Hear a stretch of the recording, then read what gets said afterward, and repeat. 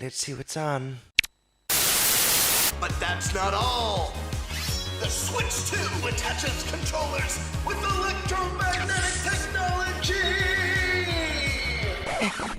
Cool. 4K raw power. Do you struggle with unexpected movements? Shut up! You may be...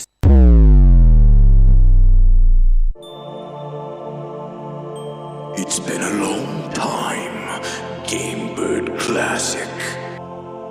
Papa? Sure. What is bothering you, my child? It's just, tonight's the Nintenbyte Podcast, and I have nothing to wear, and I'm scared.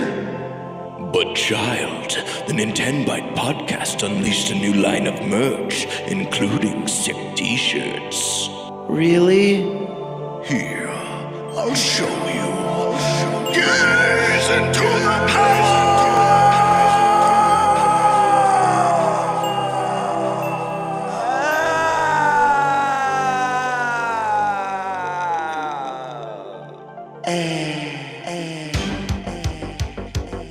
The future is now. That's right, ladies and gentlemen, we're unleashing the brand new Nintenbyte Podcast merch. So rad. Nintenbyte rules. Introducing the Nintenbyte Podcast shirt. Each shirt is made with 100% farm fresh carrot fibers. Carrot. We turned a carrot into a shirt. But that's not all. Presenting the Nintenbyte piped glass for all you milk lovers.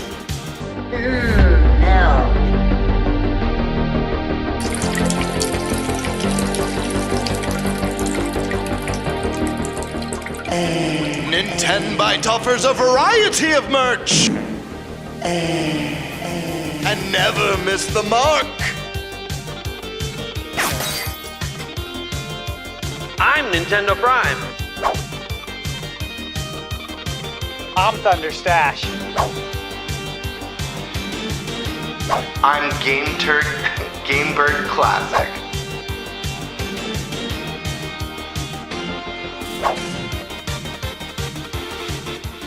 So order now while your body is ready.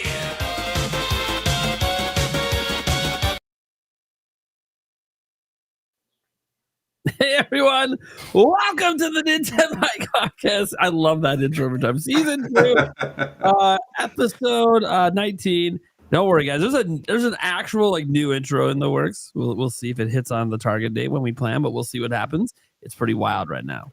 That's all I'm gonna say. I've only seen like 2 seconds of an idea for it, and it was already great. So recorded some footage for it. Game Bird is cooking. It's cooking. I'm cooking, baby. So we'll see. It'll be sick if we make it to that Switch launch like we're hoping. For those who don't know, our podcast for the week of the Nintendo Switch 2 launch, guys, is on that Thursday instead of on that Wednesday because we're doing midnight launch stuff. So that's why. But the hope is that we have it debuted for that day, but we'll see. Obviously, no pressure, Game Bird. No pressure. There's no deadlines or anything here. There's a lot of pressure, but deadline or not. The funny thing is he watches the chat respond and get hyped to this thing every single week. And he's like, God, you guys are putting the pressure on me so much for this intro. Thousands see this every week, Game Bird. Thousands. Dude, every time I start editing it, I'm like, is this as good as the other one? Shit. Anyway. All right, we got a jam-packed show for you guys today. We have 3 topics and plus a little dealer's choice in there. I'm still not fully back in my mode yet from PAX East. It's been a lot to get things back up and running. Then the first normal day I have here today, boom, power outage, and then boom, YouTube taking 6 hours to approve a video. So, it's just one of those days today. That being said, let's go ahead and introduce our guests. We have Sumbro Nation back. How's it going? What's up, guys? Happy to be here. Thanks for having me back. I don't think I've talked to you guys since the Switch 2 Direct, so that's pretty exciting. It's been a while, so I'm happy to be back. Everyone else's podcast, just not ours. My bad, man. I was making the rounds, but hey, I'm happy to kick it again on Nintenbyte. So yeah, we got plenty of good stuff to dive into. At least you're getting invited on those shows. I don't get invited anywhere. So it's been fun. It's been fun to go, meet some other content creators and stuff, and so always enjoy it. Always enjoy a good time talking about gaming. All right, then we got Deacon Sandstorm McDowell. Yo. Appreciate another time on here with you guys. The last time was monotony after the show. We were all freaking out. That was pre-order night. That was a little nuts having podcast night the same night as pre-orders. Oh man. Welcome, Black. Always happy to have you here. We got our Spice Lord, Eric Moore. Yellow. Yep. That's right. Yep. Then we got Game Bird Classic. What is up? So happy to be here. Hey, praise the sun. We got the Sunbro Nation here today, and we're going to take a trip down Fury Road with the Sandstorm himself. Excited to have you guys on the show and talk some Nintendo. We got some good stuff. Then we got Thunderstash Gaming. Hell yeah. What's up, guys? Best Busy week in the biz. Then he was just chilling back, and I'm like, dude, he's got the Star Tropic shirt. I can't even focus anymore. True story. Kurt Russell based his mustache off of Stash Man's. I believe it. Yeah, you weren't supposed to tell anybody that. It's embarrassing, man. I don't want anyone to know that. The truth is out. All right, then you guys got me Nintendo Prime. You guys know what's up. I've been doing this a long time. All right, let's go ahead and get to our topic roulette. I already forgot what the topics were, and I just got finalized them like 40 minutes ago. So let's go to let's have Game Bird Classic go first today. Let's do Jesus, so many good ones. I'll take NBC Universal gave updates on the upcoming movie projects that they have and talked about Super Mario World coming out in April of next year. Yeah, the news there being that it's Super Mario World. So, well, that'll be a fun topic. Still haven't even talked about it on my channel, so I'm really excited for that one. I don't know why it was going to make it in today's video, and then everything got borked, and I just put up a spec video instead. Because that also happens. So there's just a lot going on, isn't it, dude? Sombro, isn't it crazy, dude? Every day there's like 7 news stories. This is awesome.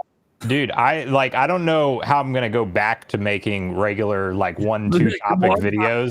Right? I've forgotten at this point, because since Switch 2 Direct, I think almost every video has been 15 to 20 minutes, and it's been 5 to 7 topics, like maybe 10 in certain ones. That's crazy, dude. I attempted today to do just the spec only video, and even then I still snuck in 2 more stories that kind of are related. I'm like, I can't. There's just too much going on. Yep. And I've even switched up some of the format for my recording, because I would used to clip out all the article things and kind of have them zoom in slowly as I'm reading them. I don't do that. I just throw my camera up on there and read through it in real time, because there's that much to get through. Yeah. It would be too much editing otherwise. Yeah, it's a nightmare, but a good nightmare. Oh, I would take this any day to what the situation we were in before. You want to go back to 2024? No, summer of 2024 especially. Yeah, get me out of there. All right, so that's a good topic to start with. Let's go to the Stash Man. I'll take all of Nintendo's new policies. Fun times. Topic. Again, this is kind of oh man, 2 of the topics could arguably be what the title's about having some concerns. So that's a spicy one, man. People are. I'm getting shit on left and right over this. What else is new? All right, Eric. Man, do I leave you at the dealer's choice? Because you thought of everything else. Well, I get some credit. There was a little bit of group effort on this stuff. Yeah, I wanted to get Stash's idea in there. And then I'm like, I don't have time to even make notes for that topic right now. I get you. Well, I guess we can go with the full specs and power of Switch 2 revealed. God fucking damn it. Usually with the dealer's choice. If we get to that point, and you want to take that one, it's go okay. for it. It's okay. At least we with dealer's choice. I have no idea what I'm going to talk about, and that's okay. I guess that's for me to figure out. That's part of the fun, right? All right, Game Turd Classic. What are we talking about, buddy? Let's dive in. So, NBC Universal gave updates on their upcoming movie projects, and it seems that the name and release time of the next Mario Brothers movie had been leaked. They've since removed it, but what we did see is that it's set to come out April of next year, and it had the title of Super Mario World. To this point, we had no news beyond a target theater release date. And they've, like I said, they've updated the post to remove that information. So talking points for this one for you guys. Do we like the name and the direction? Do we think that this means that Yoshi's going to be a character in the movie, perhaps have a big role? And will DK still be featured in this one? What are your guys' initial thoughts? Let's start with Sunbro. Let's go. I'm ready for this. I'm glad you asked me first. Okay, so the name 10 out of 10. I could not, for nostalgia reasons, obviously, but this was SNES for me was what cemented me as a gamer. It was the first console that we ever owned.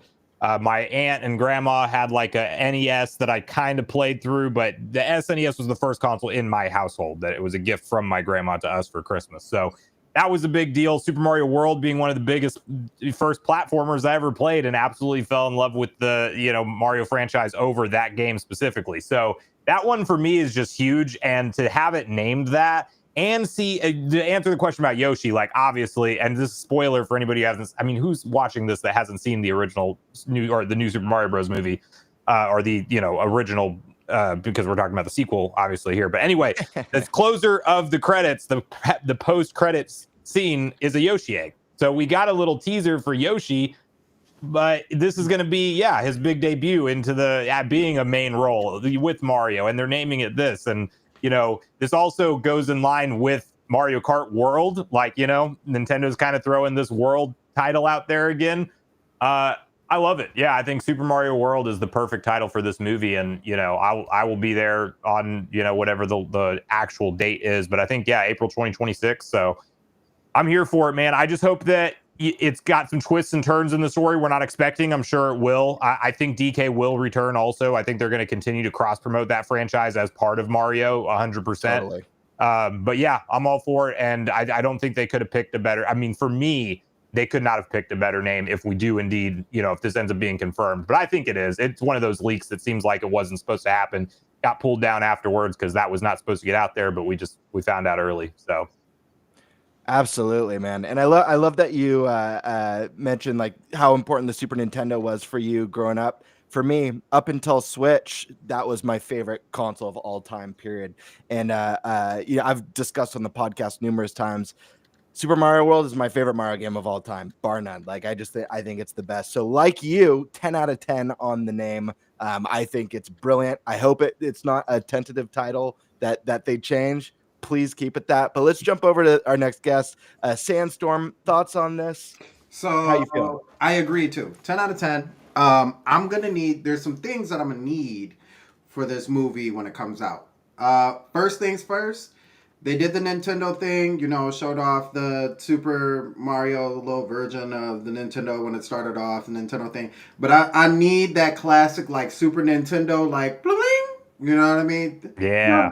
Nothing more. Just keep it nice and simple. Second thing is with this, I'm kind of wondering how this one's going to play out. Is it going to be, a baby Yoshi that got taken away and they got to go save a Yoshi? I do feel like Yoshi is going to be a prominent character in this movie. I'm very curious to how they're going to play that. Question: Do you guys think we might see multiple Yoshis? Absolutely. Mario World had the secret worlds, the different color Yoshis. You think there might be some secret worlds in this movie? Mm-hmm. I think we're getting a whole shebang.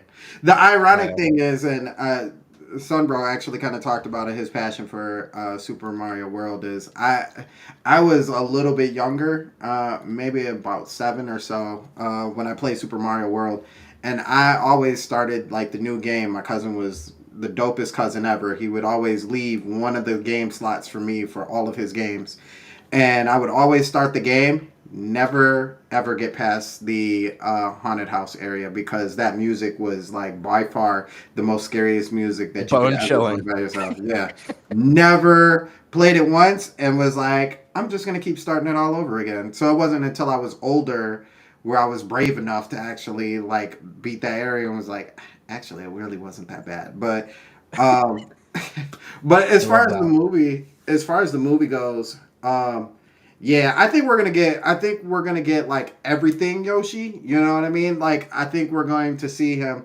spit out fireballs. I think they're gonna crack the joke about Mario and Luigi punching him in the back of the head to stick out his tongue.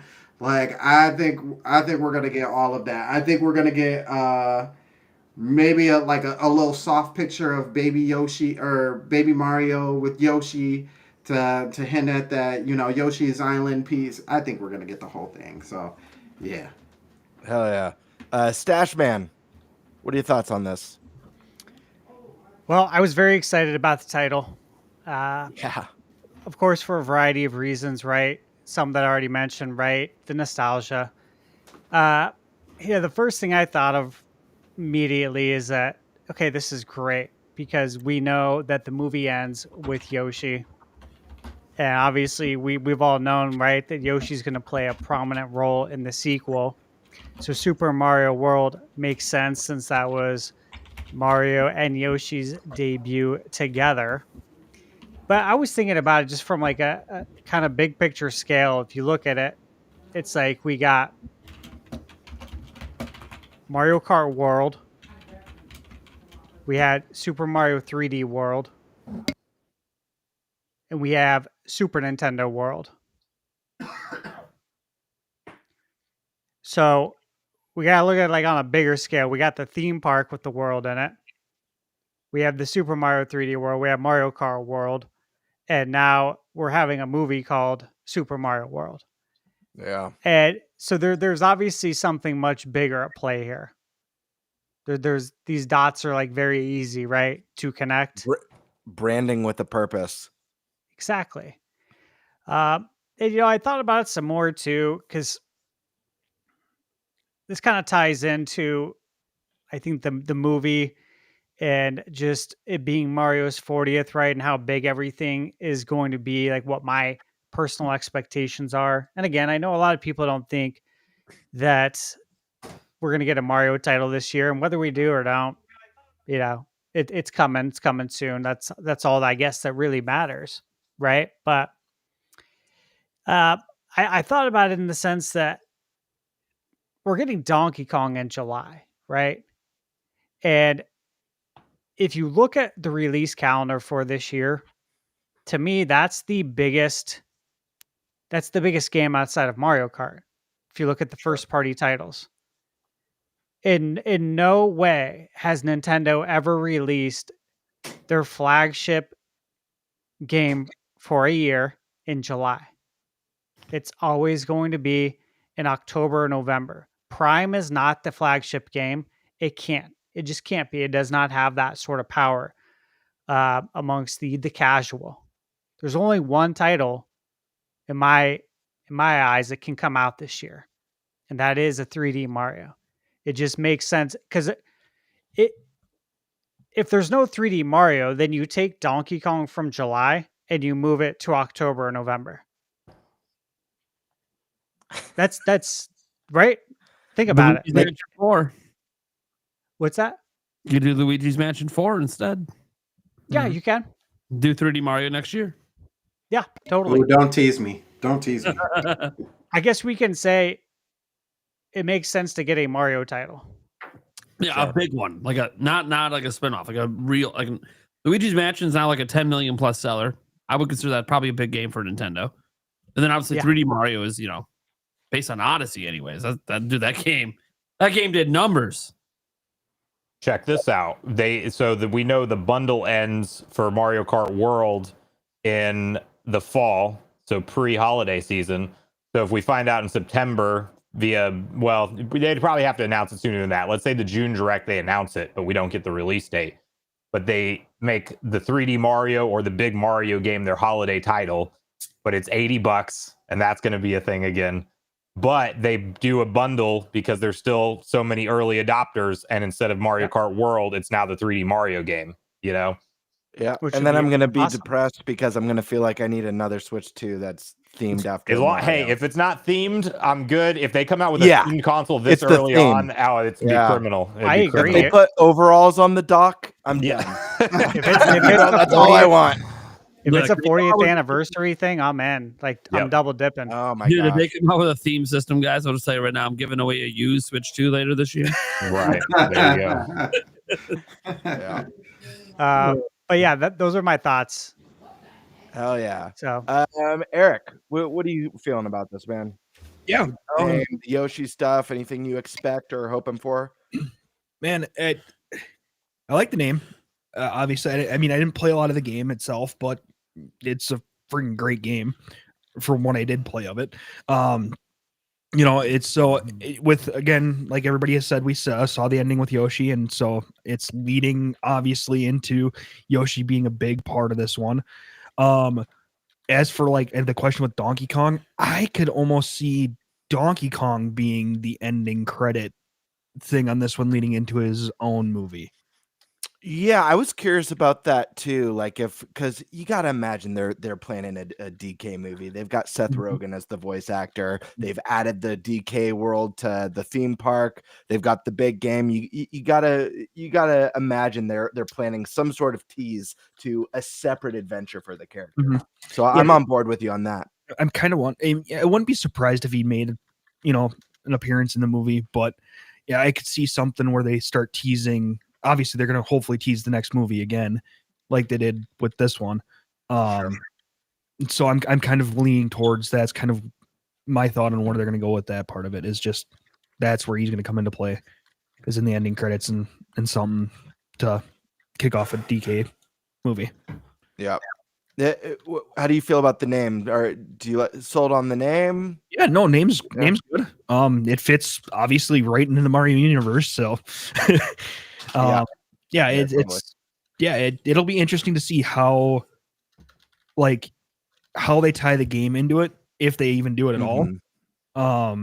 Just kind of seeing if they bring in different aspects of the game, things like that, the world itself, how they build that up. Yeah, it'll be I'm excited for it just because now we got something to go on now for the movie. It's kind of slowly building the hype, and it's like, all right, it's getting closer. Let's do this. Hell So yeah. That's kind of where I'm at. Nice. Primal. What are you raging about? I'm not raging about this one. What I am though is happy. Look, Super Mario World until Mario Wonder. I go back and forth right now on which one was my favorite side-scrolling Mario game. But look, bottom line is Mario World's been one of my favorite Mario games pretty much my whole life, as far back as I can remember gaming. So the fact that they're doing it, one, look, we're gonna see Mario fly with a cape. That's pretty badass. We're obviously cool. Yoshi, maybe we should have saw this coming after the Yoshi tease at the end of the Mario movie. It was kind of like, they're teasing Yoshi, but some people were like, oh, they're going to go in a Yoshi's Island direction. Well, before we worry about that, I got Mario World. Before we worry about that, that could be a whole new thing. They could do a Yoshi Island spinoff thing and do some crazy stuff with that. But before we do that, we got to introduce Yoshi, and he was introduced in Mario World. So it's kind of cool that they're using the name of a game, because the first one was called the Super Mario movie. It's like, okay. One of the most unoriginal names you can come up with, but also just stupidly obvious, like Switch is and Switch 2. This is what it is. We're not going to pretend or come up with some clever name. Oh, now we're just going to call this Super Mario World. Again, it's not a clever name. They're just reusing something they've used before, but they know it's going to hit on the nostalgia. Everyone knows it's a second movie. It's interesting they're not going with numbers, because I kind of thought they might just go the new Super Mario Bros. Movie 2. I thought they might kind of go like the Despicable Me sort of route like that, but they didn't. Which means we can see some game titles come back, like the first Donkey Kong movie. I'm now kind of like, is it going to be like Donkey Kong Country the movie? or something like that, you know.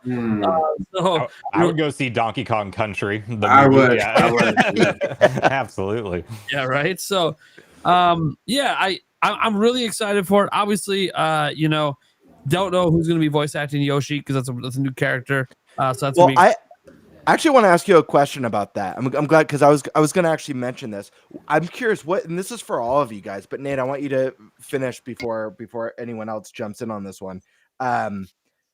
Do you guys think Yoshi's going to have a voice actor? Because I see there's two routes they could go with this. One, they could pick a great voice actor to give Yoshi personality and character, or they could do the cute companion route, which has been super successful for companies like Disney, where they've had Grogu and they've had all the little droids like BB-8 and R2 that have become these massive like fan favorites and toy sellers. Crypto in the new Superman movie is going to be huge for kids and people. Do you think they go that kind of tried and true cute lovey animal, or they're gonna voice this person or this character and give them a personality? You mean like Yoshi, and that's it? Like that's how you get Yoshi? Yeah, well, yeah. Or do you think he's gonna be like, "Hey Mario," you know? I don't know. Whatever the voice is. I think he's going to be voice acted, because I think they can go places with like Yoshi's Island, and then obviously, you know, he stands out in all the spin-off games as his own unique character in the Mario parties and the Mario Karts. So I kind of feel like, you know, they gave voices to literally all the enemies. So why wouldn't they give voices to all the opposites of the enemies? You know, all the Toads, all the individual Toads had different voices and stuff. And yeah, Toads talked in Mario games before. And I know Yoshi's always been kind of like that companion, but you could argue so is Luigi in some regards. So I kind of feel like they'll go with the full voice acting, you know, just because Yoshi one is a very beloved character. Lots of Mario fans love Yoshi. And the fact that there's the Yoshi Islands and there's different directions they can go in the future with Yoshi. That with him being voice acted could make a lot of sense. That's what I feel like on that. And then just to wrap up my thoughts on this movie in general, obviously we don't really know much of anything. Obviously, it just gives us a hint that, oh, he's gonna fly with the cape and Yoshi's in the movie. We already kind of thought Yoshi was gonna be in the movie. So we still don't really know a whole lot. Clearly, I don't think the fact that it got taken down, Nintendo did not want this revealed this way. They wanted it revealed in the first trailer, probably, which might not be coming until September, which is perfect around the 40th anniversary. But maybe it comes sooner than that now because the name got out. I don't know. Maybe they drop it at the June Direct. But I will say I do think DK is probably in the movie. I think he's just they hired too big of a voice actor to not put him in every Mario movie. And you know, it's interesting that they're doing, because that's obviously different than the games because they went in different directions, right? They started out together and then they split off and did their own thing. But the Mario movie brought them back together. So I kind of feel like they're always going to kind of be together moving forward. Whether or not, you know, he plays as big a role in this movie, that I don't know. It could be a smaller role, or maybe it's a major role. Maybe the gang is all together and it's Peach, Toad, Mario, Yoshi, Luigi, and DK, and that's the gang.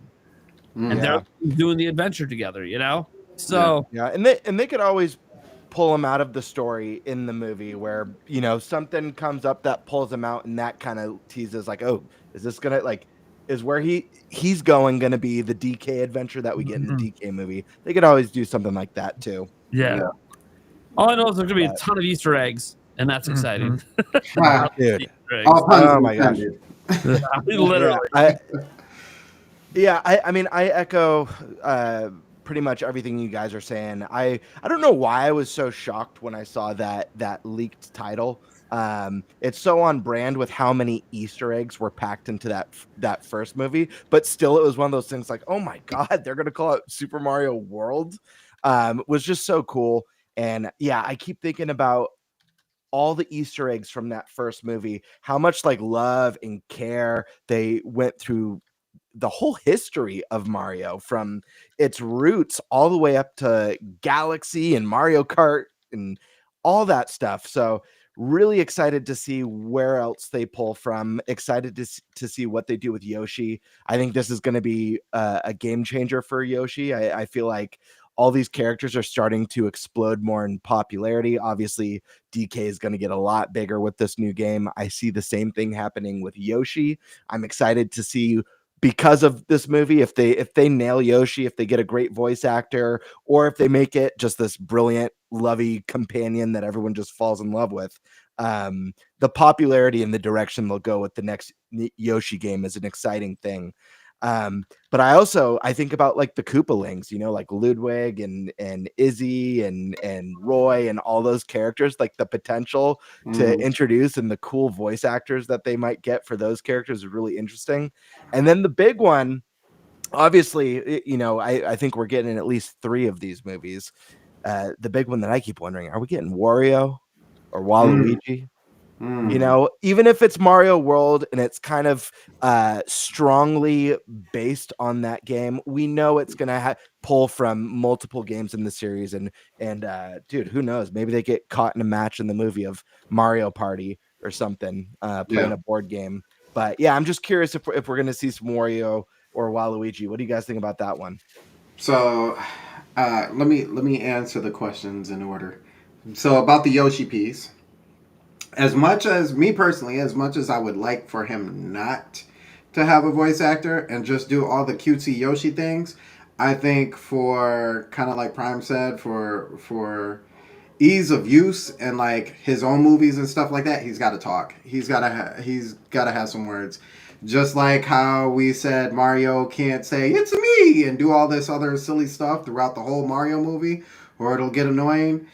Same thing with Yoshi. They did it with Pikachu.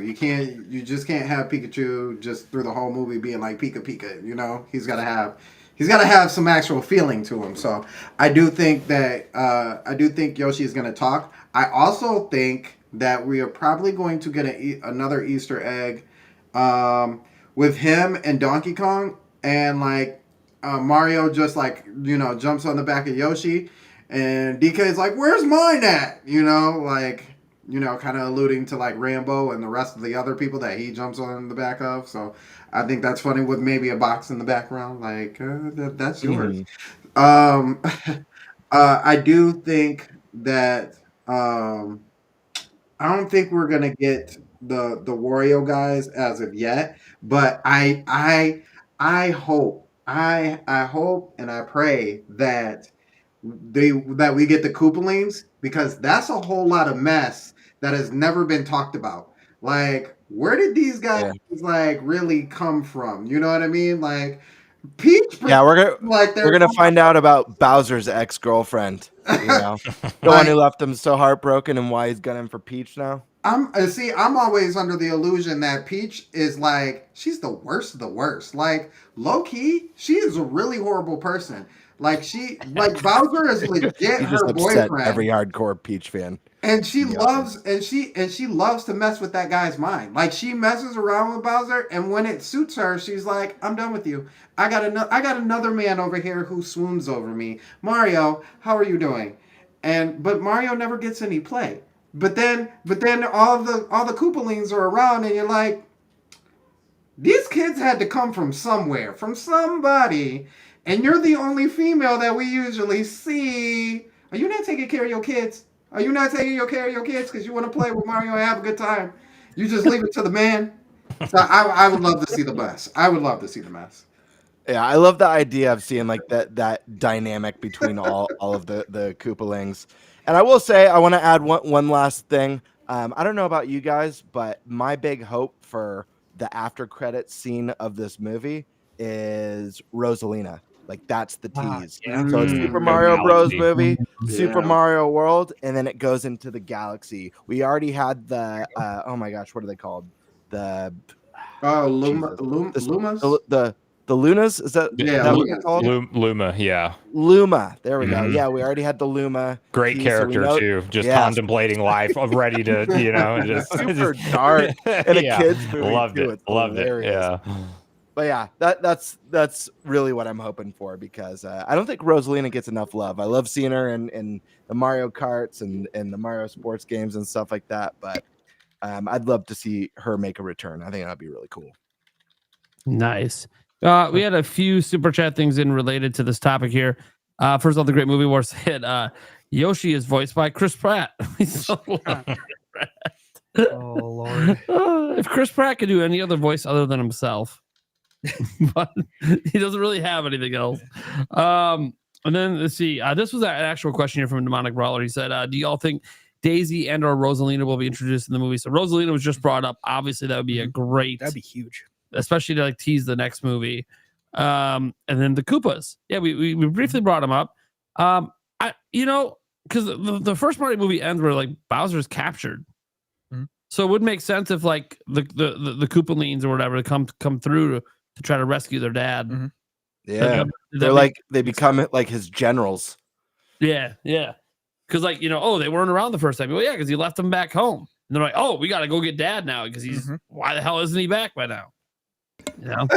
He said he was gonna go pick us up our new mom, and he never returned. Yeah, right. You're really holding on to that thing. I got to. It's crazy. Jerry. Wasn't he trying to marry Pete? Wait a second. So where did they come from, buddy? Who's the wife you left behind? Oh, that'd be funny. So that's awesome. And then we had, let's see here. But is she the real princess? Fitting perfectly with what we were just talking about. And then is this canon that Bowser's wife is Bowsette? It's possible. I mean, I'm not going to say I'm the most up to date on Mario lore, but something's going on. I think we need an official info page from Nintendo to answer that question. Where Bowser Jr. come from? Right. Like, literally. Are those all his brothers and sisters, the Koopalings? Well, I don't know about Bowser Jr. That'd be weird if it was his brother. Could be, I guess, but it's a little weird. No, Bowser Jr. always calls him Papa. Yeah. So he's 100% his son. Sure, his son. And what is it where Bowser Jr. is that from Sunshine that I'm thinking of that he's calling Peach Mama because so that I think that is Sunshine. Yeah, that fuels the Jerry Maury speculation a little bit. But a lie detector determined that was a lie. And the Koopalings are actually not Bowser's children. Yeah. Bowser Jr. Bowser Jr. is, but the Koopalings are not. That's the thing. Okay, there you go. So Bowser, who'd you get freaky with? Bowser Jr. That's what I'm saying. Aren't they like his like nephews and niece? They might. I don't know exactly how they. Let me see if they're in the bloodline somewhere for sure. Yeah. Joycey J just letting us know Peach is for the streets. For the streets. In early iteration of Super Mario games, Koopalings were established as Bowser's children. However, in later games, they shifted the narrative, stating that they are not his biological children, but rather his loyal minions or military leaders. So, wow, there you go. Okay. Wow, way to get the kids off you real quick. Yeah, right. They're not mine. I swear. Yeah, they're not my kids anymore. They're my generals. Like, okay. Well, they still were born at some point. What the fuck happened? Right. Oh man. Okay, cool. Before we move on, yes, if we are moving on, sure. I got to shout out a couple of YouTubers here for who they think should voice Yoshi, and I think these are freaking absolutely hilarious. So Blabba came out with Snoop Dogg. That's hot. Yep. That'd be hilarious. Great. That'd be great. Y-O-S-H-I. Oh, don't worry. I think this one's even better yet. Mickerific. The thumbnail suggests that it should be Samuel L. Jackson. Imagine. This motherfucking plumber punched me in the motherfucking head. The motherfucking pit. What ain't no word I ever heard of? Say what again? I dare you. I double dare you. That would be just great to have Yoshi. You think it's going to be this cutesy thing, and all this big badass. What? You have to get 50 Cent to voice him. Like, what the fuck is going on right now? The Yoshi from the streets. Get it right. You catch him on the corner, and he's like, what is it? You when you meet Yoshi, he's at the corner, and he's just like fucking boiling a mushroom quick. And like, what are you doing right now? Do rag and everything. Yeah, do rag and everything. All right, cool. Well, let's go ahead and get on to our next topic, which I believe goes over to the Stash Man. Yeah, so Nintendo's new policies. Oh boy, here we go. A lot of people are upset. So to give an overview, if you are unaware of what's going on, Nintendo updated their terms of service and end users license agreements. And again, yeah, people have been upset over the last week. There's 3 major points being made. First point of order is that it's anti-arbitration clause. So basically, you can't sue Nintendo. It would have to go to arbitration, have to go to a third party. But in the actual terms that Nintendo put in there, states that this arbitration provision precludes you and Nintendo from suing in court, again, which is what I just said in layman's terms, having a trial by jury, or participating in a class action lawsuit.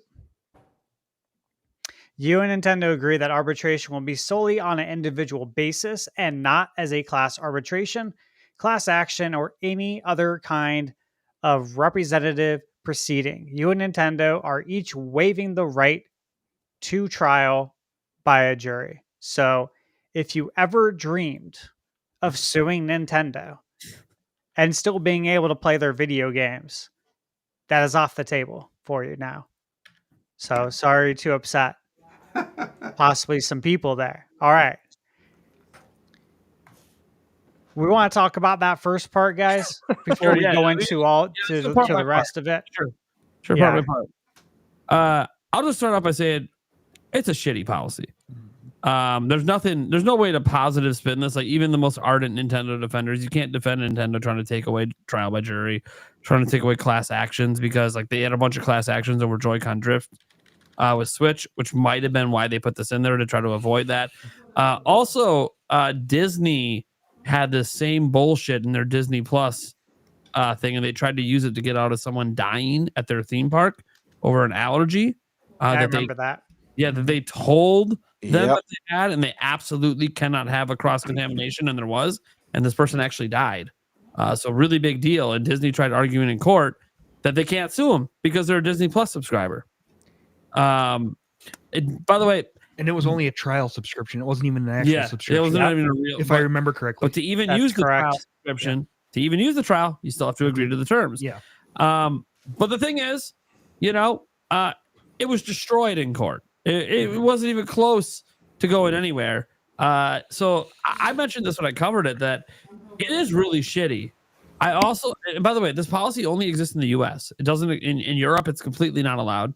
So they don't. It's not even a policy in Europe. It's not a policy in Japan. It's only in the U.S., which, by the way, is where class actions take place. Is usually in the U.S. But here's the thing: the fact that there's already a prior statement or sentiment that Disney tried to pull the same shit and got shut down, kind of makes you feel like, okay, there's a precedent now that this isn't actually going to hold up if anyone tries to go to court. It is slightly different, though. It is slightly different. There are differences, but it's still the same. We're trying to use this to say you can't have a class action lawsuit. We're trying to say you can't have a trial by jury just to use our stuff. It's going to be really interesting to see how that ends up in court, because it's going to go to court. Someone's going to try to, who's used the Switch 2, is going to want to file a class action. And the first step of order, the lawyer is going to have to go to the judge and make sure they can actually file it, and they got to fight this particular clause. And again, if you have a judge that sides with Nintendo, then that sucks. It's a really shitty thing. Now, I don't ever plan to sue Nintendo. I never got involved in any of the class actions over Joy-Con drift. Could have. I've had drifting Joy-Cons. I just didn't care enough. The only class action lawsuit I was ever part of was one from DeVry, and I forgot I was part of it at all. And we won. And I got a $2 check in the mail. Like DeVry? Like we're serious about success, DeVry? The university. Yep. Yeah. You remember the commercials? Yeah, oh yeah. They were dead serious about success. Their commercials were a bunch of lies, and that's why I was able to. Dude, I knew it was bullshit when I was a kid. Those commercials would air all the time during Saved by the Bell reruns. Never heard of DeVry. Oh yeah, dude, that commercial is literally. I'm 40 now. That shit's burnt in my head from 30 years ago. And the commercials kept getting worse and worse and Yeah, worse. they did. It Anyone was who so attended bad. DeVry over like a 20-year period, and I did attend DeVry, totally fine with the university. The education was fine. That's not the problem. It's like it's a lot of false advertising to get you to go to DeVry. Anyways, the larger point there is that that's the only class action I've been part of. One, and I got a $2 check, which made me realize I don't really give two shits about class action lawsuits. I'm not going to get anything out of it anyways. Just the satisfaction that Nintendo had to pay out. Okay, cool. Thanks for making the law firm rich. I don't care. Like the law firm, they already got money. They're lawyers, for crying out loud. I don't care if they get rich. So to me, it's more the trial by jury thing that I don't like. Because that's you can still have the individual basis lawsuit, but it's only a judge, no jury. And I keep thinking like, what happens if let's say an electrical fire happens with a kid holding the Joy-Cons and a kid burned his hand and he went to Nintendo and now it's up to a judge now. You can't put that in front of a jury. I don't like that. I don't like that. I mean, I don't like anything about this, to be clear. I don't know. I find this whole thing to be stupid. I find it to be indefensible. And for all the people out there that think I don't criticize Nintendo, you're full of shit because this is stupid. Next, who wants to go next? Yeah. Nate's totally course correcting right now, backpedaler. Yeah. So here, I'm kidding. here's my 2 cents on this. Like, I think it gets conflated a lot. Like, okay, Nintendo's the bad guy for doing all this stuff. And at the end of the day, somebody has to sign off on this. But this is clearly companies gonna company, and just they have a team of lawyers that are like, let's minimize any kind of potential legal risk that we could ever do from any kind of situation. And it's not good. And there's no defending it either.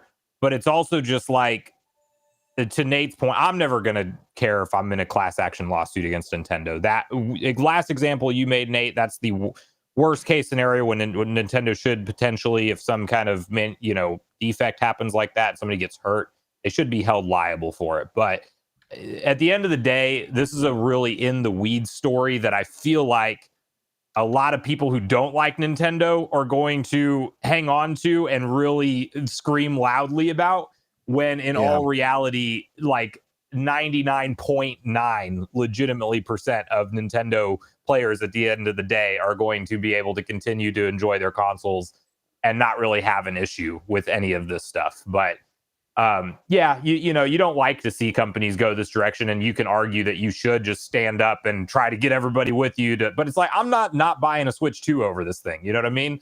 Like, I've literally seen, I think, 1 or 2 people on Twitter that were probably never buying a Switch 2 to begin with. They're like, well, yeah, after this new policy update, I'm out completely. It's like, well, okay, if you vote with your wallet, that's your prerogative at the end of the day. And you can call out a company for having one bad practice, but I don't. This particular one, this feels to me like lawyers in a boardroom saying, let's minimize risk at all cost.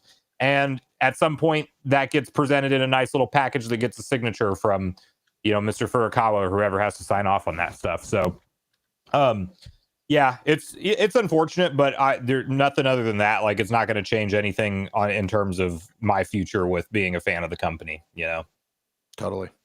Nice. Sandstorm, what are your thoughts?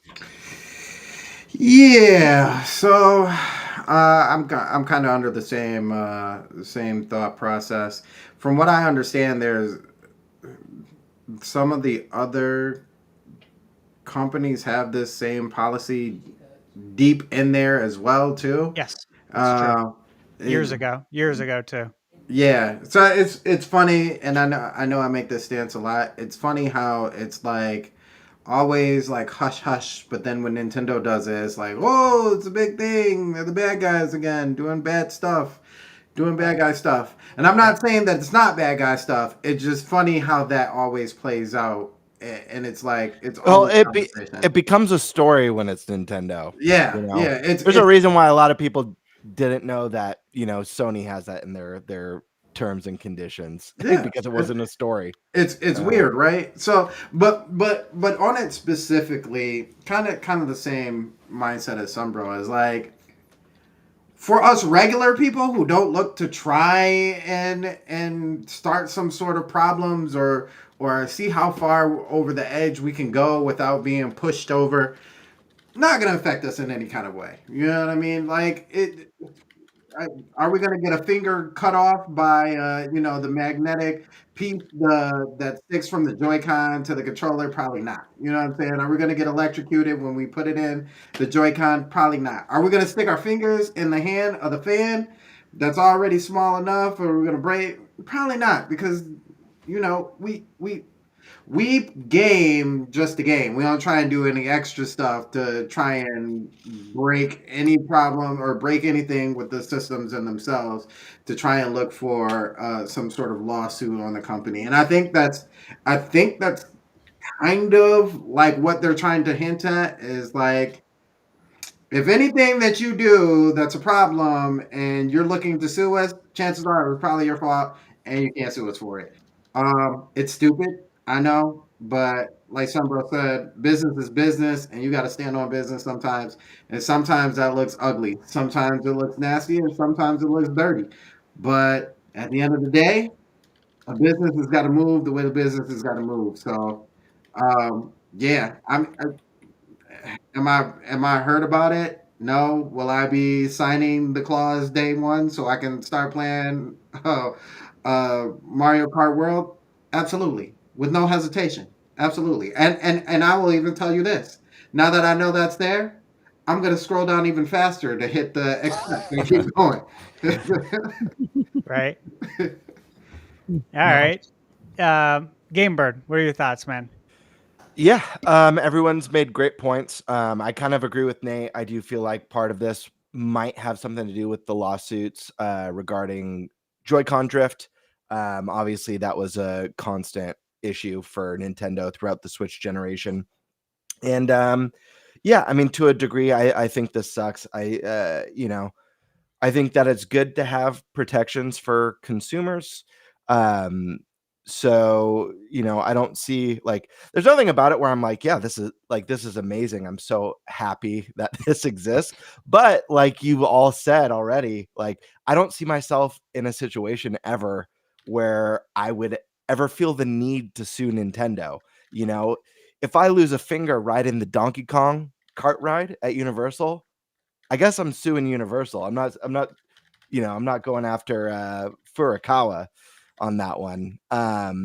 Yeah, I think the only scenario that I could see myself wanting to sue Nintendo is if I got invited to a tour at their headquarters and it was a trap and they all jumped me and beat the shit out of me. Then I'd feel pretty betrayed knowing that I just signed those terms and conditions. But you never know. Stranger things have happened. But yeah, I mean, have they? Sounds like we got to unpack that story a little bit. Wait, didn't you see the intro earlier? Stranger things have happened. Okay, yeah, fair enough. But yeah, no, it's Sandstorm. You said it well. This is something that exists with other companies. It's never a win for the consumers, but it's also strange that it's a story when it's Nintendo. And I feel like especially with the reveal in the upcoming release, there's just that echo chamber of negativity, fanboyism, just people who want the console to fail at all costs. So any small negative is blown into this huge negative news story that's being shared. We've been through the works. This one, I mean, I don't think it's nearly as bad as the stuff we saw earlier after the release, as far as all the misinformation that was just spread 24/7, causing mass panic and freak out. But yeah, there's no way to spin it as a good thing. It's just it's not the story that I think people who are complaining about it think it is. It's a good point. A good point. Eric, how you feel about it? Hate it. Absolutely hate it. It's, if you can't stand behind your shit and are worried about getting sued, that's on you. Make better shit. I mean, it's one of those, and a lot of times, like, these arbitration clauses, guess who's the arbitrator? Nintendo. It's whoever they handpick is the arbitrator. Do you really think they're going to side with you? Fuck no. A lot of these companies, they have their own arbitration teams, handpicked. You are not going to win this. I mean, I would like to say I'd never sue Nintendo, but I can never say never on anything like that. Let's say Switch 2 for some reason, the fans stop working, the damn thing catches on fire and burns down a couple houses. Those people should have the right to actually sue Nintendo for that. It's absolutely stupid. Yeah. So, I mean, and that's what I was talking about. That, like, the question is if it's legally enforceable. Well, in order for that lawsuit to happen, the lawyers first have to go after them over these policies, right? To get a judge to say, no, it's not legally enforceable. So then you can do your actual lawsuit. It's like they're creating an extra step. Like I saw a lot of people in the chat saying, well, this probably isn't legally enforceable. You know what? I agree. But the problem is now the first step is you have to jump through a hoop to get it knocked down in court. Then it makes it increasingly difficult to already do an incredibly difficult thing, going after a corporation for anything. Right. And here's the thing, it's going to be that whether that is enforceable is going to be a case-by-case thing too, because it's one of those things that it's not just going to be a blanket yes or no that this thing is enforceable, because there are probably some tiny things that the judge will say, yeah, this is arbitration worthy, go for it.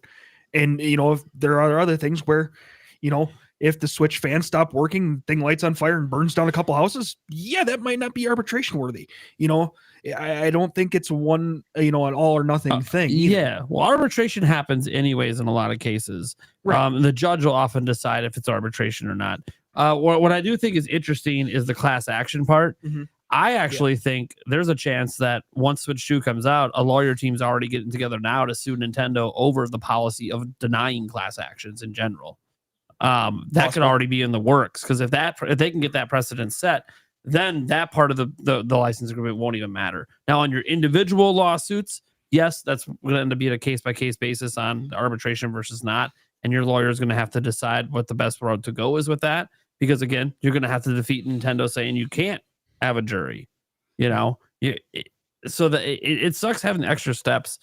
And the thing is, other companies do have these policies, and if you ever pay attention, those too. If you ever pay attention to any of the stuff out there, yeah, they're all jumping through hoops as well to get these lawsuits to go through, and it sucks. And the problem is when they're trying to say it can't be a class action, that means it's on an individual basis, meaning you have to have the money to pony up to jump through the hoop. You might get lucky to have a lawyer that says, no, we'll do the initial part, and then we'll only charge you if it's going to go through as a full lawsuit. But if you want a good lawyer for that, because they're going to have their best trying to defeat that whole claim. So most great lawyers aren't just going to take a shot in the dark for free.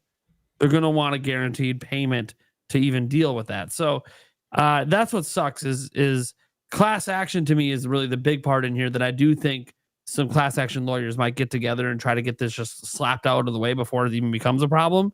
Because I do think that this policy, Joy-Con drift, they were sued 1 billion times over it. And I think this is what made their lawyers go, hey, can we draft a new policy for Switch 2 where we don't have to worry about this. We don't have to deal with the headache. Okay, well, now the headache might just be that all these class action lawyers come after you. Look, it's not going to prevent me from playing Switch 2. To be clear, I've been playing video game platforms and I've never once felt like I wanted to sue any of these companies. Right? I've been doing a lot of things, a lot of products. The only person I've ever wanted to sue was somebody that was literally harassing me on my YouTube channel and going after my children with some pedo shit. Yeah, that's the only person I ever actually wanted to sue. I've never actually wanted to sue a big corporation because I know what I'm getting into when I buy a product, and sometimes products just don't work the way that you want. Most of the time I can get a refund, and if it's outside the warranty or refund window, I usually don't care. Like, if a battery lights on fire on my Switch 2, it lights on fire on my Switch 2. If I lose my house, that's what I have house insurance for, right? Renter's insurance and stuff. Obviously, then I got to fight with that bullshit, and how insurance can be a scam half the time. So that's a whole different argument. And in that case, where insurance doesn't cover, I might go after them because I need my fucking house back, man. But it's one of those situations where I don't foresee it ever being an issue for me, but it's one of those that it could be an issue for someone. So it's just a shitty policy. Okay. Mm-hmm. Well, so I'll give you guys my thoughts, then we'll move on to the next piece of this. Me personally, I do not care at all. It does not bother me And I'm just being real. It doesn't bother me. It's not going to affect me. It's not going to change my day to day. I've said this about many things in life that people complain about on a daily basis. There's obviously people complain about, without getting into it, politics all the time. But guess what? Whatever is going on, I'm not going to let it change my day to day. Just like I'm not going to let this shit change my day to day. I'm still going to play Nintendo. I've owned video game consoles since the 80s. They all still work. There's nothing wrong with them. I don't expect them to break. If I get Joy-Con drift, I'll buy new ones. It is what it is. I'm confident, though, after playing Switch 2, we're not going to have that issue anymore. This is something that all of the companies do. And I mentioned to the guys that I've been getting asked a lot, either on Twitter or in YouTube comments on my channel. What are my thoughts on this? I've let everyone know the same thing, that Sony does this, Microsoft, Steam, they did it a long time ago.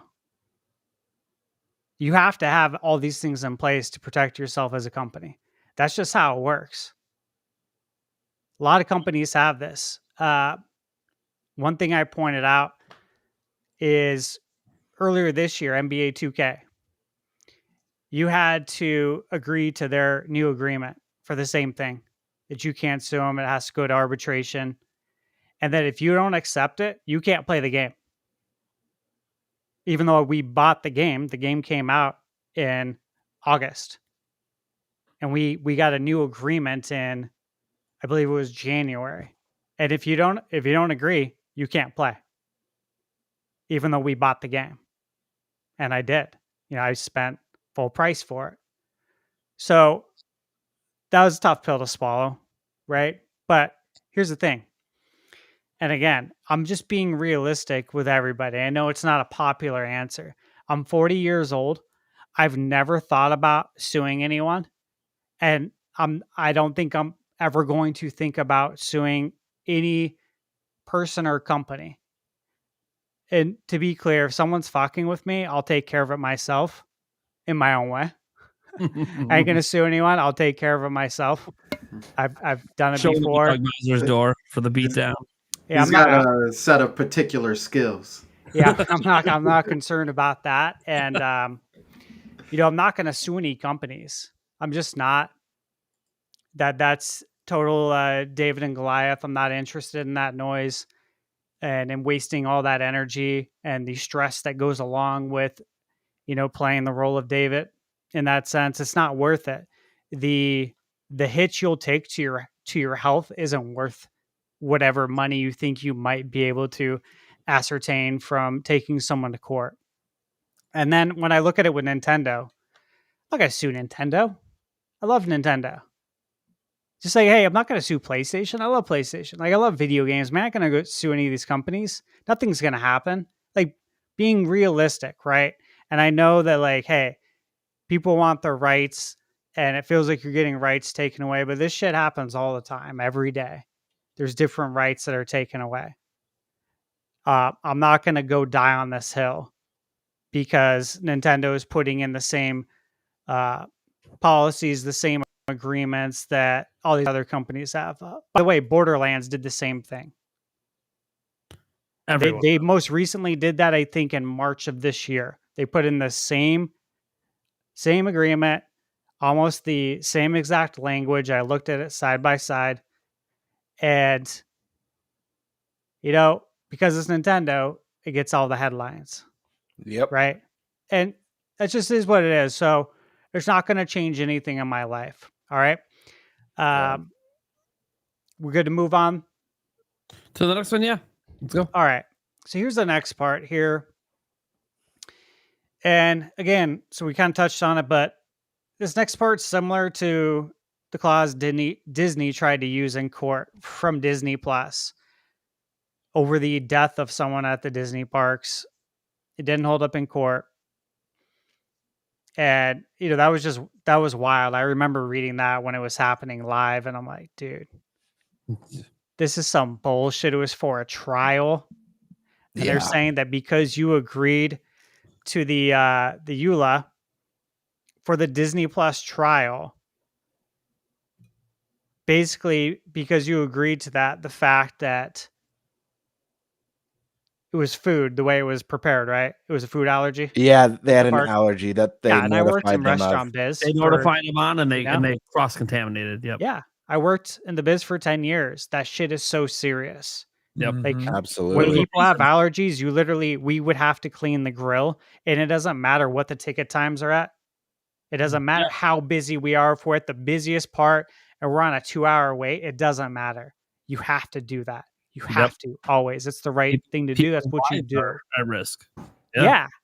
And so to read that and knowing what goes into that, I was just like, I was very upset with Disney, and they already do enough things that upset me over the years. So I'm just like, man, this is the dirtiest thing you could do, man. Especially for a company that has that much money, Yeah. and you're trying to get out of it. That's sick. That's sick, man. Yeah. So getting more into it, the second thing that was brought up in the EULA is that they can brick your systems. Okay, so I'm going to read what this says.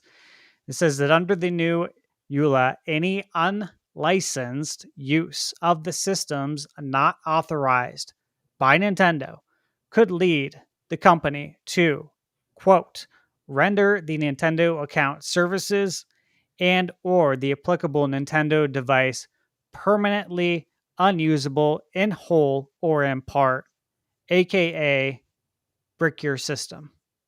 Okay. Now, this policy, it's not new. Guys, it's been around since the Wii days. It also exists on the PS5 today. They can render your console useless both online and offline. And again, once again, Nintendo's catching all the headlines they're catching all the strays, right? They're catching it for everything, for pricing, all kinds of stuff. It's because they're on top right now, man. You go after the ones on top. They got a target on their back, and it's funny, they're on top, but most people are not willing to admit they're on top, which is funny, right? But they target them like they are right now. Right. Yeah, it's so weird. Now, also, this policy, it only exists in the U.S., so no other territory does this policy exist. So let's kind of discuss this one. Nate, you want to kick off your thoughts on this? Yeah, so I find it funny when people brought this up, since it's been around for 20 years with Nintendo. And people are like, oh, I don't remember them bricking systems. You're right, because all the fears you have over them doing it to systems that don't deserve to be bricked are not needed. They literally do not brick a system unless you're being fishy. And if you ever go to the home, it's kind of funny because all the panic over this is coming from people who don't modify their systems, when everyone in the homebrew community is like, why are we talking about this? We already know. Like once you modify your system, you just don't reconnect to Nintendo servers. This is literally nothing new. They've been dealing with this for decades. No one in the homebrew community is even concerned, and they're the people that should be, right? This policy affects them, except they don't give a shit, because Nintendo's not saying you can't modify your system. They're not saying that you can't back up your games, because they can't say that. You legally can do those things in the United States. What they are saying is you can't do that, then connect to our servers. It's a security thing. That's all this is. It's a security protection. They literally can't let you modify your system and then connect to the servers, because it could lead to you getting illegal access to certain things on their servers and having all these leaks and hacks that happen to all these companies all the time, including Nintendo. So yeah, they are going to brick your system and not just delete your account. And they've been doing it for 20 years. I think this is a silly thing to get upset about when the actual community that does all the modifying isn't upset about it. The literal people that homebrew are not mad. So then why are we getting mad on behalf of people that aren't mad? It makes no sense. And if the fear is, oh, because they could brick my... Okay, the reason you didn't know that this policy's been there since Wii is because they're not accidentally bricking systems. Yep. It's not that hard. If you don't attempt to modify your system, you are not going to get your system bricked. It's not difficult. That's my thoughts.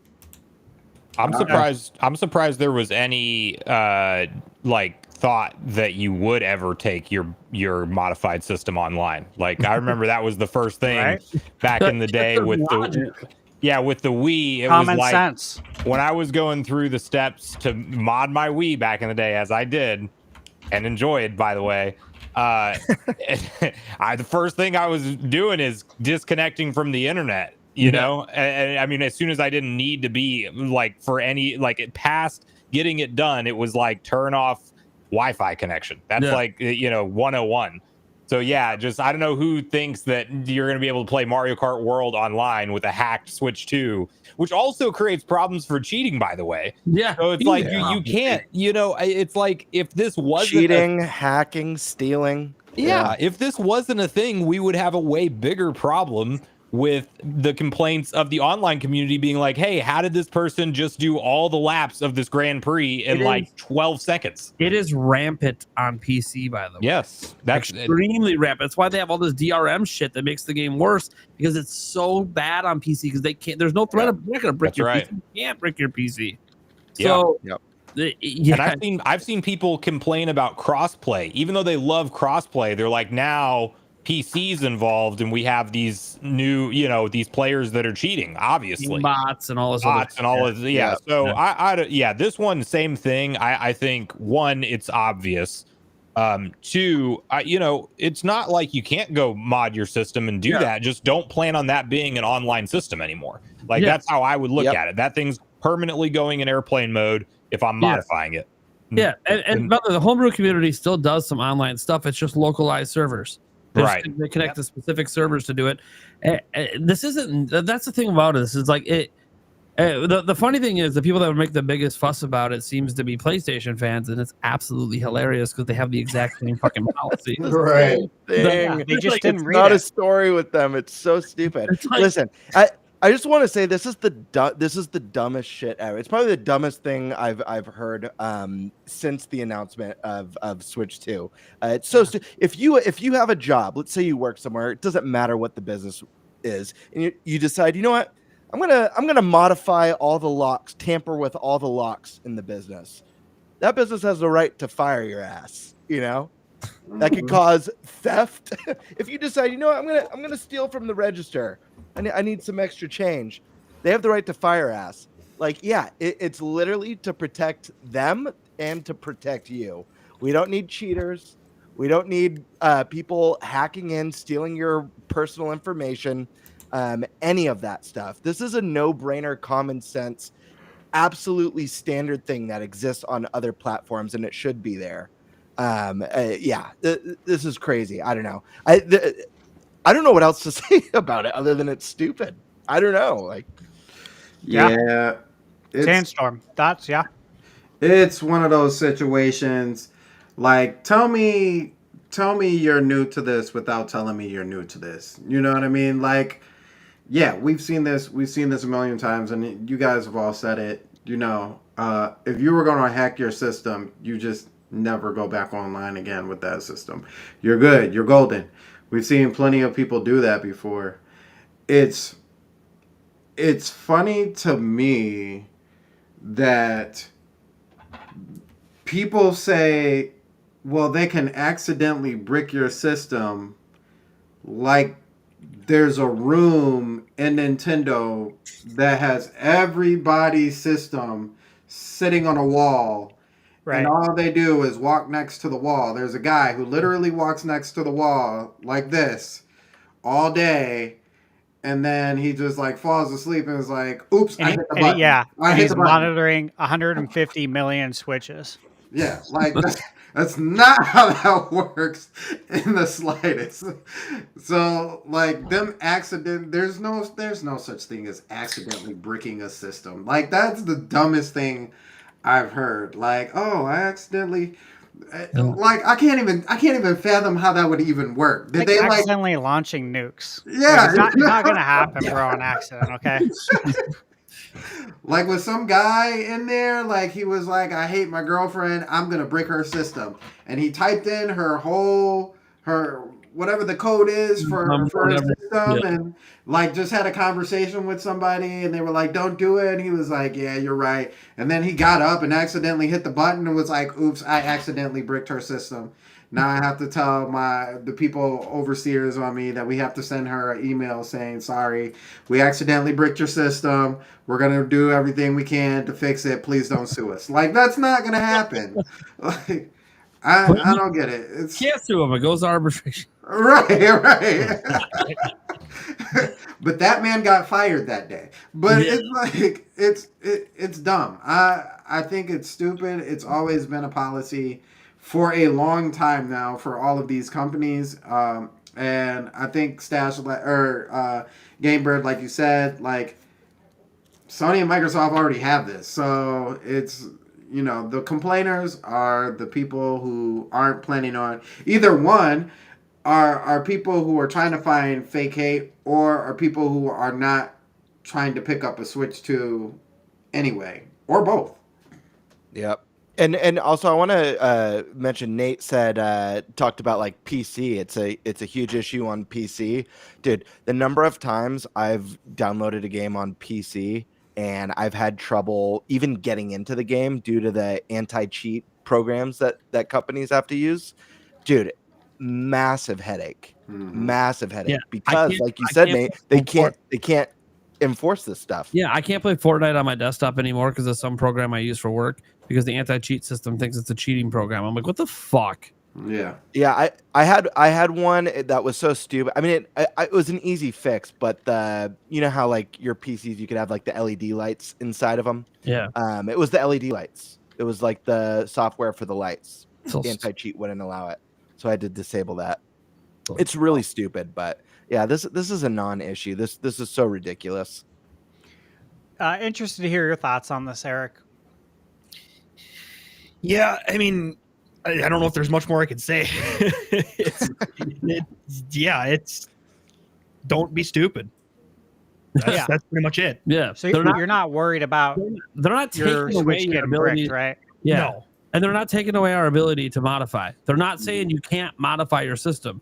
They're just saying you can't do it and be on our servers. It's not difficult. The only thing that I would say is please actually have a way to unbrick the systems. They don't. They don't. Because if my friend somehow gives me a bootleg copy of something and I don't know it's a bootleg copy of something, I don't want my Switch bricked just because What if you buy a bootleg copy? I don't know. From GameStop. No, what if you do on accident? Yeah, right. Because they can't tell what's a bootleg, remember? Yeah, right? Yeah. They don't know how to tell. They're not trained to do that, and they're not supposed to. Is this true? Or yes. is this true? Yeah. Yes. Okay, I wasn't sure if this was Bootlegs aren't gonna sarcasm. happen. That's I haven't wild. seen anyone get a system bricked over the years due to a bootleg copy, because the bootleg copy is mimicking a actual real physical cartridge that exists somewhere. But it's always a possibility when they see the physical cart being used on two systems at the same time. There could be something that happens there. It hasn't really been an issue yet. What is funny is obviously some of the PlayStation fans pointing out, well, they never brick PS5s. Jake Randall responded to one of my things today, and he's like, dude, I bought a PS5 and it was already bricked. Why? Why? What was the reason was something like because somebody did a chargeback on it, and Sony bricked their system because they charged back. They charged back Sony, and Sony said "fuck you" and bricked the system. And the guy, so like, yeah, Sony bricked the system over a chargeback because they can't get the system back. So like, companies do this. Don't fuck around. You're gonna find out. You can modify your system all you want. You can modify a PlayStation 5. It's out there. People act like, oh, no one hacks PS5s, motherfucker. You haven't done any research. Yeah. Anything on firmware 5.5 or under, all those systems get hacked. PS5s get hacked, just not maybe to the not as often as Switch, because Switch was able to get hacked day one. So that was like a really unique situation. It's kind of like the PSP where it was easily hacked. So almost every PSP that I ever bought got hacked. But it didn't matter. It's not illegal to do that. You just aren't going to be able to use their services. And if you try to use their services, they're going to tell you to fuck off and brick your system. It is what it is. Yeah. So I'll give you guys my thoughts real quick on this again, because we've all kind of talked about the same thing here. And what I just said on the last segment carries over here, in that I really don't care, because this does not apply to me. I think Nintendo is doing the right thing, though. That you have to do this for protections for your company. If a bunch of people are pirating Switch games, so they're not buying the games, they're getting them for free, do you want them on your server? If I'm Nintendo, I say, get the fuck out of here. I don't want you here. You illegally got these games, and you think you can go play online now? There's no way, dude. There's no way. That would be like if someone stole a bunch of shit from my house and then expects me to invite them over. Hell out of here, bro. You're not wanted here. Like, but you know what I'm saying? It's very much the same. If you steal from Nintendo, don't expect to be invited over. Yeah. I don't see anything wrong with that. I think it's completely logical. I don't think they're harsh for doing this. This is normal stuff, guys. And if you want to mod your console, please exercise common sense. We've all known this for decades, that if you're going to do that, you don't go online.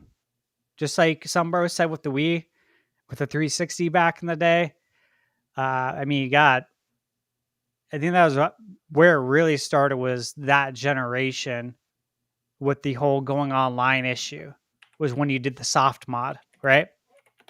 Yep. And so, yeah, like, here's the thing, man. Like, if you're going to do that, you have to know that you're taking a risk and that there are consequences if this risk doesn't work out in your favor.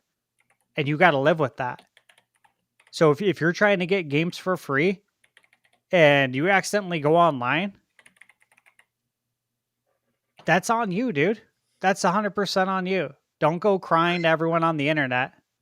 We don't want to hear it. It is what it is. Save up some more money and buy another one. That's life. So this is real simple. All right, let's move on. The last one deals with game chat. And this one was pretty interesting too, but here's the actual language. It says that with your content and to enforce our terms, we may also monitor and record your video and audio interactions with other users. When you use any of our services that include these or other similar capabilities, we may collect your content in accordance with our items of use and this policy. So again, a lot of people freaked out about this, thinks Nintendo's sitting there watching them while they're playing Mario Kart, which, I mean, if they are, I don't care. Like, that's just, let me just get that out of the way. Like, what's there to hide? I'm playing Mario Kart. You know this. You can see what game I'm playing. Who cares? But this exists on all the other consoles. Do you have a phone? Do you have a smartphone? What about the TVs that were recording people? Yeah, this actually, I will say, this was an issue. I remember with Kinect when Xbox One was I remember that coming too. out. I remember a lot of people were really upset about the Kinect with this. So this isn't just a Nintendo one. I want to make sure that I mention that. Yeah. So some of the finer details, reportedly how it's going to work, is that the final 3 minutes of any game chat session, that's what's recorded and stored locally on your Switch 2. It's not uploaded online, and Nintendo cannot access it. So this is where the with your consent comes into play. So if you report a player you game chat it with for their game chat behavior, you are giving consent for Nintendo to access that 3-minute file. And again, this is what Xbox and Sony does. So, you know, say your kid's online playing and worst case scenario, right? They get approached by some pedo. You're going to be really happy that actually this is in place because Nintendo can now access that. And now you can get this piece of shit put in prison. This is great. Yeah. This is great in my opinion because again, like, unless you're doing something wrong, why are you concerned?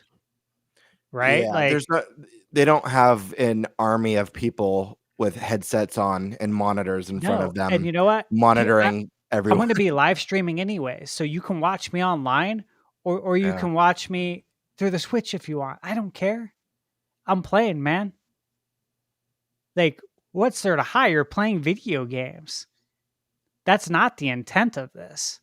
The intent is for when people report other players.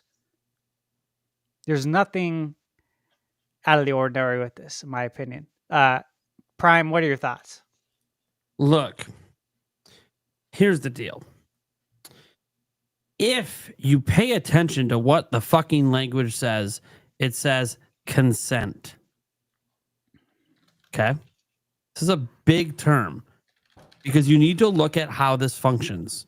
According to Nintendo, they record the last 3 minutes of your game chat locally to your system. Your system just automatically does it. It's built into the operating system. They do not have access to it at all. They cannot see it. They cannot look at it. This is what they're claiming. They cannot see it. They cannot look at it. It is not stored on their servers. It's only on your system and it automatically deletes after 24 hours. The sole reason it's there is if you report somebody, that is the consent for them to access your system and grab the file and look at the report to see if it lines up with what the recording shows. It is to confirm your report. Now, I know this requires a lot of trust that Nintendo's not accessing these files outside of that. But if it is true that that's how it works and it's just this temporary local cache file that goes away if you don't report, then technically Nintendo ain't recording jack shit. They're not looking at anything. So the way that it works is that they're not violating jack shit. They're not spying on you. It's literally nothing but a user protection tool for if you're in a game chat with somebody and they whip their fucking dick out. Yeah, Nintendo should be able to see the evidence of that to get rid of them. That's what it's for. It's to protect users, and they know a lot of their users could potentially be kids and families. So that's it already requires you to even use the thing, you got to put a phone number in, to even use the system. So, and you have to be friends with them.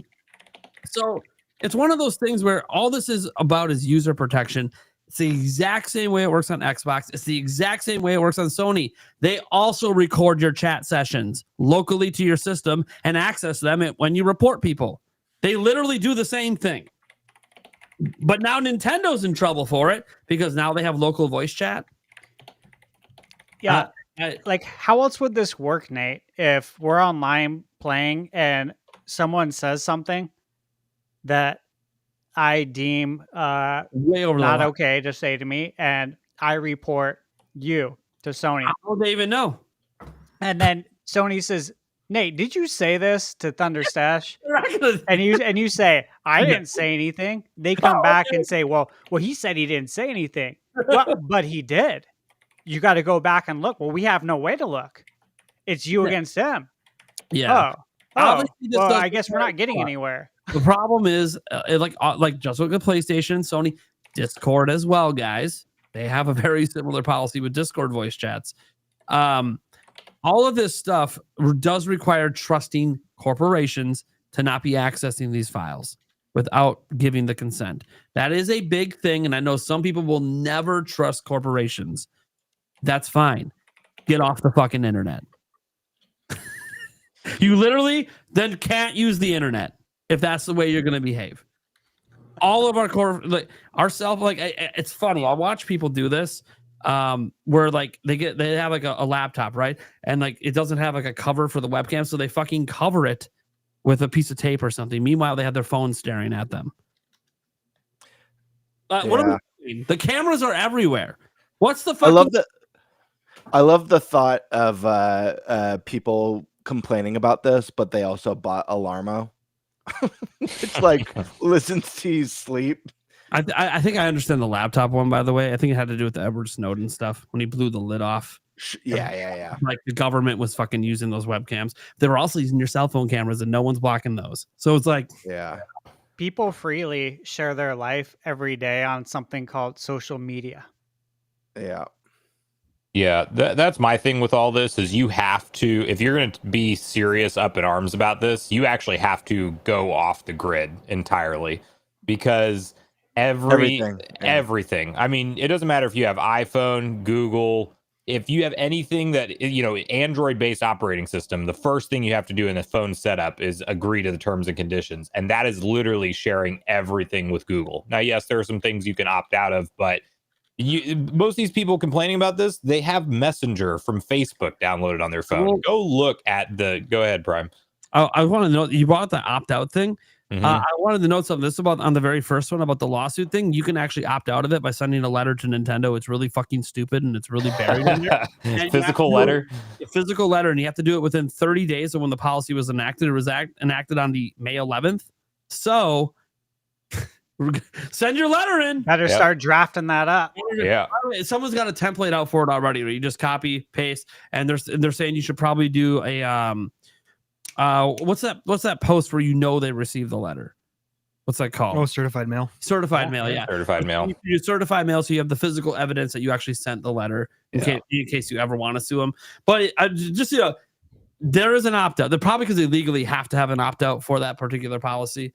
But anyways, it is there, but it's very tricky because it's a 30. It's going to cost at least $20 to draft that up, print it, send it certified, and certified mail.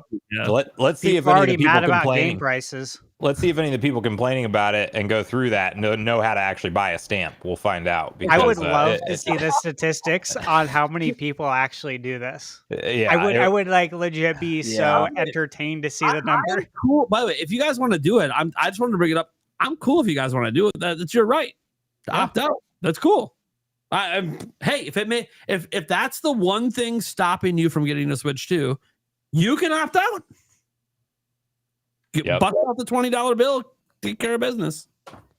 Yeah, but I just think all this stuff is so run of the mill. There's no escaping it unless you truly want to, as I said, disconnect.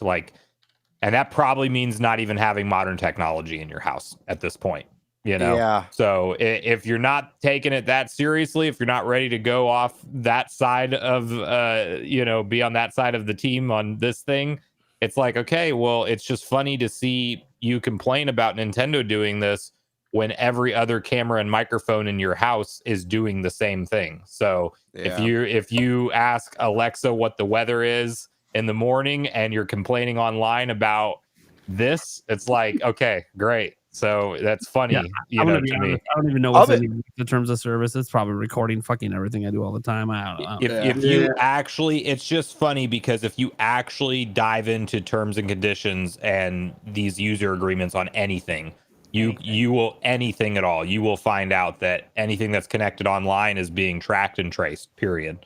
And if they need it for some reason, they want to be able to get that data. And Nintendo's probably isn't that bad compared to a lot of other things we are using. Listen, I'd be honored if I found out that they were watching me and listening to me 24/7. Right. I'd throw them a little treat in there once a month, maybe show my butt cheeks to my Switch too. I would be honored too, legit. I would. Yeah, you know what? Honestly, I think I thought this was going to be over with by now. That people would have problems with this just because we are so connected. The Kinect came out 2014, 2015, something like that. No. Even before then, I'm thinking of Xbox One, but Xbox 360. That was the pack-in Kinect with the Xbox One, right? Yeah. So it's wild because back then, it was, for us, that was a legitimate scare, right? Who really is watching in on us? But like you said, we have so many devices that are connected now.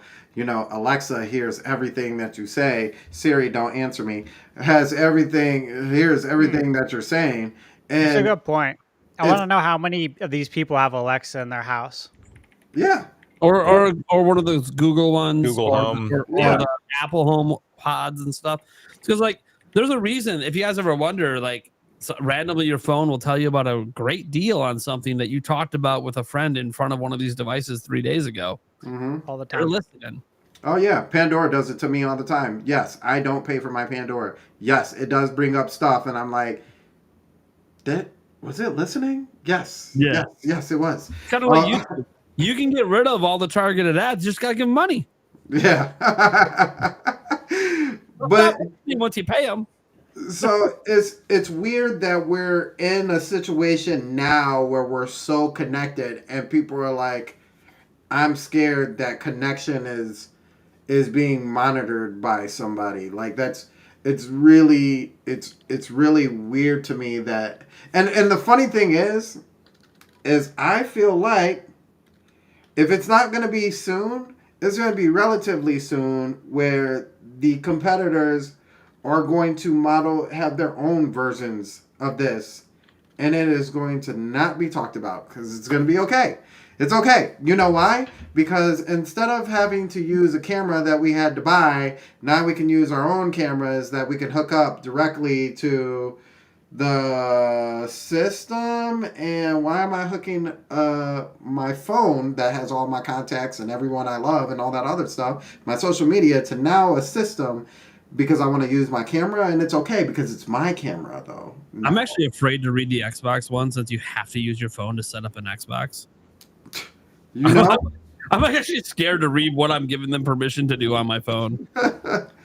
Guys, I'll be right back. I have to use the restroom really quick, and I hope Nintendo is listening. Oh, man. It echoes when he goes. Yeah, look, I'll just say in general on these three policies, obviously in an ideal world, we don't really have to worry about any of this stuff. It'd be great. Just to not have to worry about the lawsuit bullshit, which may or may not be legal. Someone might find out in court one of these days. Find out about, recordings. Although I'll say the game chat stuff seems to be mostly about user protection based on how Nintendo is handling it. Again, I know it requires trust, and trusting corporations is very difficult to do. But they have to have a way. Otherwise, you can't report people.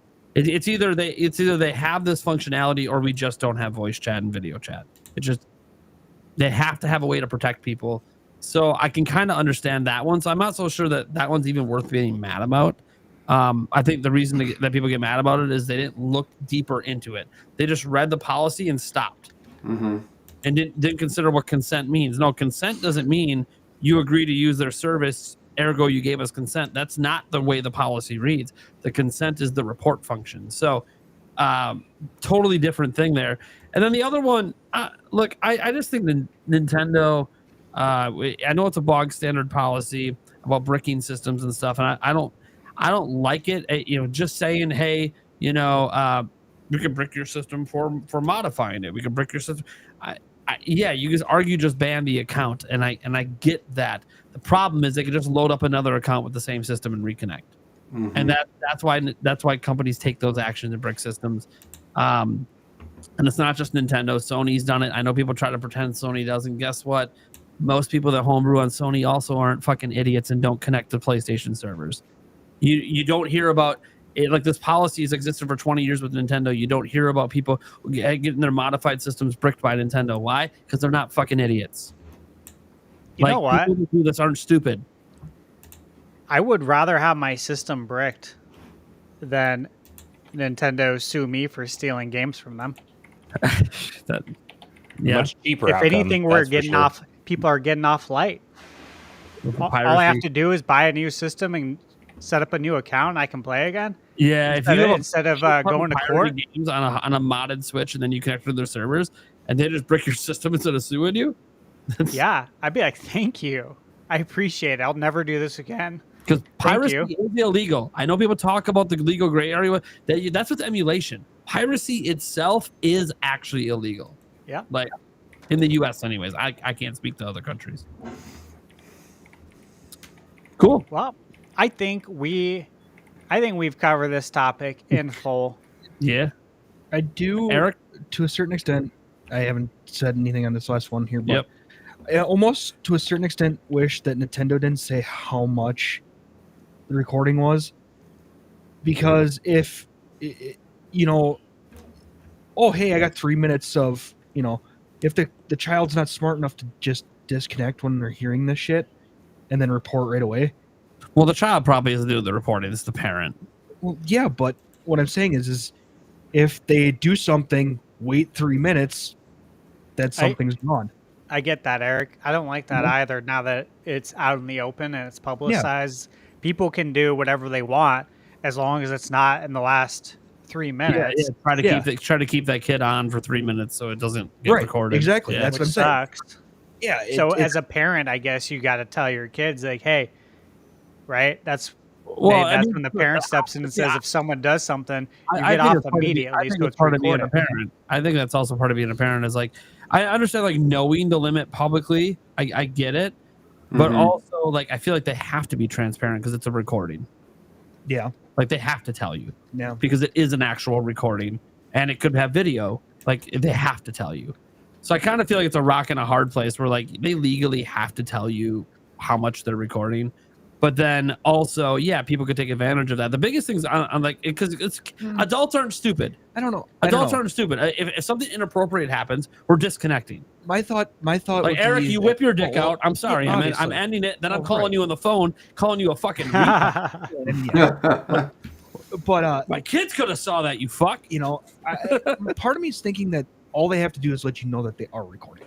I don't know if they have to tell you that how long that recording is going to be. I don't know what the legalese behind that is. Right. But my assumption would just be that you have to know that they are recording. But here's the thing. Here's also my thing. Set the 3 minute thing aside.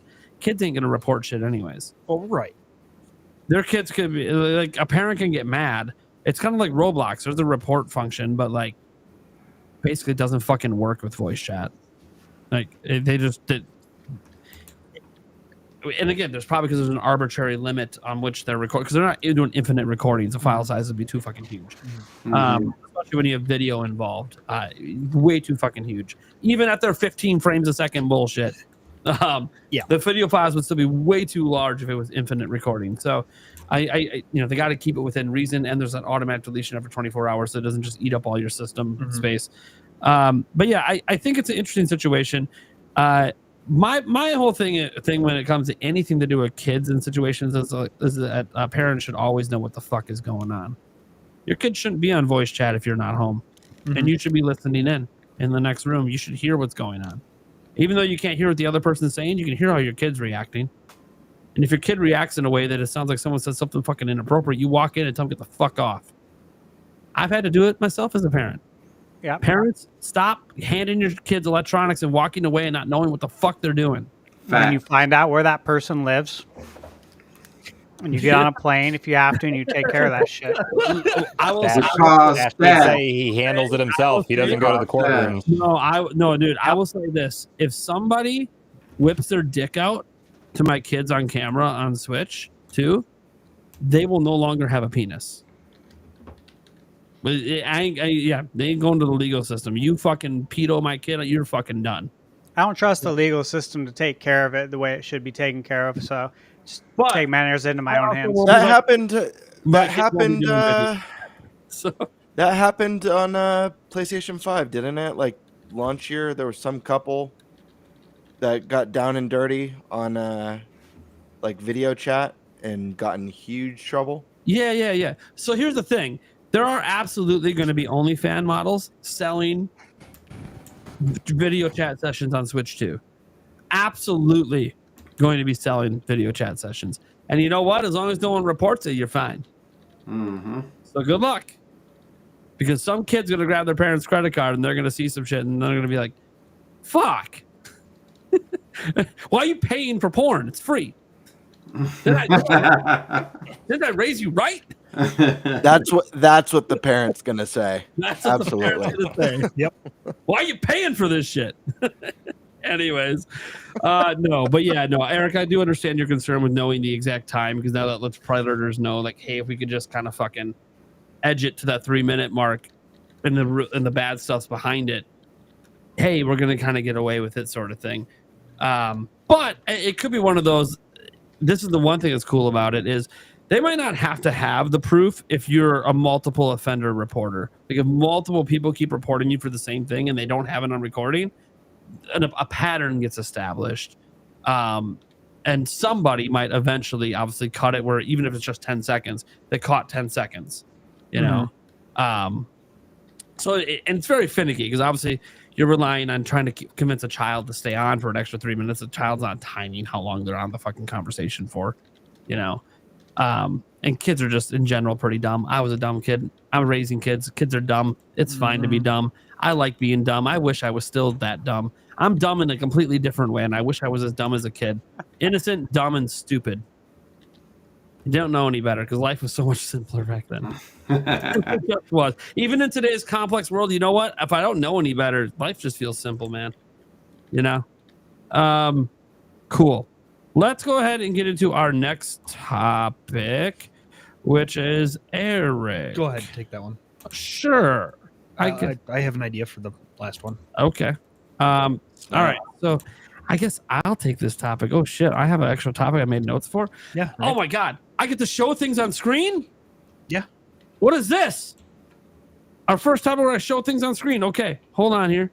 I'm excited for a moment, guys. We're talking about the power of the Switch 2. Gaze into the power. Gaze into the power, baby. That's right. Oh yeah. Right. Get this right. Hold on here. I don't like the way we're looking here. This is butt ugly. Can I change it? It won't let me edit it now. This is lame.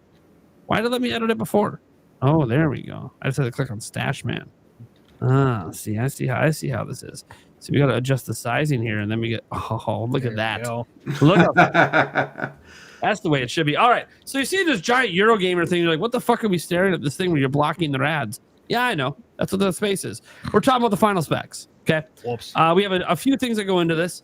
But basically, you're not going to go over this whole article. There's a lot in here. Obviously, this is the main section here where it has the actual specs of Switch 2. They claim that this stuff is all coming from Nintendo or people they know at Nintendo. So they're saying that this isn't like speculative anymore. This is like legitimately what the specs are. Whether you trust Digital Foundry and Eurogamer, different story, but they're claiming the sources are all Nintendo. So 8X, obviously the ARM Cortex A78C, nothing new there. We're gonna focus on the new stuff rather than just like the stuff that's been leaked and turns out is correct, like the clock speeds have been leaked before. But we didn't know this. There's a max of 1.7 gigahertz on the CPU clock. That's new. We didn't know about that. Now we know on Switch 1 it was 1.785 because there were some games that let you in specific loading situations. You could downclock the GPU and then hit the max clock on CPU to increase load times on Switch 1. So this is actually this CPU clock has been hit on Switch 1 in some games. But what's interesting about the max and when you look at the CPU clocks here is I also feel like this is leaving room to potentially have different power profiles in the future that increase the clocks a little bit more. I think there's a possibility there. There's a ton of power profiles for developers on Switch 1 that they didn't have at launch that they do have today. And I think as new versions of Switch come out that are more power efficient with longer battery life, Nintendo will be more willing to like, hey, let's let people get more juice out of the system, the developers. But this is where some stuff the conversations are really happening is 2 of the CPU cores. Now, again, we're trusting Digital Foundry here, are being saved for the operating system with 6 cores available to the developers. That is an extra core more than the Steam Deck, the PlayStation, and the Xbox. They only have 1 core. Now, their cores are obviously much faster. But interesting enough, 2 cores. There was only 1 core on the original Switch. Obviously, we know about the GPU architecture. You can see the power difference with the CUDA cores, a massive increase on Switch 2. No surprise there. You've seen the GPU clocks with we've seen this before, but it has a max of 1.4 gigahertz supposedly. They also note in this article that even though these are the default clocks, that it sounds like developers have the ability to actually mess with this a bit and even go above these clocks. As I said, Nintendo kind of lets some customization at times, but obviously, notably, you're going to eat in the battery life. It is what it is. In dock mode, maybe not. Maybe in dock mode, maybe you get a little extra juice out of it. But so they kind of say they're hearing from developers on the dev portal that they actually have the ability to go above these clocks. But these are the default clocks anyways. Then you're seeing obviously the 128-bit LPDDR5. They do note that it actually is LPDDR5X, but it's running at the bandwidth speeds of LPDDR5. So that's why they're listing it that way, because it's not actually taking advantage of the speed advantage of LPDDR5X, Although apparently it's using an even faster module than everyone thought it was 7200, and it's actually 855. That's really cool, but they're not using the speeds. So why are they using these faster ones without using the speeds? I don't know. But that's, again, it could be future proofing for Nintendo to enable those speeds down the line. They just didn't want to enable at launch for whatever reasons, because maybe they're worried about the fact that they're saying 2 hours battery life. They wanted to make sure everything was 2 hours minimum, because saying an hour and a half, they thought maybe there'd be backlash over an hour and a half. I don't know, because that's like Steam Deck territory when it's maxed out. This is another big one that people are talking about. The 3 gigabytes are being used for reserved for the system itself, with only 9 gigabytes available out of the 12 gigabytes of RAM. That is higher than other systems as well. I think it probably has to do with game chat, because they're the only system that supports 4 individual game live streams with 4 camera streams at the same time. That's actually a really RAM intensive if you ever mess around with that on Discord and have 4 friends get together in a video call where they're all on camera and then all sharing 4 games at the same time. Very RAM intensive. So I'm guessing that game chat feature could be that reason. This is one of those things where when Nintendo offloaded this last time to your cell phone, didn't have to worry about this. But, they want it local on the system. Everyone says they want it local on the system. Nintendo decided to put video in there. So there you go. That's what I think is going on. But obviously, it's still a massive increase over Switch 1. We've known this for a long time. That all of this is look, you look at these specs, it's a generational leap, easy, over the Switch 1. You can compare it to whatever other systems you want, but over Switch 1, it's a generational leap.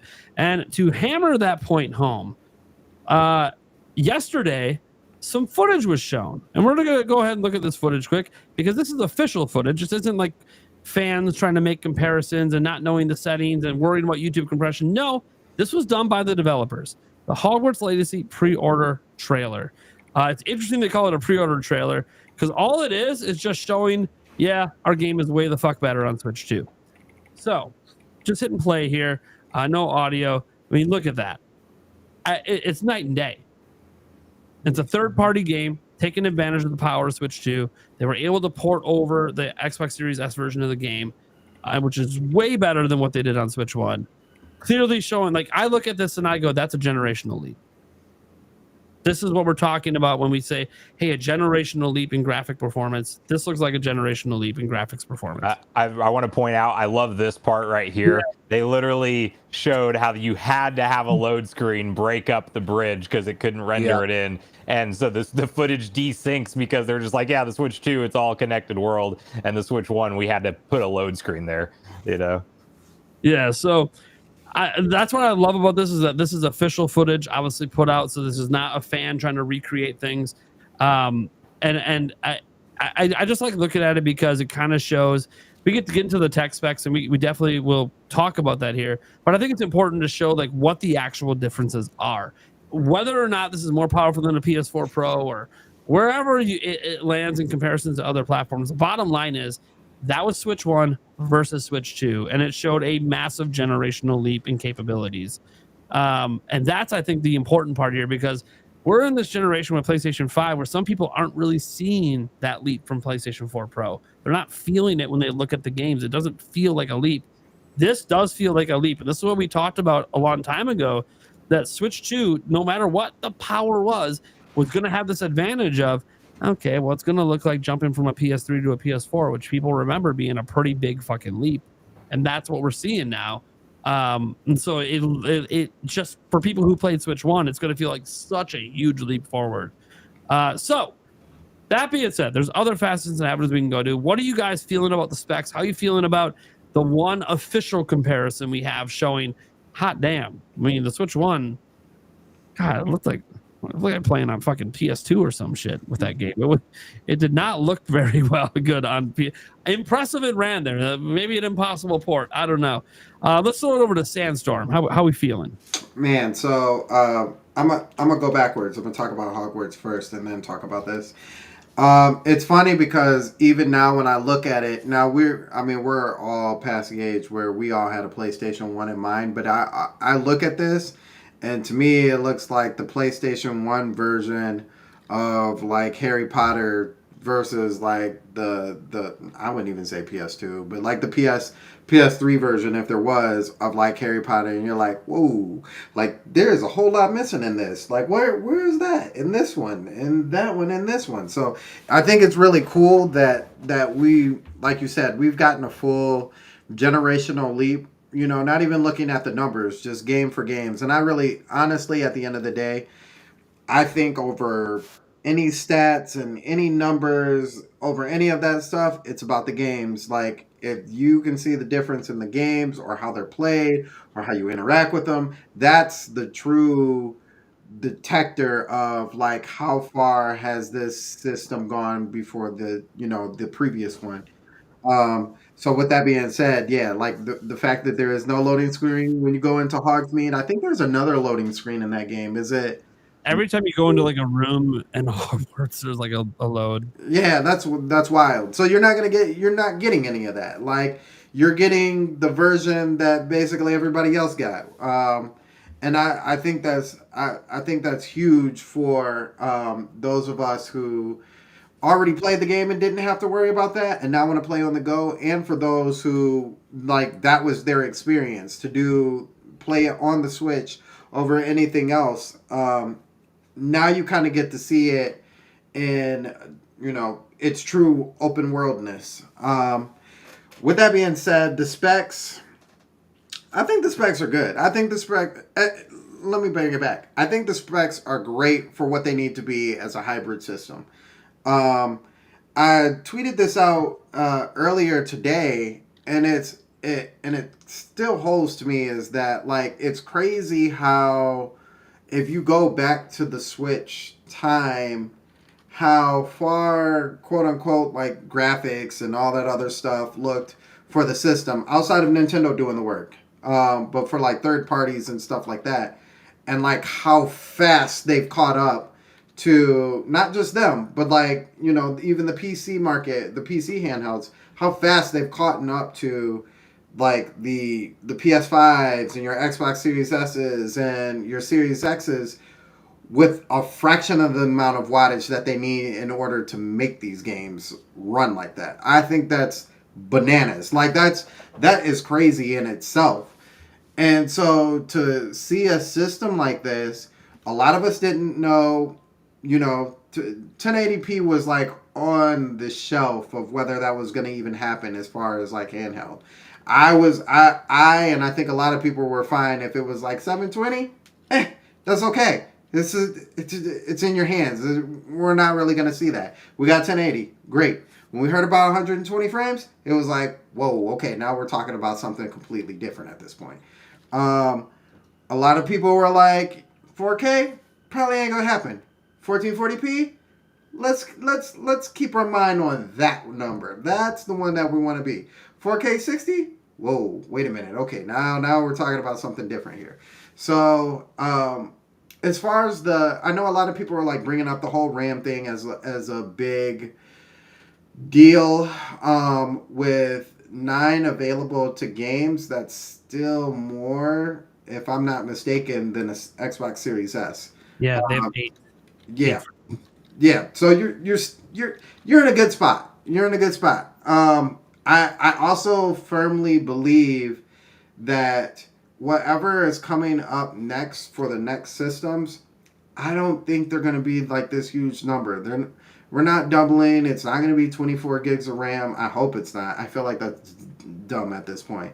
36, 32, 64. We're not dealing with computers. And $1,000. And it's crazy because a lot of things, I want to say this, a lot of stuff that I'm seeing online, these specs have showed up all over Twitter. And the thing that I'm seeing often online is the comparison to both the 2050 and the 3050, because the 3050 has DLSS, and it's like, oh, that was a trash system, or a trash GPU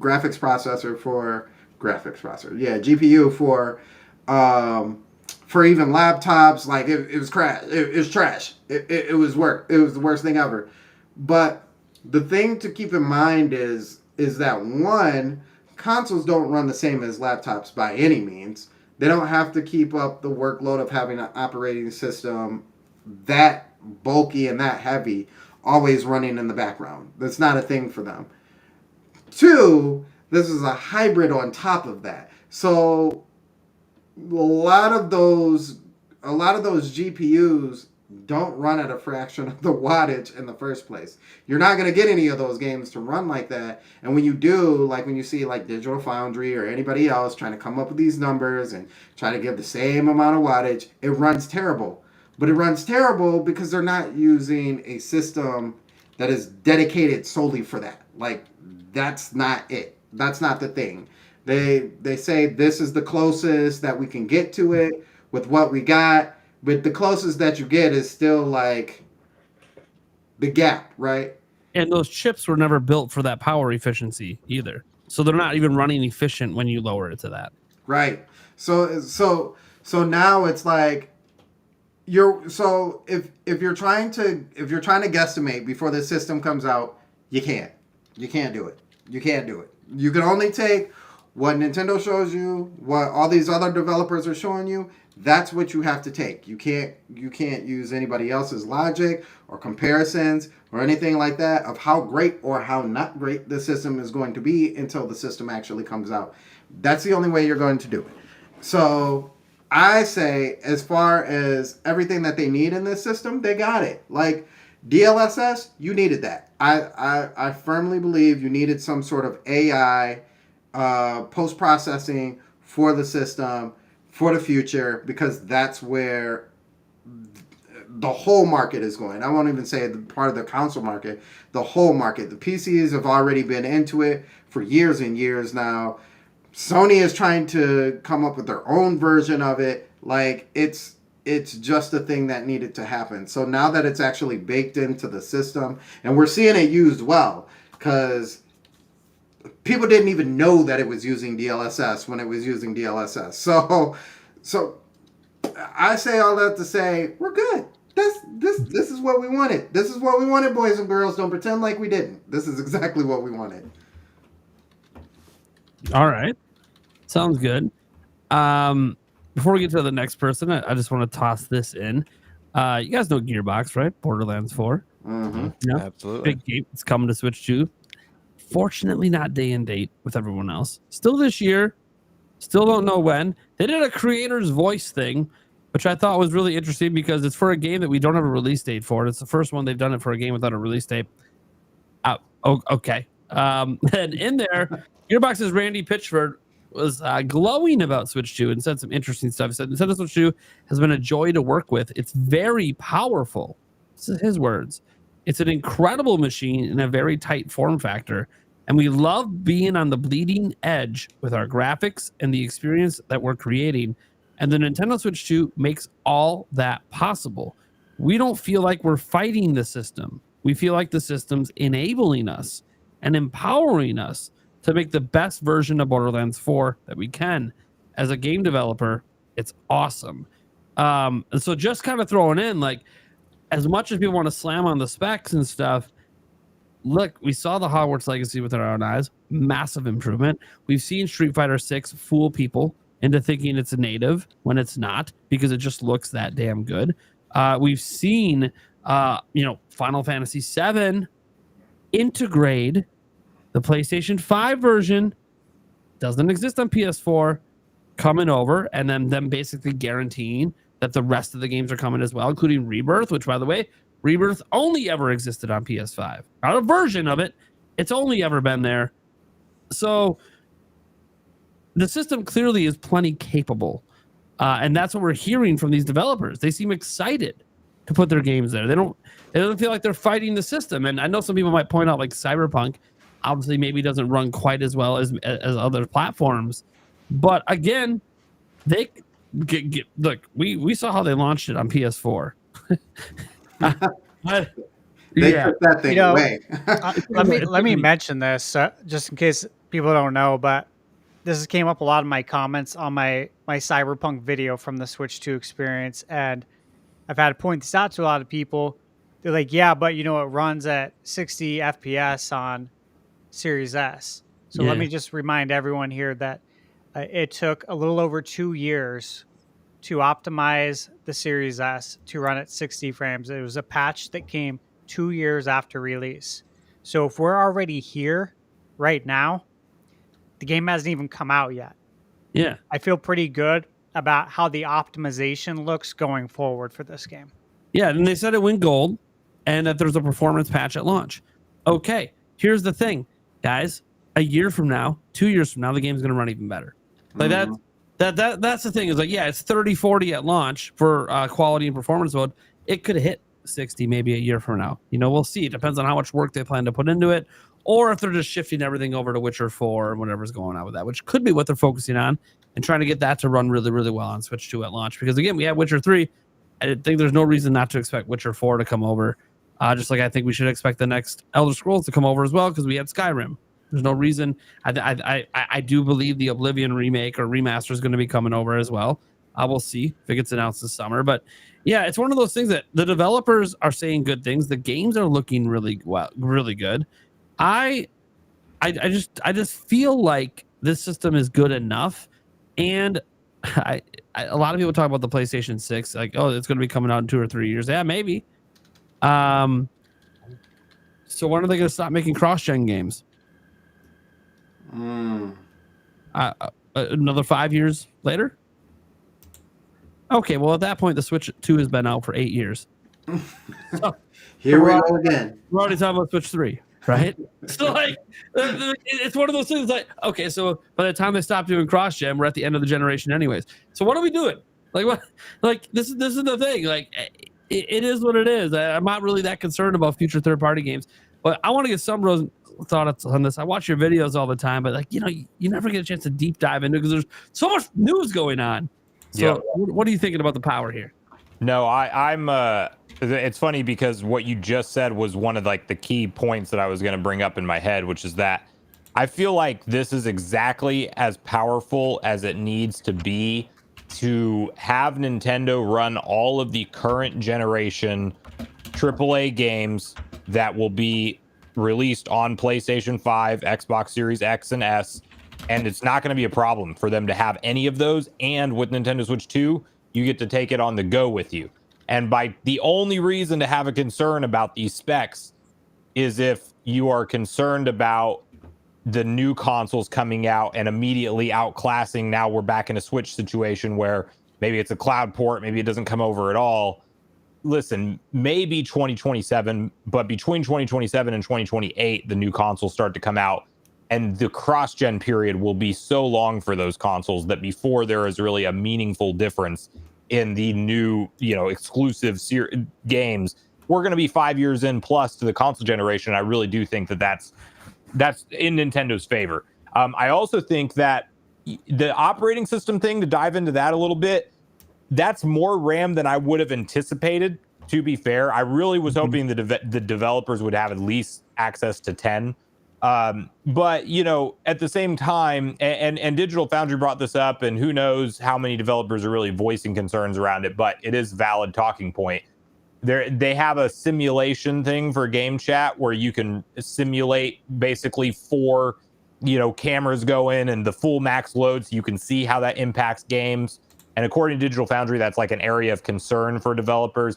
I could see some top tier games that look incredible that we're just now getting on the current gen consoles, like your GTA 6 and like your, maybe even Monster Hunter Wilds. I know like that one people were talking about even on the PS5 Pro and stuff. Like it's running good, but like it's one of those games that's definitely built for next gen and it's not super optimized right now.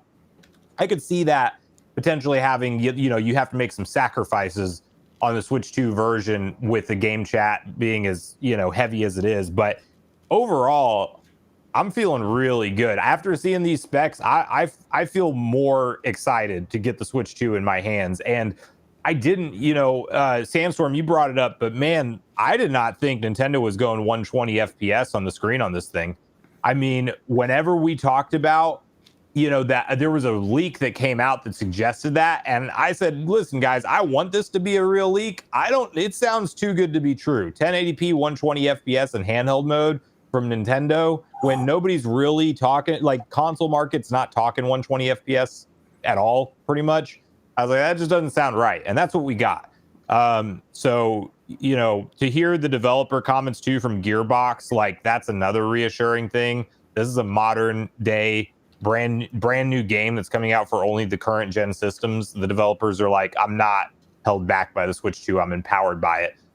That Final Fantasy series coming, you know, we're talking about the third game, not even, you know, Rebirth, but past that, they're confident enough to say the remake series is coming over to the Switch 2. So whatever the dev kits that they have in their hands right now, they're confident enough that the broad scope of their current games can run on this thing, and you can just so happen to take them with you also.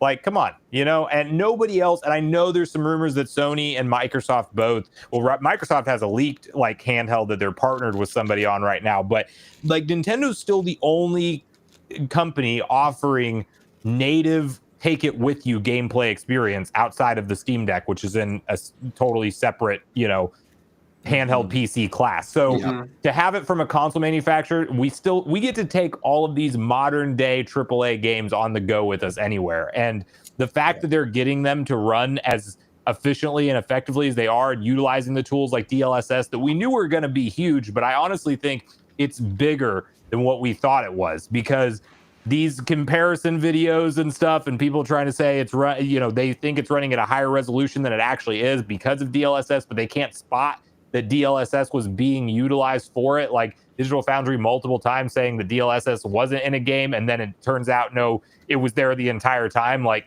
that's the kind of magic we're seeing Nintendo pull off already. And these are literally the launch lineup of games. Yeah. We're not talking about 2-3 years in when you can get a lot of extra juice out of console. You're telling me that Nintendo could have created Tears of the Kingdom right when the Switch got into their hands? No, that took, you know, years and years, and obviously a lot of time of development and optimization. And they got where Link could literally drop from the top Sky Tower all the way down to the grounds beneath Hyrule. Like, no loading.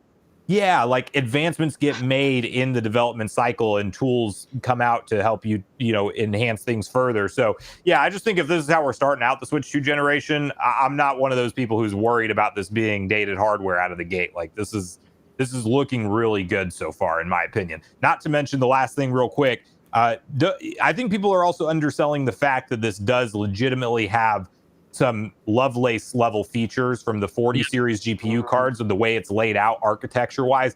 Everybody agrees that this is not just a standard NVIDIA chip like the Tegra X1 was the Tegra X1, but just put in a Nintendo Switch. This is something that was custom made for Nintendo Switch 2 from NVIDIA, and I think that that's going to give them some advantages too when people are concerned about the current comparisons out there, like you were saying too, Sandstorm with like the 2050s downclocked and stuff like that. Like games are looking really good so far, and I think we're in a good spot with this.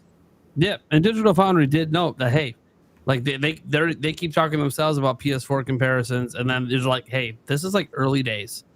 Later in the life, like that's when things start to get impressive. Mm-hmm. And I'll give them some credit too, because it seems like the last couple, like at least this spec video that I watched, they were really trying to say like, we're at the point, you got to look at the games, guys, because I think they even realize with these finalized specs and the custom chipset, they're like these tests that people were trying to put together to say this is what it's going to be is just clearly not accurate. Yeah, and they almost didn't even want to bring up teraflops because they've already gone over the flopflation, and it's not just the flopflation, there's how bad of a metric it actually is to determine real world game performance. Yeah, they seem to be backing off of some of their more bolder takes they were having just like a few weeks ago. And now they're kind of like, you know what? Let's just wait because we're even being fooled. So like, you know, like we're getting caught in a bunch of gotchas, and it's like, you know what? Maybe like we gotta let the games talk for themselves, and we just gotta wait till this thing's out, which is really the best way to do it. And look, I think Digital Foundry is a very valuable place for when games are out. Mm-hmm. Getting accurate information. I think they're very good at it. But the fact that they're getting fooled, even when they're like experts at this, is actually just a, you know, people use it as a, oh, well, LOL, it's running at 540p. Motherfucker, if you can't tell the fucking difference, does it matter? Right. You know, I got a comment on that. Oh, go ahead. Just obviously, like being at the Switch 2 experience and seeing everything in person, which I've tried to drill that in everyone's head in all the videos, right? Is that seeing it in person is different. Seeing the HDR, they're using HDR in a way that I haven't seen PlayStation or Xbox use it. They really specialize in the lighting aspect of the HDR, where Nintendo is going the other route and they're using the wide color gamut for the HDR. And the way the colors pop is like nothing I've seen before. And it's not because of the displays there.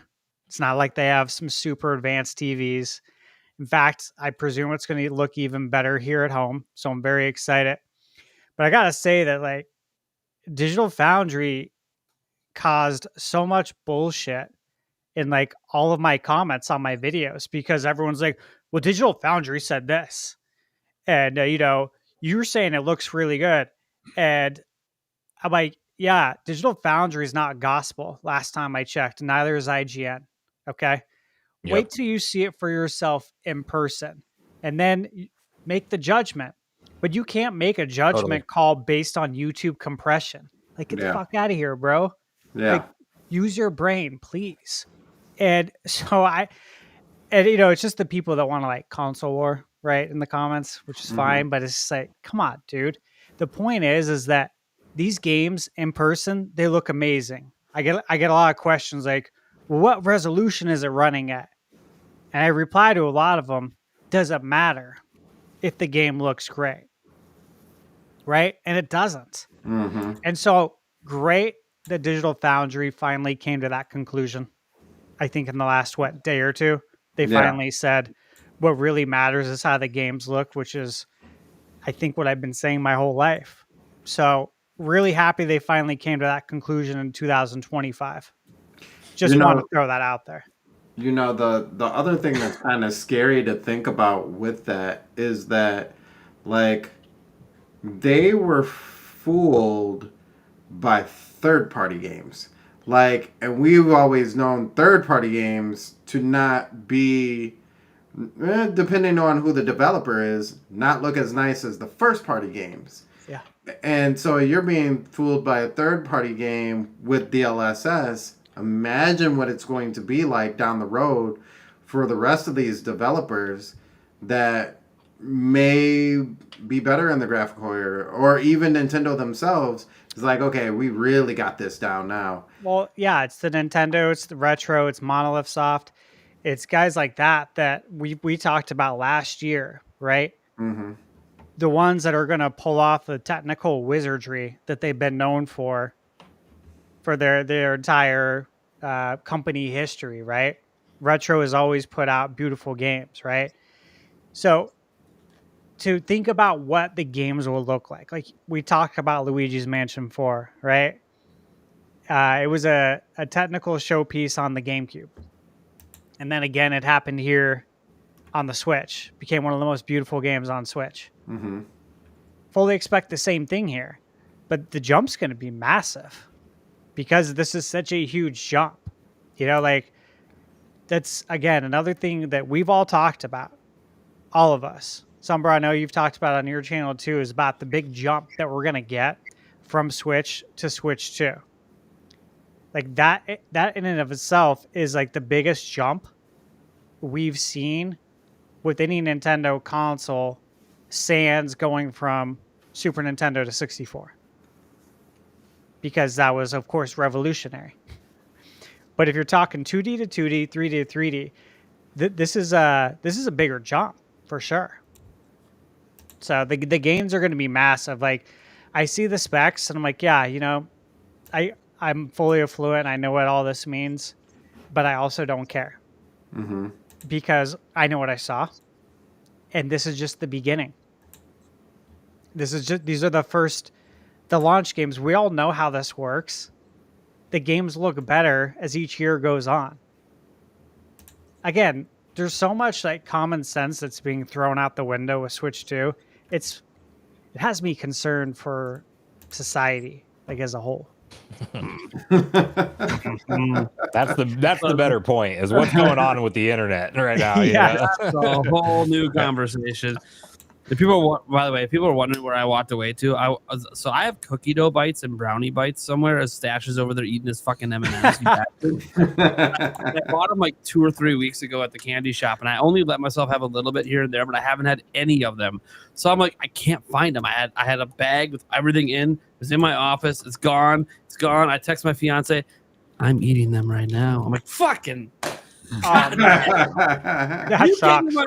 So while I was gone in Boston, she came in my office to grab the fucking bag and start eating it. I'm like, God damn it.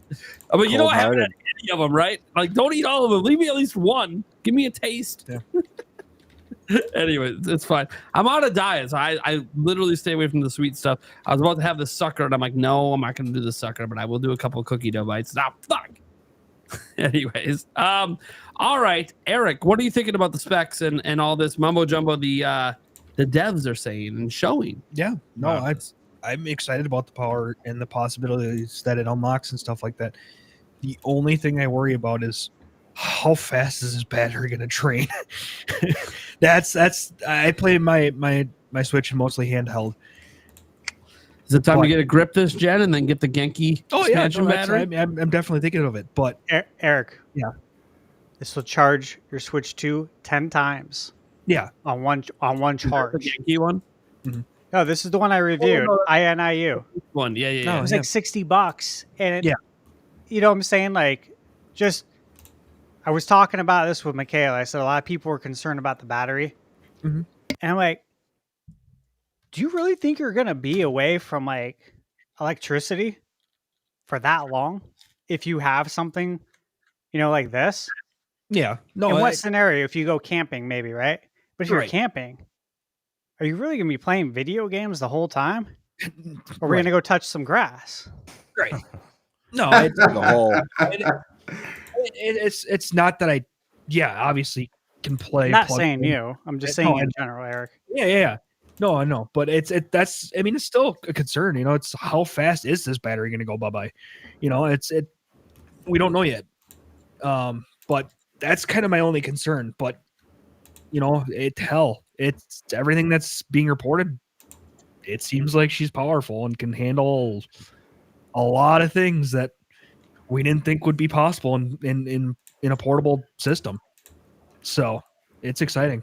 I don't know how credible the battery reports were, but I saw one circulating that it was in line with the OG Switch V1, not V2, which I think was 6 hours or like up to 2.5 to 6 hours, something like that. It was a half hour ahead on the lower end. But it's interesting because my V1 Switch, I never got 2.5 hours on the low end. If I was playing Breath of the Wild, no. I didn't even really hit 2 hours. It really depends the game you're playing at the end of it. Yeah. And I'm sure with the Switch 2, it's going to depend on if you're running things 120 FPS or not. You know what I mean? Like, I'm sure that will be a factor. Yeah, and what's the scale of the game you're playing and all of that. But if you can get close to a couple hours battery life with the original version of it, and you're getting these type of games on there, pretty solid. And battery packs are super cheap now. Oh, yeah, for sure. And they actually probably won't break your system this time. Yeah, right.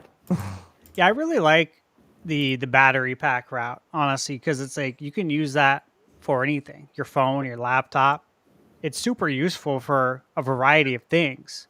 So it's like, you know, if you look at how many years we've had Switch, 8 years, you get a battery pack, you'll never have to worry about this. You can literally charge it for 10 times the battery life. You could play for like probably 20 or 30 hours straight. One charge. I think it's worth it. I think that's a low key an accessory people should look into if they play a ton of handheld gameplay. Yeah. Like you'll think yourself. Yeah. I got this just made me think of this thing called the Joy Dock, which was for a glasses sponsor video I did a while back. Yeah. Which one is that? A Ray Neo, I think. Is it the Ray Neo ones? Yeah, the Ray Neo 2s. Well, anyway, I like the glasses. They're actually really cool, but the battery pack straight up has an attachment on the back, and I have it slid off right now, but it just can clip onto the back of your Switch. or in my case, the OLED model too. So it adds some heft to it, obviously, but then you have your multiple USB-C ports. You can just keep it charged as you play, and it's something crazy. I can't remember how many times it charges it over, but it's designed to be able to power the glasses also without a dock or without, an extra like you plug the glasses into this too, but you could also just use this as a crazy extension for the battery life of your Switch. So they literally make stuff that attaches to it if you want to get crazy with it, Yeah, and Switch 2 uses a standard power draw over USB-C this time, unlike Switch 1. So pretty much any battery bank should be fine to charge it while playing.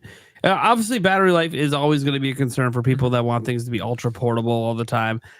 It'll never be as bad as Game Gear back in the day. Oh God! Oh God! I know. Or four double A's. The TurboGrafx handheld. Yeah. And I only say it because my friend has one. Yeah. And that is the worst one, worse than Game Gear, especially if you throw that TV tuner on it. Oh yeah. Oh my God.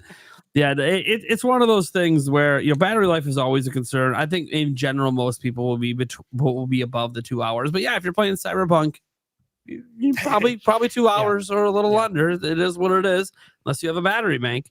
I know when I do take my my Switch anywhere, I almost always have a battery bank around anyways. So it tends to not be a big deal.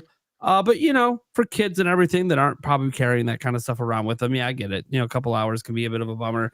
I also think this is one of those things where future versions like the Lite and the OLED or Pro or whatever they make, XL, it's probably going to have better battery life. They're probably going to shrink the chip, get better battery efficiency, and increase battery life just like they did on Switch. So, but whatever. I'm not that concerned about the battery life, but it is a valid thing that Eric brought up because some people are. And there are solutions out there, but it costs money. That's the thing. Like whether it's a normal battery bank or you want the convenience of, like some bro was saying, attaching to the back of the system. It's really cool that Glasses battery bank does. And as I said, I know Genki has a design of a case that you put on, and that allows you to basically attach a battery bank to the back. I think all their cases have that in there. Yeah, it does. It's like a MagSafe sort of system. Not exactly MagSafe. I'm not saying it works with all MagSafe accessories. That I don't know. I haven't tested it myself, but I did see it in person, and I saw it attached to the back. I'm like, oh, that's actually pretty cool. Little expensive. They want quite a bit of money for the amount that's in that battery bank, but it does conveniently attach. And most battery banks aren't going to attach, right? They're not going to have the MagSafe stuff in it. So, I was looking at the size of that and was like, why couldn't they just put that battery in the Switch?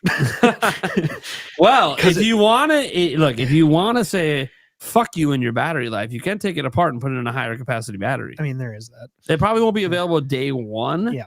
But like probably a few months later, you'll be able to find some higher capacity ones on Amazon if you want to modify your system before.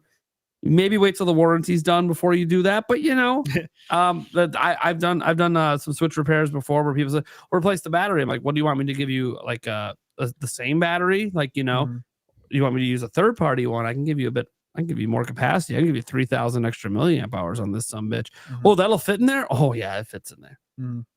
Dude, you don't know what they do with battery tech this day. It's going to be a bit more expensive. I'm telling you. You'll get like an extra 3 hours of life, man. So, yeah. Then there are people. By the way, those modifications, Nintendo cannot detect. Just to let you know. If you put the higher capacity battery in, that is not something they're detecting on their end. So you're not going to get your system bricked. Okay? Calm down over there. Don't brick my system, bro. Yeah, right. Yeah, those modifications don't. It's when you do like the hard mods or the soft mods. Those are the kind of things that they get. But no, the little battery stuff that's never they can't detect it. It's just power delivery. That's all it is. Okay. Who is it going to? Game Bird. That's right. We got to end with the Game Turd Classic. All right, keeping it turdy. Hardcore graphics bitch over there. Absolutely. No, this is I've said it before on the show. I don't care about power. I find it one of the least interesting parts of a new console launch. Oh man, how obnoxious. You mentioned teraflops earlier. I remember what gen was that? Was that Xbox One and stuff when they just talked about teraflops the whole time? I'm like, okay, cool, I guess. It means nothing to me. That being said, I think the power of Switch 2 is amazing. I think it is awesome, and I'm stoked for it. I've been saying for like the last 2.5 years, both on my channel. I think I even had discussions on Andres Restart's channel multiple times, kind of saying the same thing, is that my hope for Switch 2 is that it's powerful enough that it can release current third-party titles that aren't packaged with some sort of apology, whether it's that Vaseline look or just trash frame rate. And we're getting that. We've already seen it with multiple games. Cyberpunk looks fantastic, runs great. Hogwarts, we all looked at that, running great, looking great. Oh my gosh, Final Fantasy VII Remake. We've also had teases that Square wants to bring that whole trilogy over, and those games are stunning. So I think that the power level of Switch 2 is absolutely perfect. And, contrary to what most people want, or maybe not most people, but a lot of vocal people, I was hoping that Switch 2 wouldn't be too powerful. I didn't want a Switch 2 that was as powerful as PS5. I didn't want it. Multiple reasons. Obviously, price is a huge issue. Obviously, Switch 2 was going to be a hybrid console. So making something at the power level of a PS5 and making it hybrid, you're looking at big, big bucks. So that's never fun. The second part of this is that I love that Nintendo's been behind on power, because what it's allowed Nintendo to do is to have a consistent nonstop launch cycle of amazing first-party games with great AA games to prevent massive gaming droughts.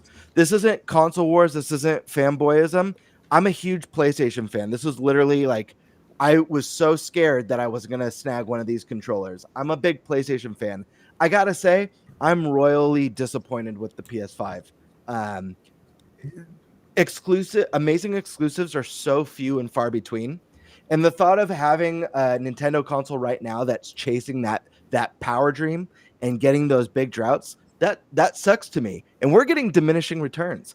PS6, if they're smart, they're not trying to do that. Oh, the PS6 is 10 times more powerful than the PS5. If they're smart, the power is going to be similar, and they're going to chase like advancing like AI when it comes to character behavior in the games and their approach to smarter storytelling and some of those more interesting aspects that are going to move gameplay forward. I think the power is fantastic. Switch 3 can make a mild jump forward, and you're going to continue to see those diminishing returns. This is a great power placement.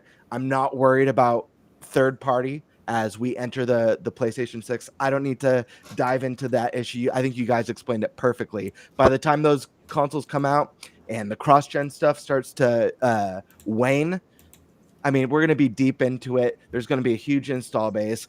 Nintendo games are going to keep looking better and better. Like you said, use the perfect term, Stash. Nintendo wizardry. They work magic on their hardware, and they bring games with art styles and visuals that feel like they're on the competing consoles. It's wild. So I have no fears at all from first party. And I think we got exactly what I wanted from this, which was a console that can bring on day and date, or maybe at a slightly later time, those big third-party ports, or just not even ports. Regarding Gearbox's Borderlands 4, they clarified this ain't no port. This is a Switch 2 version of the game. That they said the console had great power. They didn't have to fight against it. I think this console is doing exactly what it needs to do. I think it's going to have a great and amazing third-party lineup on it. I think we're going to see the big third-party games like Borderlands, the Final Fantasy games. Then I think we're going to see those great second party and AA games like Triangle Strategy and Octopath Traveler that work and look amazing on it. And then we're just going to get our minds blown with the big Monolith games and Zeldas and Marios and all that good stuff. So I think we're going to be eating good this gen. I'm looking forward to Nintendo kind of like easing into the power each generation, us getting that gap dwindling with the diminishing returns. We're right where we need to be, and I'm really glad they didn't go overkill and charge us $800. Although if you're some YouTubers on YouTube, you might already believe that Switch 2 costs $700-800. But there you go. Hey, Gamebird, I want to add on to your real quick because you made a great point that it's funny because it would sound like if you say you don't want a console to get too powerful, that sounds weird, but not tied so much to the price point. I think what's really key that you brought up is that when every other console was kind of in a gaming drought, like we had monthly releases essentially every month from Nintendo. Yeah. I mean, even towards the end of an 8-year-old console generation. Absolutely. Know? And so like to be able to look forward to a first party in-house Nintendo published game essentially once per calendar month is crazy. And I think they will keep that up in the Switch 2 generation. Zeldas, Marios, those are going to be, maybe spread out to 1 to 2 maximum per generation for the main line. But we have all these other studios that can do the smaller projects at the same time. And I'm happy to go buy a full-length game that's 30-40 hours and then I'm done with it. Not everything has to be this massive scope of a 10-year project. Like we continue to talk about waiting for GTA 6 and we don't even know if that will, I think that's cool for a once in a generation thing to happen occasionally, but I don't like me being a PS5 guy. I also have felt like I've played that system so much less than I anticipated playing it this console generation. And, a lot of it, I think, just straight up on Sony for green lighting 10 different live service titles and then canceling most of them. Right. But at the same time, we are at that point of diminishing returns in a console visual fidelity standpoint. And Nintendo's right where like we could stay here from, I don't know. It's nice to get things that look nicer, run better and all of that. But we could stay here and I'd really be good for the foreseeable future, Right. And I want to clarify too, there's nothing wrong with beautiful graphics. I love beautiful graphics. It's a huge plus. It's just like when I think of like the totem pole of what's really important when it comes to a console, for me personally, and I know everyone's different, power is lower on that totem pole. I actually find, what I find more interesting than the power of Switch 2? Mouse mode, because it's directly going to affect the games that I play and the ways that I can play, unique experiences, or the improved quality playing first-person shooters like Metroid Prime 4. But yeah, it's wild, and I don't know that Nintendo had the foresight, way back in the Wii days, to know like, hey, if we don't chase power, we're going to be able to have a more consistent flow of software, and it's going to lead to us being able to have more impactful generational jumps. But it has, it inevitably has. And I don't know. I think that it's also put them in a position where when they come out with a big game, it's not a matter of, hey, if this game isn't like a smash hit, we've got to shut down the studio. The risk, there's a lot less risk, which is wild. They're spending less and making better, like they legitimately are. Yeah. When you look at like the quality, so many of the big AAA games, they're stunning. A lot of them are really buggy and broken, or filled with cash shops and microtransactions. Like we're eating good with Nintendo. So I just want to make sure I mention, like, I do like nice graphics. I'm not trying to say you shouldn't like them. It's just you hate graphics. The games. Graphics are nice, but what are the games? PlayStation 5 boasts some pretty impressive graphics, but man, if Ghost of Yotei got delayed this year, there's no other exclusive this year. Yeah, that's crazy. It is. I'm going to add on this last thing, and then I got to bounce out of here. But a perfect game that is both graphics and excellent new gameplay experience and story and everything is Claire Obscure Expedition 33. I so hope that developer interview with him kind of teasing, like, I guarantee you they have an offer to build it for Switch 2 and get a dev kit and all of that if that hasn't already started. That would be the perfect game to bring over to Switch 2, and I certainly hope it happens. But it was one that reminded me that, wait a minute, having really nice graphics in a game with a great story and a great visual layout for how the menus, you feel so engaged in a turn-based game. It's crazy what they pulled off. I can't sing that game's praises enough. definitely think that people need to check it out, whether you're a fan of turn-based RPGs or not, because the real-time mechanics with the jump, dodge, and parry, it's a whole nother level for me. I'm like super invested, but I'm only in the beginning. I'm literally wrapping up Act 1 as we speak. So nice. We're like anyway, in the same, roughly the same spot. I will double dip for sure. Yeah. Oh, I totally would. And it's one of those games too that sometimes I do just want to play it on like in handheld mode. You know what I mean? I really wish that was a thing right now. So I do think that would be a great fit for Switch 2. But yeah, guys, please bring it over, please. Let's hope. But Nate, thanks for having me on, man. No I problem, appreciate you coming back. Hell yeah, dude. Love having you on. Now I'll see you on everyone else's podcast for the next 6 months before you come back. We'll make it way sooner than that. Post Switch 2 launch, we'll hook something up, man. So all right, sounds good. Yeah, I'll be reaching out for invites for the next 3 months anyways soon. So all right, man. Thanks for coming on. Good night, Sunbro. Thanks, guys. Have a good night. We'll see you. Cheers. There you go. Thank you, Joycey, for dropping the link in the chat. If you guys want to watch the same content I make, go watch Sunbro Nation. Hell yeah. But the thing is, he actually does it better than me, so it's cool. What do we got here? I think it's time for Eric's surprise topic. It depends on you. No, it's you. Now we're good. Okay. What's the surprise topic, buddy? Okay. Nervous. Well, I know. I'm nervous. We're gonna be talking about review bombing. Ooh. I know where we're going with this. Yeah. Moon Studios, Thomas Mahler, was quoted saying something along the lines of, he did say it. It was on Twitter. He said it. That basically they could be leaning towards shutting down because of the review bombing of their latest game. So, and he's kind of walked that back a little bit after saying that. A lot of it. It's a really crazy tweet. Yeah. But apparently the review bombing stems from what I'm reading here is basically somebody asked him his opinion on the Russia-Ukraine war and basically said, because we're a video game company, not a journalistic outlet, basically they're going to stay out of it and they don't need to make a public stance on it. And so people were review bombing for that. Man, review bombing, what are your thoughts on it? Is there a right time to do it? What are your thoughts? So I'll just start here. Obviously, this is a very interesting story because this person's very outspoken. The guy who runs, this is the CEO who runs Moon Studios. For those who don't know who Moon Studios is, Ori. Yep. Ori. That's what they're known for. Okay. Their most recent game they had come out didn't review as well, even critically from reviewers got like 7s compared to the Oris that were up in the 8s.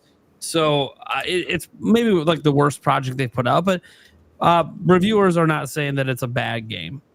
It's just that it's okay. And that's fine, right? As he clarifies, that Moon Studios here is like, hey, we're not going away. We're going to be fine this time. It's more of like, if this continues to happen, there could be problems down the line if our future releases end up having this happen. And it's all because of comments he made on the Russia-Ukraine war is what led to a lot of the review bombing. I think what's interesting about the review bombing stuff is I don't think it should happen just because you disagree with people's religious, political stances or whatever the case may be. You're not judging the game for the game. You're judging people that you just disagree with their stances on. And yes, this person's very outspoken. He brings up a lot of stuff that I don't really necessarily want to cover on this particular podcast. That's probably kind of because he goes into a lot around it. Yeah, like some of the stuff, again, it's going to come down to personal opinions whether you agree with his stances or not. But the thing with review bombing is it's nothing new. It's been around for a long time. More recently, it's been mostly over disagreements about political or ideological kind of stuff. And that I always think that sort of review bombing is terrible and horrendous. Hogwarts Legacy had it because people don't like J.K. Rowling because of her stance on trans stuff. And I totally understand. why you could be upset about that stuff, but you're not helping people make decisions on buying the game. You're not telling them if the game's good or not. You haven't played it. You're just putting your political stance in there, which you're more than willing to stand on principle. Don't buy the game. But I don't think you have the right to tell other people what to do. And I feel like the thing is, some people trust user reviews more than the media reviews. That's just the way it goes, because some people just don't trust mainstream media, not having a bias because they get the games for free very often. Ads for these games run on their websites and on their YouTube channels. I want to tell you guys right now, if it's not an ad I bake into a video, I don't control it. I have no control over YouTube's ads. Sometimes Nintendo Switch 2 ads play on my videos. They're not paying me. I mean, they are technically, I guess, because that ad in a ran. roundabout way. But I don't know. I don't know where AdSense money comes from. The YouTube doesn't tell us what companies are running ads on our channel. So I don't know. I only know about the ads that I bake in, like with a sponsorship. And no, Nintendo's never sponsored any of my videos. So it's interesting talking about the review bombing, because my stance is always like, unless the review bombing is because the game is actually terrible. But then that wouldn't be review bombing. Well, it is review bombing because you're bombing it because it sucks. It'd be like the right reason to bomb it. That's just reviewing it. Well, but here's the problem. Review bombing happens with people who aren't playing the game. Mm-hmm. So it's not reviewing the game if you're bombing it because you didn't play it because your friends say it sucks. All right, yeah. It's still review bombing, but review bombing happens usually because of politically or religious or whatever driven reasons. I hate the practice. I think it's stupid. I don't think it educates anyone. When people go to Metacritic and they see a really, really low review bomb, they don't know what the fuck's going on. You're not explaining anything to them. Most of the time, they're not going to go down and read what the reasons are that you're review bombing. And even then, sometimes the review bombing isn't even about political or religious reasons. Sometimes it's just people trying to affect Game of the Year awards. You'll see Tears of the Kingdom come out, and there's like this massive review bombing because it's just a bunch of like console warriors. That legit has happened a lot. And that's even worse because they're not even doing it for religious or political reasons. They're just doing console warring. They're just console warring. Unbelievable. Yeah, it's ridiculous. So I think any user who ever leaves a review of any product, I don't care what it is, Amazon, I don't care, that legitimately doesn't own the product and never used it is disingenuous, and the review should be deleted. So, AKA, I fucking hate review bombing because it's not by people playing the game. Most of the time. But again, if they've played the game, then it's not review bombing. It's just reviewing it. Well, no, because if they're not actually reviewing the game and they're just giving it a bad score because they don't like the person who made it, that's a review bomb because you're not reviewing the game. Yes. The review bombing is literally go if you actually go read those little 1-star, 0-star reviews, they didn't play the fucking game. They might have bought it.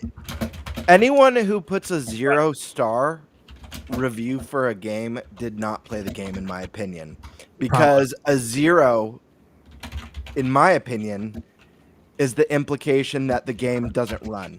Like you can't even play the game. Yeah, basically, you can't even boot it up. Yeah, do you even know what a 0 is? It's something that you cannot if play. You like, because of Fortnite's DRM, I can't load it on my desktop. If I didn't try loading it on any other platform, and I just say fuck it, my PC won't let me play it. Yeah, it's a 0. I can't play the game. It's a fair review.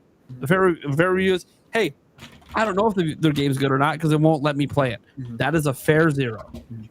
Because that means there's an issue with the DRM. That's a fair 0. But that's not what most of the stuff is. It's always, even if someone like bought a game and then something comes out about one of the developers of the game, like when the scandal broke out with Ubisoft, right? People that bought Assassin's Creed games started review bombing the games even though they played it and enjoyed it previously. You're not being honest with your review. That's what I'm saying. Like, you're not reviewing the game at that point. You're reviewing the people in the company, and that should be a completely separate thing. Review. That's when you review bomb the company itself, not the games. Yeah, and I don't want to say like it should, but it isn't. Yeah, it's not. Right? No, it's not. Like that's legit. Why I'm actually reviewing that game, because I'm like, I want to actually review the game, and I cannot trust that a majority of people that are going to review this game are going to actually review the game. Yeah, separate the politics from it. Yeah. This is exactly why I review games, because of this shit. There's too much politics involved. There's too much bullshit like this. There's no need for it. We don't want that in our video games. We don't want it in our sports. Leave it out. Keep it sacred. These are things that we enjoy in life. Entertainment. Yeah, nobody enjoys the bullshit with politics. Nobody enjoys it. I mean, if you do, cool, man. Then politics has become. Most people don't.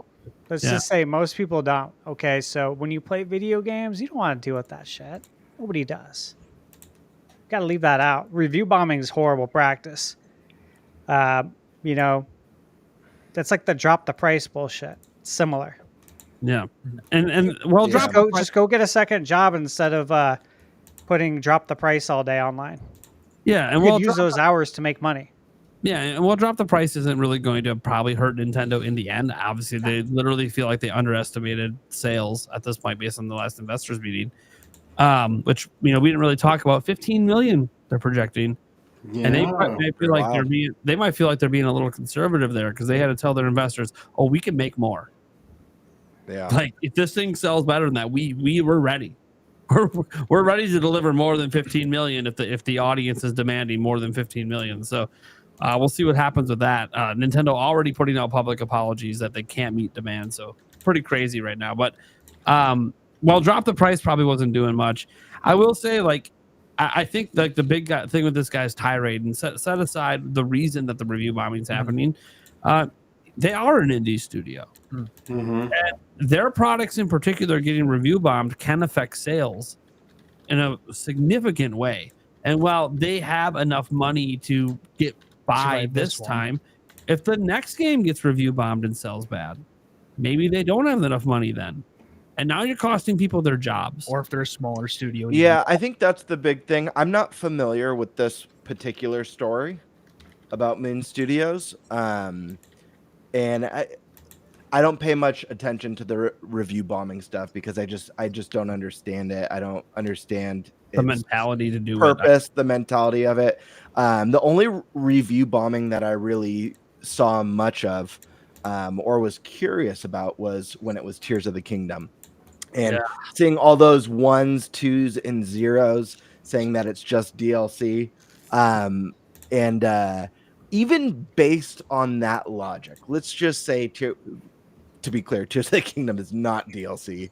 It's a massive ass game. You could have literally made the whole game in the underworld. If it's DLC, it's the greatest DLC ever made. Yeah. So so that's my point, is that like, for the sake of argument, even if it was just DLC, thoughts on the music, thoughts on the art style, thoughts on the new abilities and mechanics. Like it's just such a nothing burger. And it breaks my brain because I'm just like, I don't know. I have to take it literally in the sense that, like, do you even know what a 0 is? Even if the things that you're complaining about are true, do you know what a 0 is? Do you know what a 1 is, a 2 is? Obviously not, because these reviews make no sense. And obviously, it's not going to hurt The Legend of Zelda. But I think like these type of activities, people aren't really thinking about all the other people involved that it might affect, developers and stuff who, again, I'm not familiar with this specific story, but just because one person at a studio has an opinion doesn't mean that person speaks for everyone else who works at that studio, and you could be affecting their livelihood too. So, I don't know. It's stupid. It's just, it's childish, it's tantrum level stuff. Yeah. It's to me, it's unfortunate. Because as a consumer, I care more about is the game good or not. And then when you see review bombs, the thing is, review bombs have actually done, people always say, you can't trust the media. Well, your review bombing is making me go back to just trusting whatever the Metacritic score is again, because I can't rely on the user scores. I can't rely on it when the user scores show a massive difference between, if there's like a 15 point or more bigger gap between the critic score and then the user score, and it's the user score being lower, I automatically feel like it's being review bombed, and I can't trust what the user score says. Yeah. And that's crazy because I should be able to trust that score a little bit more. Whereas like we see with like Clear Obscure Expedition 33, like it's a 92 by the critics, but it's like a 97 by the users. It's like, okay, you feel the opposite there. That no, people fucking love this game. There are cases too where they overinflate, sure. review boost it too. I mean, Yeah, there's plenty of people that will go in and don't even own Mario Kart World because they didn't get a Switch 2 at launch and are going to go in and start to give them 100 5 out of 5s on Mario Kart World. And that's just as bad. You shouldn't do that, even though you're probably going to eventually own the game and maybe still feel that way. It's still you shouldn't artificially boost, but you know, I bet you it gets bombed for the price. Oh yeah. I'm sure. Bombed. It's getting bombed hard. I wouldn't be surprised to see user scores are down in like the 3s. Yeah, which is so stupid. And here's the problem with that review that's going to get bummed for the price. You know, as a consumer who, you know, might be on the fence, do I want to get the new Mario Kart? I'm not sure they're going to provide enough helpful information to me to help me determine whether or not I want to purchase the game. I don't know how valuable their review is. It's so stupid. But correct me if I'm wrong, guys. Wasn't there a platform or several platforms that incorporated some sort of rule to help negate review bombing? Yeah. Like you had to have, like, maybe it was Steam, you have to have a certain amount of hours, or maybe it was like Metacritic where 24 hours after the game released, you're able to review it. Didn't something like that happen? Metacritic has tried to get rid of review bombs, but it doesn't. Platforms like that, it's going to be really hard to. Steam and stuff like that, absolutely, they can put stuff in place. Verified purchase. Yeah, that should exist. And anyone who has a problem with not being able to review without proving that you've actually played it and own it, like, go shit in a hole. I gotta think of a good. I want to see proof that you rolled credits. That would be nice. I mean, but they won't require that. Well, I will say Wii U is interesting because they had user reviews in the eShop. By the way, Nintendo wouldn't mind those coming back. But they'd only let you drop the star rating if you actually own the game. That was at least a nice requirement. You had to spend the money if you wanted to leave the review. Stash, you're ruining my life right now. I love it so much. I'm trying to ignore him. I'm at least lucky. I got to drive home. I keep almost choking on my saliva. I'm not even joking. Like my mouth keeps like filling up. And I'm all, look, Yulia has all my candy, and I have to hope there's any left when I get to the room. I'm gushing right now. Oh my god, Sandstorm, your thoughts on the? Now I'm thinking of you gushing. I do not want. So my thing about review bombing is, one, you usually know it's going to happen before it happens because you can see it all over the internet. Oh, Mario Kart, yeah, it's already coming. Yeah, it's and I think it's absolutely the most dumbest thing ever. I don't understand why people spend their time not buying something, but spend all their time typing in how they don't like something. Like that logic makes no sense to me. I don't support this, so I don't like this, so I'm gonna spend my time over here talking about how I'm not gonna buy it and how it's bad and how you shouldn't buy it or how you shouldn't support it. Just don't support it. Go spend your time playing games. That's what we're all here to do. Spend our time playing games. So it's weird to me, man. It's so weird to me that people spend their time doing that kind of stuff. But it happens, right? I hate you so much. Not you, Sandman. Oh yeah, no, I see. This asshole. I literally told him that it's ruining my night. And so what does he do? He doesn't eat it discreetly. He fetches a box. Yeah, he's got the fucking Costco box of Airheads. You don't have any of the white ones in there, do you? Oh, the white ones are fucking to die for. Oh, dude! If I had that, I'd be a diabetic. All right, Stash. Gone in one night. Stash, I got a project for you. Because I've done it and it works for me, but I want to see if everybody's taste buds is the same. Pause. So if you take the Airhead on whichever side has most air on it in the wrapper, Shake it until it's all the way to about this size. Oh, yep. Tell me what it tastes like. So shake this. No. You gotta like, yeah. Oh yeah. Because I've had it before, and once it tasted like orange, and the other time it tasted like grape. There you go. Yeah. Like in the Yeah, I remember schoolyard this. days. Yeah. Yep. Yeah. How long do you do this for? Until it's small. It's like a little. Yeah. Oh. Wait, did you unwrap it? Oh, you unwrapped Oh, no. Leave it in the wrapper. Yeah. Enjoy this one. Next one. Don't worry, I got another one. Don't worry, I'll make it. Yeah, There's a lot more where that came you from. come up to the edge and you just shake it till it You'll feel it move down the package. it'll Wait. move up. You're making it into a ball. Sandstorm, what is this supposed to do? It's Change actually flavor. supposed to change the flavor of it. That's why it's called mystery flavor. And that's why it's called Airhead, is because there's an air pocket and you expand it out. You remember the commercials? Yeah. It would get the head would get bigger and bigger until it popped. So it's like the same concept. We're doing this tonight. You realize if this works, Stash is going to be doing this all night. Oh yeah. It's going to be like, will you stop? I've got one in the damn unwrapped, airhead. and I've got one with a pillow. I'm gonna bite one and bite the other. Holy shit! There's a different. All right, it's pretty far down there. You think I'm safe? I don't know how Is it a small pillow? is it? It's This is legit some shit that you Yeah, tell right? people in the school. Not yet. No, that's not enough. That's not enough. It'll be like it'll be like a ball at the end. It'll literally Yeah. be like like using a shake weight. So as you keep going, yeah, I think that and even in movies too, I think movie bombing and stuff like that, I think it's all dumb. Why waste your time? Why waste your time doing those kind of things? I think it's dumber to do that than to do petitions of certain things when there's certain things that sell really well. Pokemon is probably one of the worst. Like when they get a whole bunch of people who are going to go ahead and try and boycott Pokemon, like I feel you. Some of that stuff shouldn't happen. However, that's not small enough. That's not small enough. Which side do I eat first, though?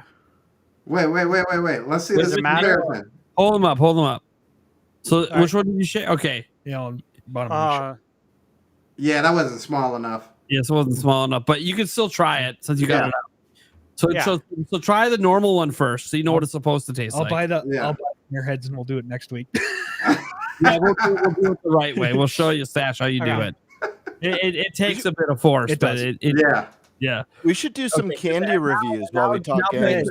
Review bomb them. Now that you know what it's supposed to taste like, now on just like bite the thickest end of it and see if you can tell a difference. It might not have worked because it might not be thick enough. Yeah. But maybe you can tell if there's a taste difference. We're all patiently waiting I for know. you right now. Yeah. He starts foaming from the mouth. It tastes different. Yeah, stronger. It gets stronger if you get it down into the pillow. Yeah. Isn't that crazy? Yeah, it is. So the flavor fucking completely Is this changed. legit? That Might yes. be a gas. Yeah, No. It's I'm a gonna no. take a 7-Eleven run Yeah. after this. I'm not even joking. I need to Airheads know. after this. Airhead, feel free to Yeah. reach out and sponsor Yeah, today's right. podcast. Right? Absolutely. That'd They're be like, holy crap. We all want a box of the mystery so we can be doing this live. Oh, It's so good. It intensifies the normal Yeah, flavors it'll too. intensify the normal flavors, but it doesn't change them. No. Yeah. Oh yeah, it makes them super sour too. Oh. Like, Oh my god, I'm salivating so bad. So Could you guys shut the hell up right think now? that's I haven't right. had dinner yet. here, yeah, Oh god, yeah. I think we're all in agreement. It's just dumb. Wedding. If you haven't touched the subject, don't review it. yeah. I mean, feel free to shout from the rooftops that you do not agree with what what that person said. Go for it. That's your right to do it. But to go and actually put a review out there on something that you have not even touched, It's not a review. It's not a review. Mhm. It's just stupid because you could be costing somebody, and probably not the person that you want to be, their job. Yeah. So it's that's the part that sucks. Is you're trying to target this high-end CEO, they'll be fine.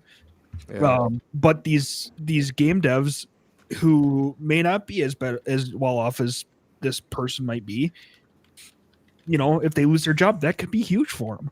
Yeah. No? Yeah. Really big. That's the part that sucks. Also, you could be robbing people of fun too. It's like, dude, just like what you like, and let other people like what they like. That's a good and point. Leave it alone. Like, so, like you guys mentioned earlier that, you know, your average consumer might go on one of those sites and just not know and see all those zeros, ones, and twos, and be like, maybe never mind. And that could potentially be a game that they absolutely adore, regardless of what the game is. You know, so it's like, get a life. Get a life. That's the message. That's saying they even get past the overall rating. Like they don't. They break down into, you know, reading the reviews. They just will probably look at the overall and just be like, yep, okay, it's shit, bye. And then they won't even look at the, you know, the actual reviews itself. So that's the part that does suck too. So all right. Let's get to the Q&A section here. Remember, guys, if you're watching live, you can go ahead and super chat on any of the channels live streaming this right now and get your questions in for $2 and up. We do already have a bunch queued up, of course, but this is the time to get them in while we're going through the current ones. Carcon came in and said, concerned, nope, hyped, yes, switch to, please. Fuck yeah, baby. What we're talking about. Hype! Hype! Oh, get me jacked up. Oh, love it. Dude, Attack the Backlog. Friend of the channel on the show not too long ago, hopefully on a future show coming up. We'll see. Invite's got to be going out here for the next few months in a bit because I think we only have like one more week. I guess we got to get that taken care of. My bad. I've been busy. That being said, hey guys, hope you're all well. Awesome show so far. By the way, this was like 5 minutes into the show, so all you really saw was the intro. I agree. That's like the best 5 minutes of the show. The rest, it's a shit show. So thank God you skipped the rest. Anyways, at least the Mario movie wasn't called New Super Mario Movie. There is that. I was waiting for it. I was waiting for the new Super Mario movie. That's actually hilarious. Does that mean the next one is going to be Mario 64? Oh, no, we already decided it was going to be Mario Galaxy. That's right. Yeah, Galaxy. I mean, we don't really know, but so Demonic Brawler came in here and said, how about the video on Nintendo Today app showing how easily the fly you could map the GL and GR buttons on the Pro Controller and charging grip? Yeah. That's awesome. awesome. You haven't seen the Nintendo Today app video. Basically, you know how like on Switch you can pop out that side menu quick in any game? Well, if you have the Pro Controller and you're using that and you pop it out, there's a quick button map for GLGR. You just scroll down to it, you select it, hit a button, it's mapped. Back out, select the other one, hit a button, it's mapped. Just like that on the fly. Whether or not that on the fly mapping will automatically save as your per game button mapping, that I don't know. But I would hope it would. So then you don't have to fix it later, you know. But still, we don't know on that part, but Nintendo did show that it's that easy, just super quick in game. Don't even have to go back to the home screen. I like that. I like quick button mapping like that. Now it's only for those two particular buttons. The rest will have to go through the normal process of remapping, but still, it's cool. That's fine. It's cool, yeah. For me, it's the stick presses in, man. You remap the stick presses into those buttons. Absolutely. Stick pressing sucks. Oh, press your stick into sprint. Fuck that, dude. my thumb is slipping off like a motherfucker because I gotta do that. Nah, man. So yeah, that was really cool. And then we just have to go through all this because the bottom line is, for some reason, we had a bunch of gifted members earlier. Thank you guys so much. Demonic Brawler dropped the 5 in, and those went to Jason Blome, another Jason Karen. I think that's how you pronounce that. And then Contra 3. God, that's great. That's nice. That's Contra. Great. Yeah, right. And then Guy Brutus. Thank you so much, Guy Brutus, for getting that membership. And then Brett. Cool. And then we had 10 more gifted by the Gothic. He was going nuts. And those went to John Whedon. Let's see. We got Joey Sings. Hope he sings well. Prophecy 777. That kind of sounds like a new video game, Right? like 33. Prophecy 777. Just saying. Magnum. Just gotta bust out the Magnum. Squirtle Master Kenobi got a membership. Quest Side was also given a membership. Oh yeah. Juan Carlos Velez was given a membership. MT Hawks fan was given one. Then we have Star Mix or Mike's or something was given one. Thank you so much. We have Brendan Steele. And remember how I said this was all in a row? Yeah, Cart couldn't drop 5 as well. It's like I don't know what was happening, but it was all happening at the same time. Paradigm was given one. Let's see here. Godsden 21 got one. Then we have Deb 802 was given one. Here's the easy one, Feathers. See, I like easy to pronounce usernames. Feathers given one. Because this next one, I'd Vasia Bryanks or Bryanks. I butchered it, but hey. That was close. Can we go with the Feathers? I'd rather go back to Feathers. That was much easier for me. All right, now we get back to the super chatting questions. Demonic Brawler says, bring back NFL Blitz and NBA Jam. Gotta keep it going. I was worried for a moment. Hell yeah. That we weren't going to get the super chat on it, but we got it. That super chat has to happen every week until it happens. It has to happen for both. Yep. Both. This is the only way we can speak it into existence. Yep. You want to throw the NHL one in too? I'll take that too. Whatever. This one just didn't have anything with it. It was just $2. So thank you, Demonic Brawler. $198. Let's get it right. $198. Joyce CJ, what do you mean I can't sue Nintendo for emotional distress because they haven't remade Twilight Princess from the ground up using the Wii? That's good. Damn it, Nintendo. What are you doing to us? Ouch. You tortured us with the Wii U tech demo? Class action. Emotional distress. Joycey's always funny with that. We had a member chap come on and say, bring back Earthbound. Hell yeah. That would be great. I know the creator of it doesn't want to have anything to do with it or make any more, but remakes. Could do that. HD 2D remakes would be sick. But also people love his want icon, the DK playing basketball. So good. Yeah, I always love it every time. The best icon. Boom Any. Ocarina of Time remake. 2026, definitely, maybe, or unlikely. Oof. Eric, we'll start with you. What do you think? Maybe. Ooh, it's got a maybe out the gate. How about Sandstorm over there? Maybe, and it's gonna come packed in with Majora's Mask. Oh, don't tempt me with a good time. Everyone's playing it safe, and then you went ahead and said something absolutely psychotic. Listen. If you're gonna do it, you got to do it. Oh man, game turd. I'm gonna say definitely, because you know what? I love Ocarina of Time, and that's the only reason. You like to live dangerously. I like to live dangerously. Thunderstash. You have no idea. Yeah, definitely. Yeah. I've been on that boat. Oh shit! You're the tiebreaker, man. We got two definitelys, two maybes. What are you gonna say? Yeah, dude. It's an obviously definitely happening. 40th. It's dropping. Here's the bottom line. I've been covering this stuff just like on Just Restarted. It's been getting teased and teased and teased too much. It's clearly happening next year. And man, we all in the top row like to live dangerously. But I have to give Sandstorm a shout out because he's living way on the edge. Like, he's not saying it's definitely happening. He's like, it's a maybe, but maybe is a double drop. It's gonna happen. It's gonna happen. You know, we can hope and dream. We've been waiting for the double drop of Metroid Prime 2 and 3, and that's not happening. It's not, you know. Right. Hey, if they come together, why not Ocarina of Time and Majora's Mask? They haven't come out at all. They're still coming. They're coming with mouse controls. I hope so. They are. Speaking of Zelda games. Char did $2, says they want Wind Waker HD ported before Ocarina of Time. I feel like Wind Waker is going to be on NSO. Yeah, it's done. That's a wrap.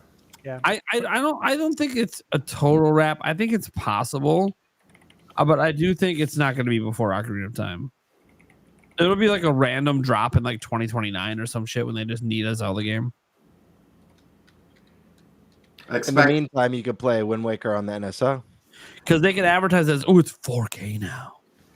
Expect everybody to go crazy over, oh, you guys already have Wind Waker. It's on NSO. Here's the thing. The reason why it's taking so long. The Link's Awakening remake was still fucking badass. Here's the thing, though. The reason why it's taking so long to get Wind Waker HD on the Switch family is because they're actually planning on bringing back the cut content that we never got to experience. Those missing temples. Yeah, they're coming back. The GameCube Island. Yeah. Fuckers. You took away Tingle's quest? Dude. That when are we getting Tingle back in Zelda? I love Tingle. I'm a huge Tingle fan, so Let's double pack next year. Yeah, that's what I was about to say. That's when he shows up. I still think they're both coming. They are. It's just a matter of when. I want Tingle to be in the next 3D Zelda game. He better be there. Absolutely. He better be there. And I want First Four Figures to come out with a replica of the Tingle tuner. Yes. Right? How sick would that be? Sick. Paul Gale, let's talk. I'll buy that day one. It's crazy. All right. Let's see here. Demonic Brawler said, if you think 2025 is a good year for us Nintendo fans, just wait for the new 3D Mario, Splatoon 4, Pokemon Gen 10, and Zelda Remake. He's not wrong. All of that is possible in 2026. Just think about that. A new 3D Mario, Splatoon 4, Gen 10 Pokemon, which we already know is leaked, and a Zelda Remake, that all could be in the same year. Yeah. Smash Bros could too. Yeah, Smash. Yeah. Could, Smash I was about to say that leaves out a number of likely Huge possibilities. Monolith, the next Monolith. Yeah, game, the Fire Monolith game. Emblem. Yeah, A lot of big stuff. Oh my God. 2026 is gonna be insane. I mean, I know this is all just possibility. Gen 10 is the one that's leaked already, but 3D Mario's got to be coming. I mean, come on. Yeah. Come on. Yeah. The rest we'll see. You know, they're going to choose next year, 2027. They got to spread things out, but I think 27 maybe. Splatoon, I think Splatoon makes sense next year because I do think they're going to try to do what they did with Switch and Double Dip, do Splatoon 4 and Splatoon 5 in the same gen. Duskbloods too, yeah. Duskbloods, oh yeah, Duskbloods is next year. Mando said that in chat. It's like, yeah, there's so much coming. Yeah, it's gonna be 2026. Like, if you guys think this year's already crazy, next year's already set up to be pretty insane. We just gotta wait for those directs. Probably get Rebirth next year too. Yeah, probably Rebirth next year. Yep. That's gonna be stupid. And who knows what else from third parties? It's gonna be. You know what else comes out next year? Yeah. Yeah, good luck. Candy Party 4, baby. GTA 4. Yeah, GTA 4. That's what's coming. That's what's next. I mean, yeah, it's rumored to come or leaked, I think, to come to Switch 1. Yeah. But like, look, can we just get GTA 6 on Switch 2, please? That's really what we need to happen. Rebecca. One time, my cousin's kid bought a new DSi from Walmart and turned out it was used. How they know? There were not safe for work pictures already on it. Ooh. Damn. Did imagine someone using the DSi for that? I imagine that was very pixelated. Yeah. Yeah. I mean, at least it was the DSi, you know? Still. 320p. Damn. That's crazy that they left it. Dude, I'm all for some naughty pics. All right, I love naughty pics. They're great. There's plenty of them between me and my fiance. We weren't using the DSi though. We ain't using the DSi for that. Right. You know, I want to enjoy what I'm seeing. I don't want to have to question if that pixel's in the wrong spot. All right. How did you forget to take out the SD card? I say bring back the days All you gotta do of is take out that scramble. SD card and call it a day. What, the scrambled channels? Yeah, I was about to say bring back the Oh days of no! scramble vision. Turn them into You know, when you Yeah, you're I a think young I see adolescent, you're like, something. I think I see a nipple. I think Yeah, I see a nipple. Those were the Oh, glory man. days, man. Surprised they haven't made an app for that or something. I know, right? I'm That's still gotta looking be on the App Store. I got to type it in and see if something pops up. At least look at it this way, you won't have to blur anything out. Pre-blurred. Just more excitement for hype for Switch 2. Heck yeah. 3 weeks away. Fuck yeah, dude. Oh my god! And we have. That's so crazy. I'm doing a midnight launch stream. I might even attempt, because I know Stash is going to be in line. I might be like, dude, I need to call him in. We're gonna call him in, have him call in to say hi to everyone, because like he's gonna have a different experience where he's at versus what we're having. Oh, We're getting great. early. We're setting up chairs. Hell yeah! We might have a paper bag. Do the paper bag beer. I don't care. I don't care. Fuck it. That's how I roll, man. That's how You're I roll. doing it. I'm doing it. Fuck I it. treat it like it's Vegas. He's got old English in a You're paper like, bag. Look, I'm not handing it out to you fuckers, but I'm doing it. Yeah, I ain't handing it out, but I'll do what I want. Yeah. Oh boy. Fucking ain't right. Fucking ain't right. Hold on, I gotta shout out one in the chat. I will smoke a cigar though, for sure. I will bring a cigar because this is a monumental moment. There you go. Right. The Grateful Dead. This is a feature, not a bug. Talking about the nudie pics. A feature, not a bug. Yeah, I was gonna say that sounds like a bonus, although Right. it's still one of those. I think I see a tit, but I'm not sure if that's the tit or the head. Can't tell. Rebirth is on PC. Yes, it is. It is on PC. And guess what? It's also going to be on Switch 2 next year. So Ooh, that's a really good question. I didn't think about this until he just said something. COD this year or next year? This year. I think this year. I think it's this year. They'll announce it this summer. Switch 2 logo will be there. Or they're going to do that stupid thing where it's announced at the Xbox one, but then they save the Switch announcement for the fucking direct. Oh yeah. And dude, is anyone else like tired of that shit? Yeah, I hate when they do that. Like, why are we treating it special? Just put the fucking logo in the. Just call it a day. Yeah, surprise! It's here too. We're trying. Don't look. If you're gonna support the system, then support the system. Enough of this surprise bullshit. But is it the devs or is it Nintendo? I definitely think it's the devs. I think it's the devs, because the devs think it'll be better for their game if they put it special in a direct. But it's like, okay, yeah, fine. It's neat because we get to see Switch footage. But it's like we can anyways announce the game, and then Nintendo can upload a trailer for their specific version of the game. Right. Not fucking difficult. It's not like casuals are watching all of these things anyway. So yeah, who are you really surprising? Yeah, in this matter, so you can do both, honestly. But the thing is, if you're gonna do both, then in the Switch 2 Direct in June, it's gotta be part of like the sizzle reel. You can't have like a whole section dedicated to it, you know. Unless you're announcing a new mode or something, I guess, if you want to do it that way. But it's gotta be something new if you're gonna show it again in the same month, you know. The Brawler comes in and says, "I can't wait to see the new 3D Legend of Zelda." Dude, that's jeez. Is that next year? The next. I'm thinking of the movie. Sorry. Yeah, the next is probably like 3-4 years away, but I mean they can show it at any time because Nintendo always shows 3D Zeldas like years ahead of time. Yeah.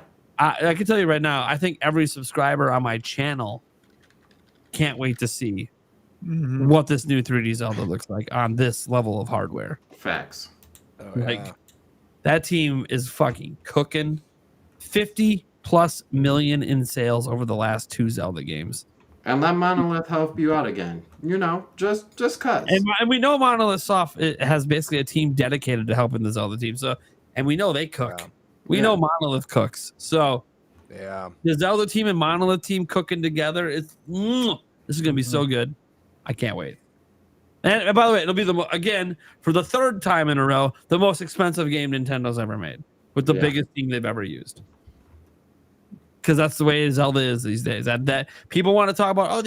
No, Zelda is a traditional AAA big budget motherfucking game these days. That's just the way it is. Yeah. But it has the sales now to back that shit, so yeah, can justify it.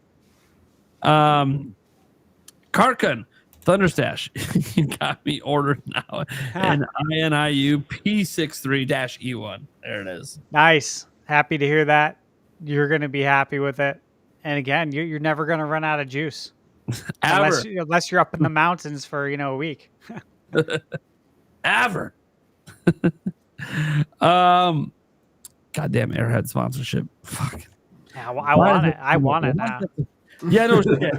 I'm making fucking Airheads. Am I gonna have to send the email? God damn it. Yeah, they're not gonna respond. They're probably not gonna respond, but I just had to drop a little knowledge on you, that's all. Fuck. Listen, we couldn't get Milk as a sponsor. Airheads, you're our last hope.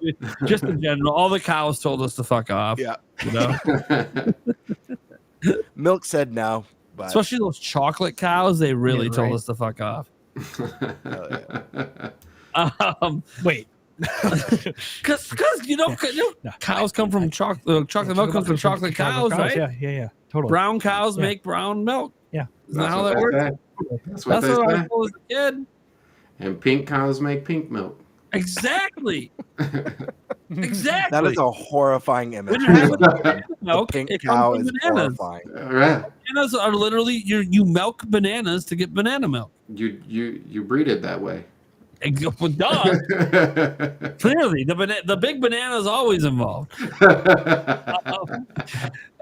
Char's being like, Warheads are better than Airheads. Well, look, when you're going to talk about candy, there are personal preferences.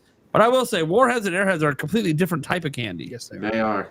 You know? Like they're definitely like different tiers. Warhead is a hard candy.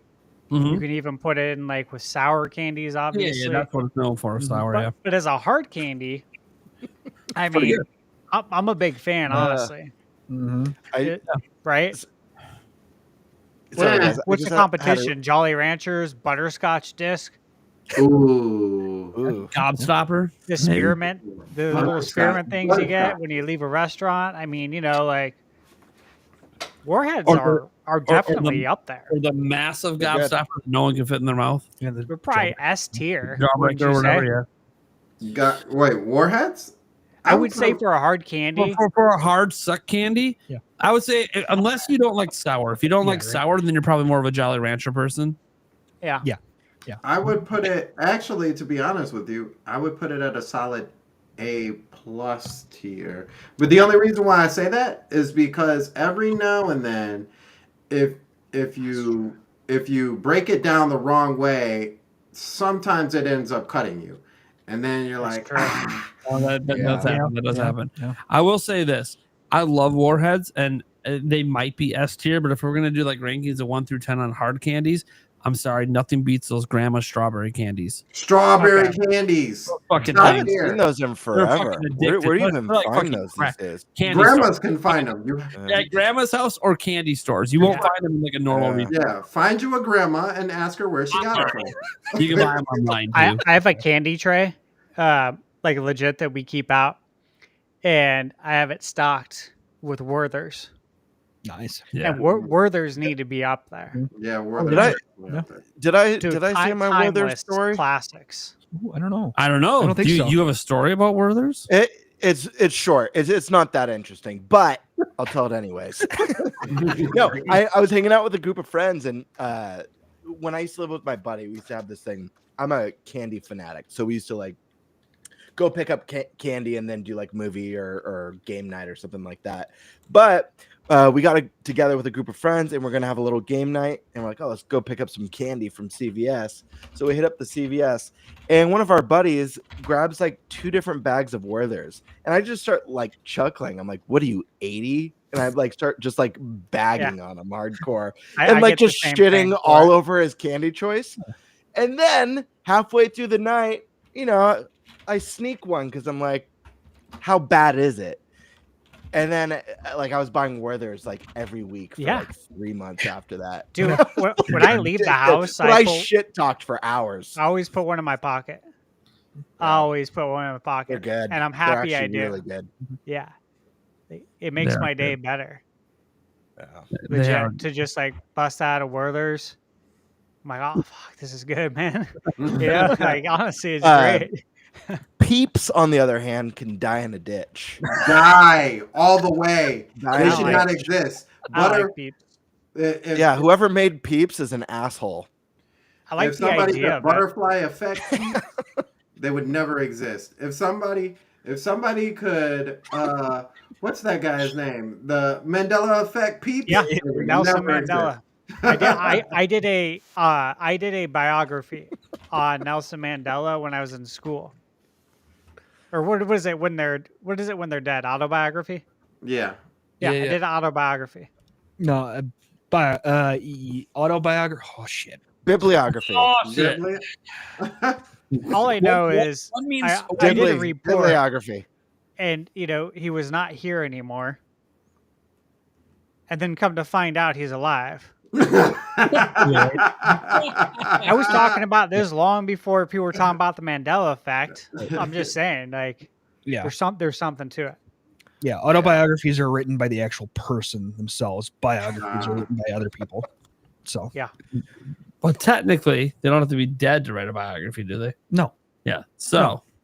But they do if they have to be living in order to do an autobiography. Yeah, they do have to be living in an autobiography. Yes. Well, more potentially. AI is fucking coming into play. Potentially, no. Well, that's not written by them though. See, what if it's not written by them? But I will say, no. There are times that an autobiography was written, but they died before it got published. Yeah. That has happened. what if they're cryogenically frozen?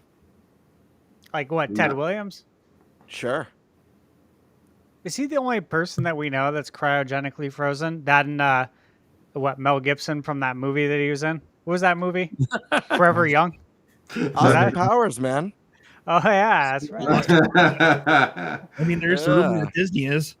That's how he got his mojo. There's a rumor that Disney is, but I don't think we have the technology yet to keep them alive.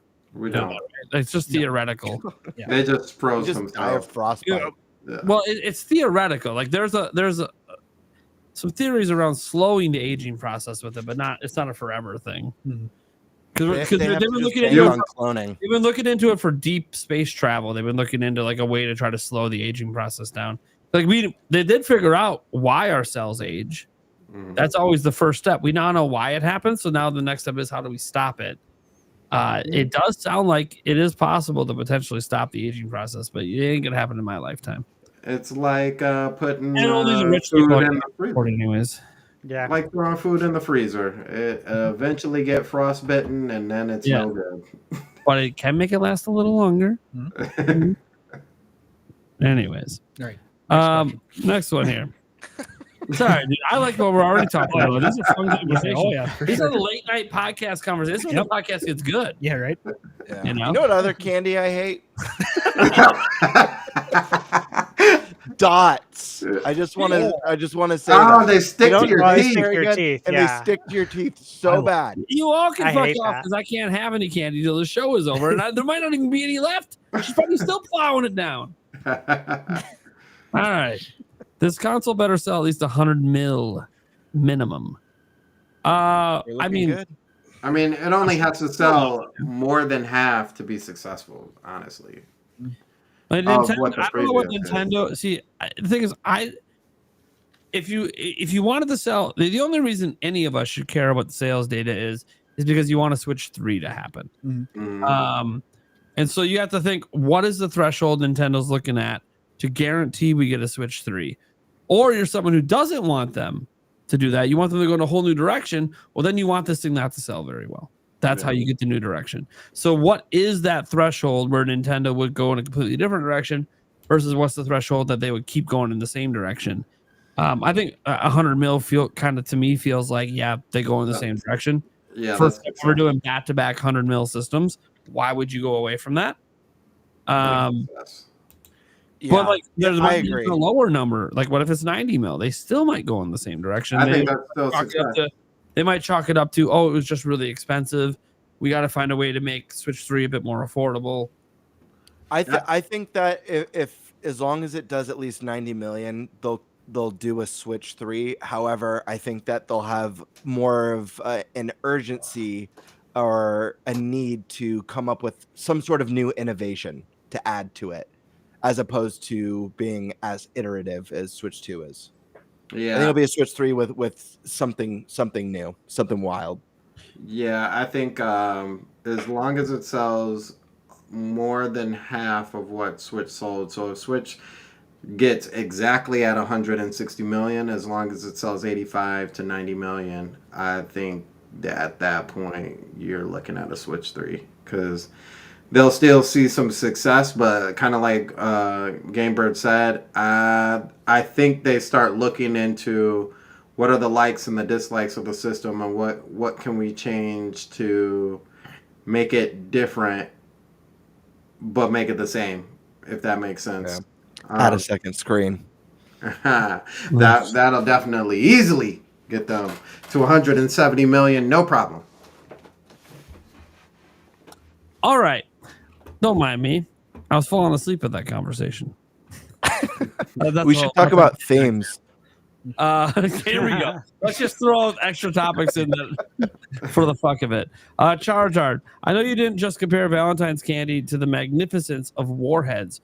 Warheads test your metal. They make men out of boys. I don't think they test my metal. They're just delicious. Yeah, they are. I like sour candy, so like to me, it's just delicious. You know which one turns makes men out of boys? The black cherry. I was about to say. I thought you were about to say what I was thinking. I was thinking black licorice. Oh, that too. Some people like that. Yeah. I hate black licorice. Yeah, like see? But it will. We'll put some hair on your chest. That will put hair on your chest. I actually like it. It was an acquired taste, though. When I first had it as a kid, I hated it. Now I enjoy it. I like black licorice more than red. Pokemon fan. You take those disgusting jelly beans that are all the nasty flavors. If you take a handful of those and shove it in and eat. Oh God. Whatever. No, God, where they have like milk flavor. Yeah, popcorn flavor. Yeah, you're talking about the Bean Boozled or whatever. No, if I'm talking about the Bean Boozled ones, those are even worse. Yeah, just like all the gross flavors of the Jelly Bellies. Oh yeah. If you can take a handful of that, you're a man. Yeah. All right. Let me see here. I like slightly stale Peeps. I'm a monster. You are a monster. Yeah. I almost You know what? You know what I haven't tried with a Peep? You know what? I need to try this sometime. Microwaving it? No. Fuck that. No. You know, why don't you ever have a Peep s'more? I knew you were gonna say that. There's a reason. It still sounds disgusting. There's a reason. Cake and sugar, man. Dude, a Peep. Oh, okay, cake and sugar. Marshmallow is just sugar. No, it's like but there's sugar on the outside. Yeah, you're blacken that something. Wait. I'm getting You upset. feel it grinding in your teeth. The sugar. What if you like come the after texture? you here. I'm getting very upset right now because I hate Peep so Are you- much. The reason why you don't put a Peep on a s'more. Wait. You hate it so much? Yeah. Here's what's happening. We all go to PAX West. I'm going to force everyone to have a Peep s'more. That's gross. Well, we're gonna have a peep show there or what? Live on the podcast, we're all going to have one, and everyone's going to punch me out. It is what it is. We can rank it. The reason why you don't make This is the s'mores with disgusting Peeps thing I've ever is eaten in my because life. Fuck they're the it. shittiest. They're the shittiest That quality brings out the airheads. marshmallow. Gotta make up Yeah. for this. Better off just buying a regular marshmallow. Fair enough. No. So after I forced everyone to have it because you guys think it's going to be disgusting, Stash over here is like, good thing I got that Werther's in my pocket. Yeah, right. Let me wash it down with some Werther's. Peeps are the equivalent of we have marshmallows at home.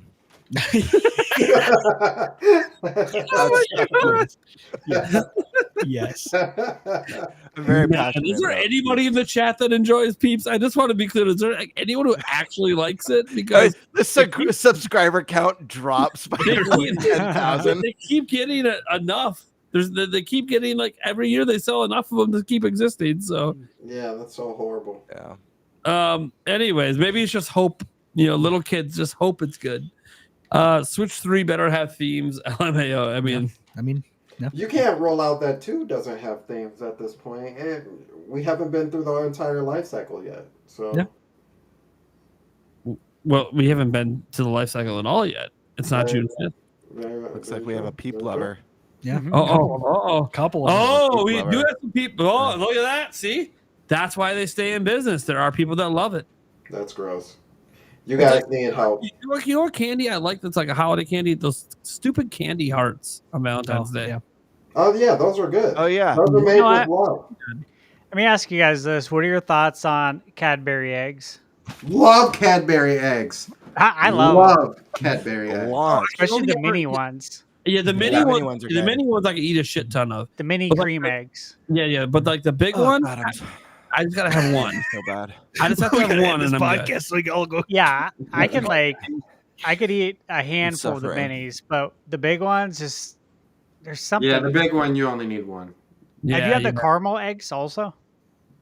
Oh, the caramel The ones Cadbury are good. caramel eggs. We're making everyone want to talk candy. The super I'm chats just keep saying, coming in. they're very good. They're very good. If you haven't had it, Everyone's make sure you get it next year. Dude, we might need to start a secondary podcast, the Candy House. When always, We just when- review It would, these. to be When honest, it would always- probably be huge. Yeah. No joke. Yeah, is it's there so a- niche. There's gotta be a candy podcast out there somewhere. when always said, have you guys ever had moon pies? When always excuse yourself. Oh yeah, Oh, plenty. Excuse yourself. oh, Disgusting. oh. I like moon You know, pies. You know, I had Star Crunch over moon pies all day. Oh, Star You know Crunch. what? Yeah. So much. you know know what candy I hate? Great packaging too. Cowtails. You know what? Oh, cowtails are awesome. Cowtails are so good. I love cowtails. Cowtails I are love great. cowtails. Cowtails. I got one more. For you. I keep telling you the shit I hate, but I hate Three Musketeer bars. What? Are you serious? Like, Are Dude. you serious? Oh, that no. filling is ass, bro. No, you're yeah, no. okay. I hate Snickers, and everyone seems to love Snickers. So Snickers are I'm not a good. huge They're Snickers solid. fan. They're not the best. I don't but like. they're I don't solid. like hard. I don't He doesn't like like hard nuts in his chunks of mouth. nut in Oh, my wait. chocolate. No, You're no, not- no. I don't like hard chunks of nut in my mouth. Like it's just like with peanut butter. I don't want crunchy. I want creamy. Yeah. Pause. Right. We're the oh, dude, we need to start a Cream. cream cast now too. I love the word Oh, creamy. no, it's about to get worse with one of these super chats. Oh, Just yeah. you wait. Keep your licorice and pucker up with warheads. Okay, yeah. Lots of warheads love out there. I know. Yeah. Forget warheads. Crybabies were better. Oh my god. Oh, Crybabies, Crybabies. yeah. I forgot about Yeah, that. Crybabies. Yeah. Yeah, I forgot about those. Joycey J comes in saying, I like candy corn and I won't hear any slander against it. I like candy corn, but I eat it in sections. I always eat them. Yeah. You eat it by color. I do that funny. too, and I think it helps to like not overeat because when you do overeat candy corn, you start to feel like shit, like Joyce, real if you quick. have It's candy just corn that pizza. sugar. You send me a picture Yeah. of a candy corn pizza. Oh, Please tell me you have not ate a candy corn pizza. Like the That candy sounds corn gross. legitimately got cooked and melted onto the pizza. That sounds gross. Oh, Like man. don't. Are you Vodka baked mad beans. at that into candy corn? Holy I crap! really like candy corn a lot though. It's very nostalgic. Yeah, that's all I get though. When I have it, I don't really like it. It's more like a. It's it something to feeling. do. It I reminds have me a of childhood. read the caption. Yeah. yeah. Yeah, I Yeah, read the totally. caption. I did read the caption. Yeah, Remind me in a Devil future. together to defeat this devil. Yeah, I know. I Yeah. just Yeah. Remind me in a future episode. I have a gnarly candy story. It's too Yeah. long to tell at this hour, fair. but it's worth sharing online to the masses. Oh, so what you? Fair So what he's saying is this candy cast needs to happen. Yeah. Did not expect this. Crybabies are for crybabies. Warheads nuke taste buds. I've never had my taste buds nuked by Warhead. But you know, there are some people that do think like some people just can't handle sour. They think sour gummy worms are sour. I'm like, dude, those are just delicious. What are you Yeah. talking about? I think I might Yeah, have. they're- I'll see the blue and red. Good. The blue red gummy worm. Fuck. You know what? Sour candy's bomb is the sour Mike and Ike's. They're so good. Oh yeah, Mike and I Just hot, pick it. hot Come on, tamales. Hot tamales. Hot Classic. tamales are pretty good. I really wanted Conversations. wanted to find the red hot fireballs, but I think I think they stopped making them now. The atomic fireballs. That'd be a shame if they did. Yeah. We got some up here in Michigan, but it's like the northern LP of Michigan. There's like a bunch of I stores. can't find them that- anywhere near in stores. Yeah. Well, Sucks. sometimes they're not. A lot of the candies sometimes aren't in stores anymore. You just have to buy them online. Like Yeah. Sucks. they apparently have them at Walmart. I don't know if they have them at local. No. I'd have to change the local to see if it's there. But the point is, they're still sold. They're still a thing. So maybe people just didn't buy them around here enough. So got rid of it. I fucking love and my favorite candy are salted nut rolls. Oh yeah. All the nuts in his mouth. Yeah, see, that's it's not nuts and chocolate, so I'm cool with it. That being said, speaking of nuts, Cadbury egg nut in your mouth, according to Rebecca. There you go. Wow. Hey, we all like the creamy Come shit. on, more. Yeah, I told you, people like this candy talk. Telling you, dude, we get massive support super chat wise if we did a candy podcast. Yeah. It'd be sick. We get some sponsors up in here. That's what I'm telling you. Yeah, we gotta do a show where we What's wrong with you? review something and eat candy. Let's just eat candy next podcast. Everyone show up next week with candy. Every topic please. we start eating a new candy. Yes. Yeah. I'm down. God, of course you're down. Yeah. I'm on a diet. I'm not supposed to be eating like hardly any candy. Well, I was going to say I'll go just throw an extra day at the gym. Eat whatever I want. Yeah, my metabolism doesn't work that way. You're right. Warhead's best sour, S'morsels best sweet candy. Interesting. I've never had s'morsels. I've never had Never even heard of S'morsels. it. Yeah, I haven't had it never heard either. of it I either. feel like this might be a candy ordered for next week's show. S'morsels. I gotta. All right. All right. Is that wait? I Is do that It's kind of like they're kind of like the chocolate covered chocolate cracker chocolate bite movie theater candy? I guess it is considered a candy. Yeah. Okay. Interesting. It's just like the cookie dough bites. Oh, Well- actually, Walmart listed as S'morsels cookie dough bites. Interesting. Yeah. Oh, geez. I'm sure Sounds that's good. great. I do the thing whenever I go to like a 7-Eleven or a CVS or wherever and I'm in the candy section. Anytime I see a new candy I've never seen before, I get so intrigued I have to buy it. Like I'll buy one that I know I love and then I buy the new one. I feel like we got to get this for the next week's show. We got to kick it off with some s'morsels. We should do a s'morsel giveaway. That's what we should do. Dude, they'd go wild. They would just go absolutely nuts. Dude, I swear if I eat it, it's like the greatest kind of that candy I've ever had. I'm gonna be fucking pissed because I can't buy it locally. Yeah. Great. Take the lemon crybaby challenge. 10 back, 3 back. Not I sure. don't know what that means. The lemon crybaby challenge. Let me just type it into Google. Yep. Lemon crybaby challenge. Is it just those lemon candies? I know about the lemon candies. So is it a widely recognized or dangerous challenge? So it's not dangerous, thank God. Yeah. You know, is you really the idea of giving a baby lemon juice or what? I'm not giving a baby lemon juice. Yeah, that's what I'm seeing too. Everything I'm seeing is about babies and lemons. Don't get me wrong, it's probably hilarious. One, I don't have a baby anymore. Two, just no. I don't like challenges that involve like making babies uncomfortable. You know? I just realized that tomorrow there's going to be a timestamp for candy talk. Oh yeah. I might actually have to clip it. Yeah. Michiganders unite, says Rebecca. No, it must be a common candy in Michigan. Michigan life. There you go. Thoughts on Open World 3? Oh, see, someone had to interrupt the candy talk. Yeah, try and stay on topic, pal. Yeah, right. Yeah. We've been past this already. How dare you gaming talk on a gaming podcast? Yeah, what's wrong with you? The podcast changed like 20 minutes ago. Thoughts on an Open World 3D Mario idea / possibility? I mean, that's the common assumption. People think it's going to be an Open World 3D Mario game. I'm not completely sold that's the direction they're going to go in just because of Bowser's Fury. Yeah. I kind of feel like they've been doing open zone for a long time, and like their last game absolutely blew up. It's the best-selling 3D Mario game by like a huge margin. I don't think you need to go full open world, but I would like to see them, whatever the collectible is, like the moons or the stars, I would like to see it be not so we're just tossing moons everywhere to toss them everywhere and have it actually be fun to collect them. Yeah, totally. You know, I'm kind of done with that sort of thing, or like the Korok seeds. Like, make it something that is actually fun every time. and you feel accomplished rather than I ran under a bridge and here's your moon. Have a good day. I'm like, what the fuck? You know? Or, oh my God, I can ground pound in this level 17 times and every mound is a moon. Like, oh, come on. You know? But maybe, and then finally we end the way we should have never stopped. The Nintendo Sweet Bites needs to become a thing. We got to get a hold of a candy company.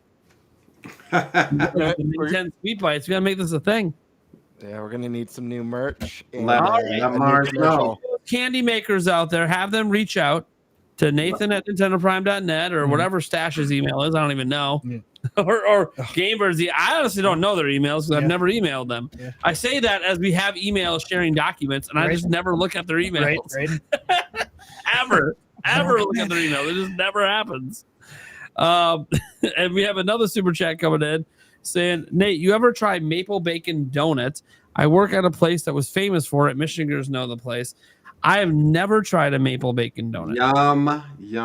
Oh, it's amazing. Yum. I do love maple I've never bacon. had one either. Like candied maple bacon. Oh, it's so good. But that just sounds like it'd be even better as a donut. Oh, it's so good. Is that something you could get at like a Krispy Kreme or a Dunkin' Donuts or something like that? Or is that like a specialty It's probably item? specific to like I'd like to try it. Chops. Oh no. You gotta if you don't know what Sweetwater's is, you may not know. I don't. I've heard of It's Sweetwater. I've heard of it. That's where you, I'm right next to Michigan, well, at least the Upper Peninsula. right. Yeah, that's where you got to get some of the good stuff. Sweetwater's. All right, next time in the UP, I'm gonna have to look. I'll have to look around. So hungry right now. Sweet tarts. Sweet tarts. Oh, and I like the soft ones actually over the hard ones. Yeah, soft ones are good. They're both great. The soft ones They're are so both great. good. Yeah. They're so good. My phone keeps listening to me because he keeps wanting me to order candy. God damn it! I'm looking at candy right now. I love Starburst too. Are we gonna do anything next week? Is what the fuck? Oh, God. Yeah, we already did that one. All right. Dunkin' Donuts actual donuts are gross and for the streets. You know what I will say about donuts? I don't know what it is, but like we have these gas stations around here called Quick Trip. Oh yeah. They're fucking just their basic donut. What the fuck is it? Oh, they're Glazer. Yeah, they're Glazer. They're the fucking Glazers. They're just fucking like crack. Mm-hmm. You get a QT, fucking down it in like 2 seconds. Can't stop. Mm-hmm. We have QT here. It's the shit. Yeah, I don't know what it is, but it's just fucking like crack. It's so good. Our Quick Trips are KT. Yeah, they're so fucking good. Mm. I literally don't get it. And like I was watching on TV the other day. Fuck, they know how popular they are. They fucking have all like entire factories here in Wisconsin that just make fucking millions of them every fucking week because people literally can't stop buying them. They're like fucking crack. I don't know what the fuck they're doing to them. They're so good. Well, they actually probably put crack in it. That's what it is. Just like used to put actual Coke and Coca-Cola. Yep. They don't want to let they'll deny. No, we didn't. Motherfuckers. It was part of the name. Yeah, right. People know. Yeah, right. That was back when solve any problem. You just need a little cocaine. Yeah. So, you have a cold? Take some cocaine. Most people don't know. Oh, you got pain? Take some cocaine. Yeah. Literally, guys, this sounds crazy today, but back in the early 1900s, that was a very, very common. It was sold at medicine shops over the counter, like cold medicine. Well, that's why heroin's named heroin, is because that was a big time, drug. And people are like, it worked. I'm like, well, it made you feel good. Yeah. I mean, even feel good. That's for sure. Not today, but don't do drugs. When I was young, when the babies were crying, Grandma would always tell you to rub some rum or some bourbon on there. Oh, that was a very common one. Yeah. Or you want them to really fucking shut up. You put the little cough syrup on. They're like, shut the guy. What are we doing to our kids? They put cough syrup on the fucking pasties. I guarantee that happened to me as a kid. And I know my grandpa definitely did the booze one. That's probably why I could handle so much. A lot. That's probably Let why. me get you started. Yeah, dude, the things they used to do back in those days, you look at it today, no, Absolutely not. That is really bad for the baby. No one gave a shit back then. Just shut you the fuck up. They just wanted to stop babies from crying. My God, dude, it's crazy back then. Like, I remember my very first time going to a Catholic school, because I went to like first grade at a elementary school, and then second grade. This is back in the 90s. They still could hit you with the fucking rulers. Yeah. Fucking nun walked in. I told her, "Who the fuck are you?" Whack! What the fuck?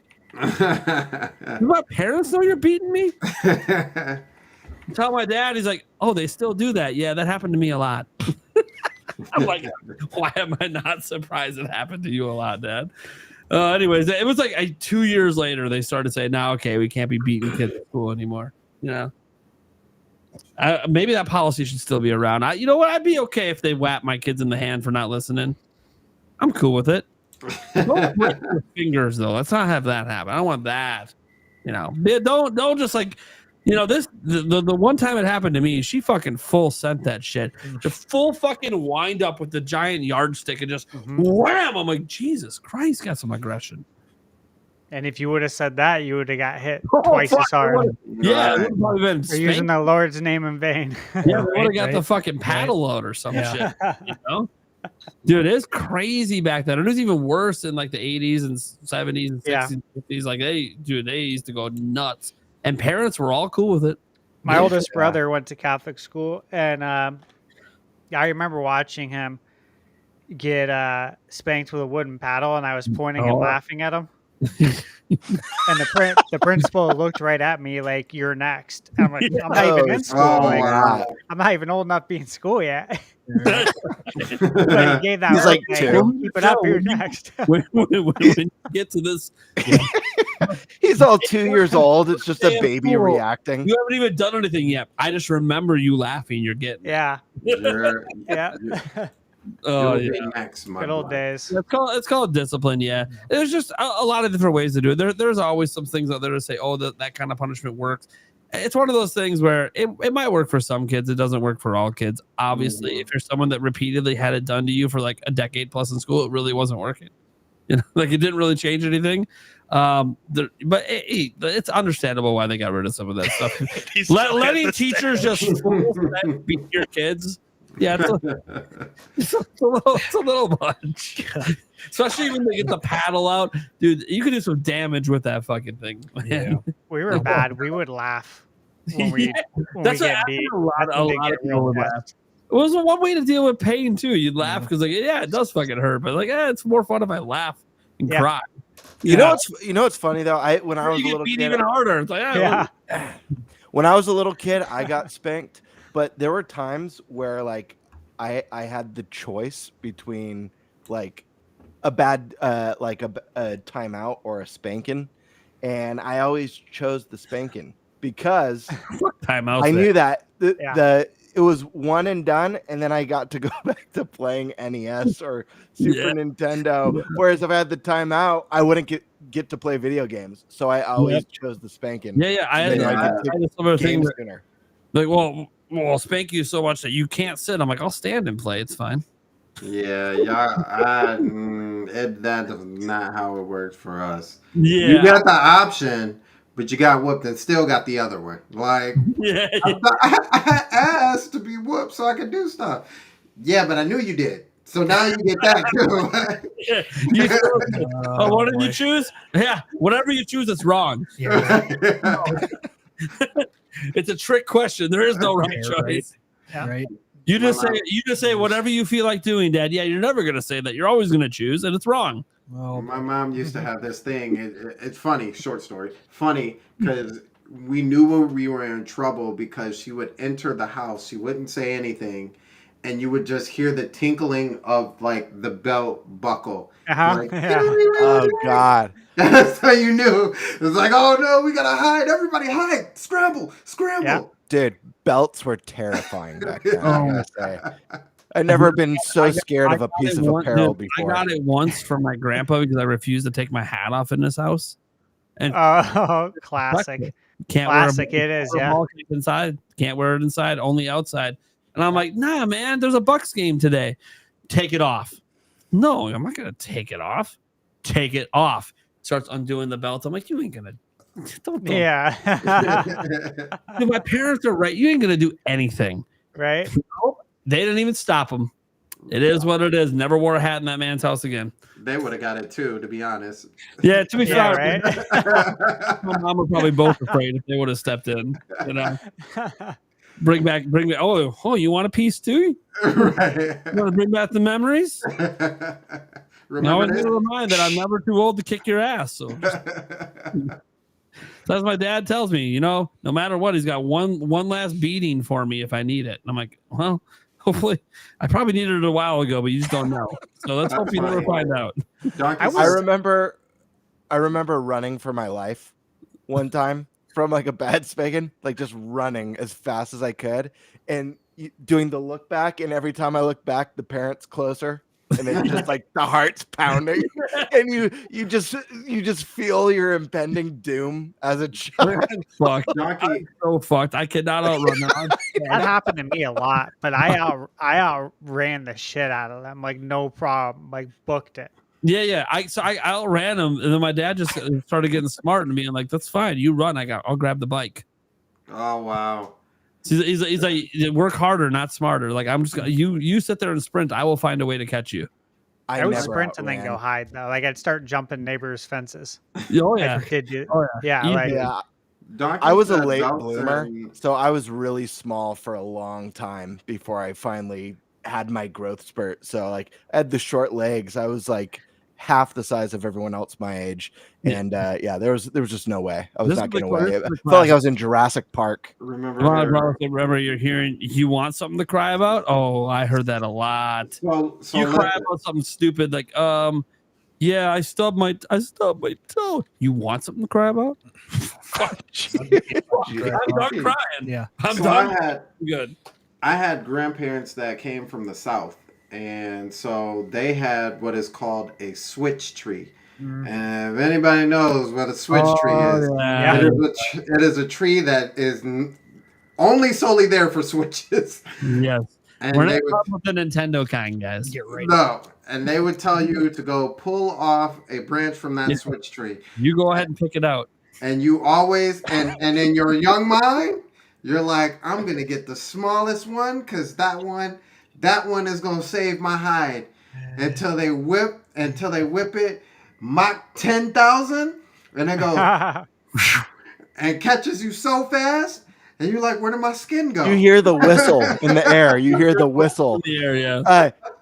Guys, and I just gotta say, we just got another new podcast idea: the Spank Cast. Oh my God! So now we got the Spank Cast, we got the Candy Cast. What's gonna be next? I don't even know. We're building an empire, my friend. And it all started with the Nintenbyte Podcast. All right, guys, we're gonna wrap things up there. This has been a lot of fun, obviously. And I guess next week we'll all be dabbling in a little candy during our topics. Although Stash apparently just does it all the time. Fuck you for eating your airheads.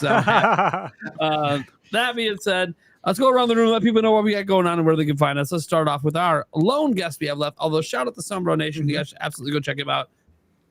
Deacon Sandstorm McDowell. Yo. So Deacon Sandstorm McDowell's, ladies and gentlemen. You can find me at the Sandstorm Show Rebirth on YouTube as well. You can find me at Deacon Sandstorm McDowell on Twitter. And actually, I'll throw that out for my Instagram as well, too. So we have a giveaway going out for the Switch 2.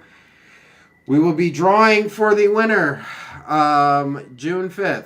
And I was so lucky, and I love my mom so much because she was one who was able to get me another one. So, yes. So, in all my terrible times, mom came through on top. So, but yes, definitely check us out. We're there Saturdays at 7 o'clock. We're on the Winging It Podcast at 7 o'clock on Sundays. And on the Joe Podcast at 7 o'clock on Mondays. So, you got the whole weekend to deal with us. And other than that, I think that's all I got. Thank you guys so much for having me again. All right, Mr. Spice Lord. To Parental Advisory Cast. It's a good name, right? That is a good great name. name. Matt Weeks, thank you. Yeah, I'm here and on the Clips channel. All right. Gamebird Classic. Sup? Yeah, you guys can find me here on YouTube at Gamebird Classic, as well as on Twitter at _Birdmaster. If you like Nintendo content, check me out. If you like a little bit of laughter, check me out as well. And I hope you all love what I got cooking for this podcast. The undertake for this podcast is sweets and beats. Sweets and Yeah, beats. Yeah, I love it. I like that. Beats is like music or whatever. It is no. It's not that. We're just recalling ass beatings that we got over the years. But I deserved every single one, so it's all good. But goddamn, Thunderstash. Yep, you find me on YouTube at Thunderstash Gaming, everywhere else as well. Same. What I got going on. So I just posted a video. I think it was Monday for Figgies, new video game collectible from the creator of First Four Figures, which we talked about earlier. They got a lot of really cool IPs. I pulled a really cool gold Banjo-Kazooie. So I got Castlevania, Persona, so many other ones, Sonic the Hedgehog. Check it out. It's very interesting. I think it's really cool. I have my projector review. It's done. It's uploaded. It's scheduled. And I have another video scheduled. So I have a few videos finally coming out, and I can finally should be getting done with Assassin's Creed now soon. Finally. Getting everything done to be prepared for Switch 2. Paving the way for it. All right. I guess that leaves me. I am Nintendo Prime. I talk about Nintendo news every single day. Usually Switch 2 news, but any Nintendo news really, if it's relevant. The biggest stories, sometimes some small stories as well. We gather them all up. Some days we get multiple videos up, but you guys know what's up. The thing I'm most proud of course, is the Nintenbyte Podcast that we host every single Wednesday at 8 p.m. Central Time. And, we're trying to grow an empire here. The Sweets and Beats podcast coming up next. So stay tuned for that one. But no, you guys, I hope you guys really enjoy the show. We're trying to build something special here. And look, we've been told several times, apparently people like the longer show. Mm-hmm. Maybe because we're one of the older ones doing it. I don't know. But hope you guys are loving it. I don't even know who our guests are next week, or I would shout them out quick, but I don't actually have the list up. So whatever. I think we have Mike Odyssey. That's one of them, I think. I might be making that up. Yeah, you're probably making it up. Look, now that I said it, I feel bad if I don't actually say who the guests are. So let me load it up quick over here. The guest list. I got it. You got it? You can go to Dash. Go for it. Michael Odyssey. And none other than Lando. Nintendo Land, Lando. Nintendo Land coming on. Lando Calrissian. Yeah, baby. Heck yeah. Dude, you know what's funny? One of us should dress up as cosplay when he comes on as Lando. That'd be hilarious. Right? He'd probably be like, "Fuck you." Then you got to do it when the intro's playing, so he doesn't see it. Right? Yeah. When the intro's playing, you put it all on, and then he fucking comes on. What the fuck? That'd be great. That'd be great. All right, guys. Well, we'll be back same time next week. Clips channel is gonna start getting a bunch of videos out with the travel and everything going. I just haven't really been putting out clips. Yeah, Eric got a bunch of them done and ready to go. Mm-hmm. I just have to get them up. So, over you guys. If you think the podcast is too long, that's where you go and just get the individual topics over there. It might be an hour long topic, might be an hour and a half long topic, but then you can just say it's like watching one podcast. Mm-hmm. So there you go. So go check that out. You can hear our podcast everywhere podcasts are heard. We upload to Spotify, which sends it all up to everything. And Spotify finally updated their list, so I can actually see where all the views are coming from. Big shout out to our audio listeners. We're consistently getting over 500 audio listeners every week, which is awesome. It's continuing to grow. I wouldn't be surprised if we're at 1,000 at the end of the year, the way that it's growing right now. So I'm really happy to see that on the audio end, because again, the show is more entertaining than the video side, but it also eats up a lot of bandwidth. And when you're at work, you can't really watch videos. right? You're going to put in those earbuds and you're going to do your job. So I really appreciate our audio listeners. I know you love these long shows. Love them. And shout out to everyone who bumped into us in PAX East and had talked about the podcast. Right? It was a lot. Yeah. A lot of people talked about the podcast before they talked about my channel, which is crazy. Might have been because we were wearing podcast shirts. I mean, that might have played a role. but setting that aside, they literally were like, dude, we love the podcast. It's like a Stash and Game Bird here. I'm like, no, they're not. But let them know that we love them. I'm like, fuck we aim to disappoint. Like, you know, we aim to disappoint. Yeah. Yep. See, we aim to disappoint. See, if they were there, you would have just been even more disappointed what they're like. Yeah. So, but no, shout out to everyone at PAX East who came up to us, not just about my channel, but really about this show. I was actually taken back by how many people were bringing up the podcast and how much they love the podcast and how much it helps them through work. And they were really like, insane. They were geeking out. Like, we're talking like, this is like mega fans, man. This show is like, I don't know. It's almost like a mini religion to them every week. It's crazy how much they love this show. So thank you guys for that love and support. I want to let you know the whole crew got the message. We delivered it. You know, we were letting them know what you guys were saying because this is our show. Obviously, we can't let all the guests know, but hey, Sandstorm. Appreciate it. There you go. You made part of the today. So I appreciate all of our guests and appreciate all of our viewers because without you guys, this show is nothing but just four guys in a basement talking shit. And no one giving a shit as we rank our favorite candies. Fuck Nintendo. Fuck Switch 2. It's all about candy. All right, guys. We'll catch you same time next week. Peace out, everyone. Good night.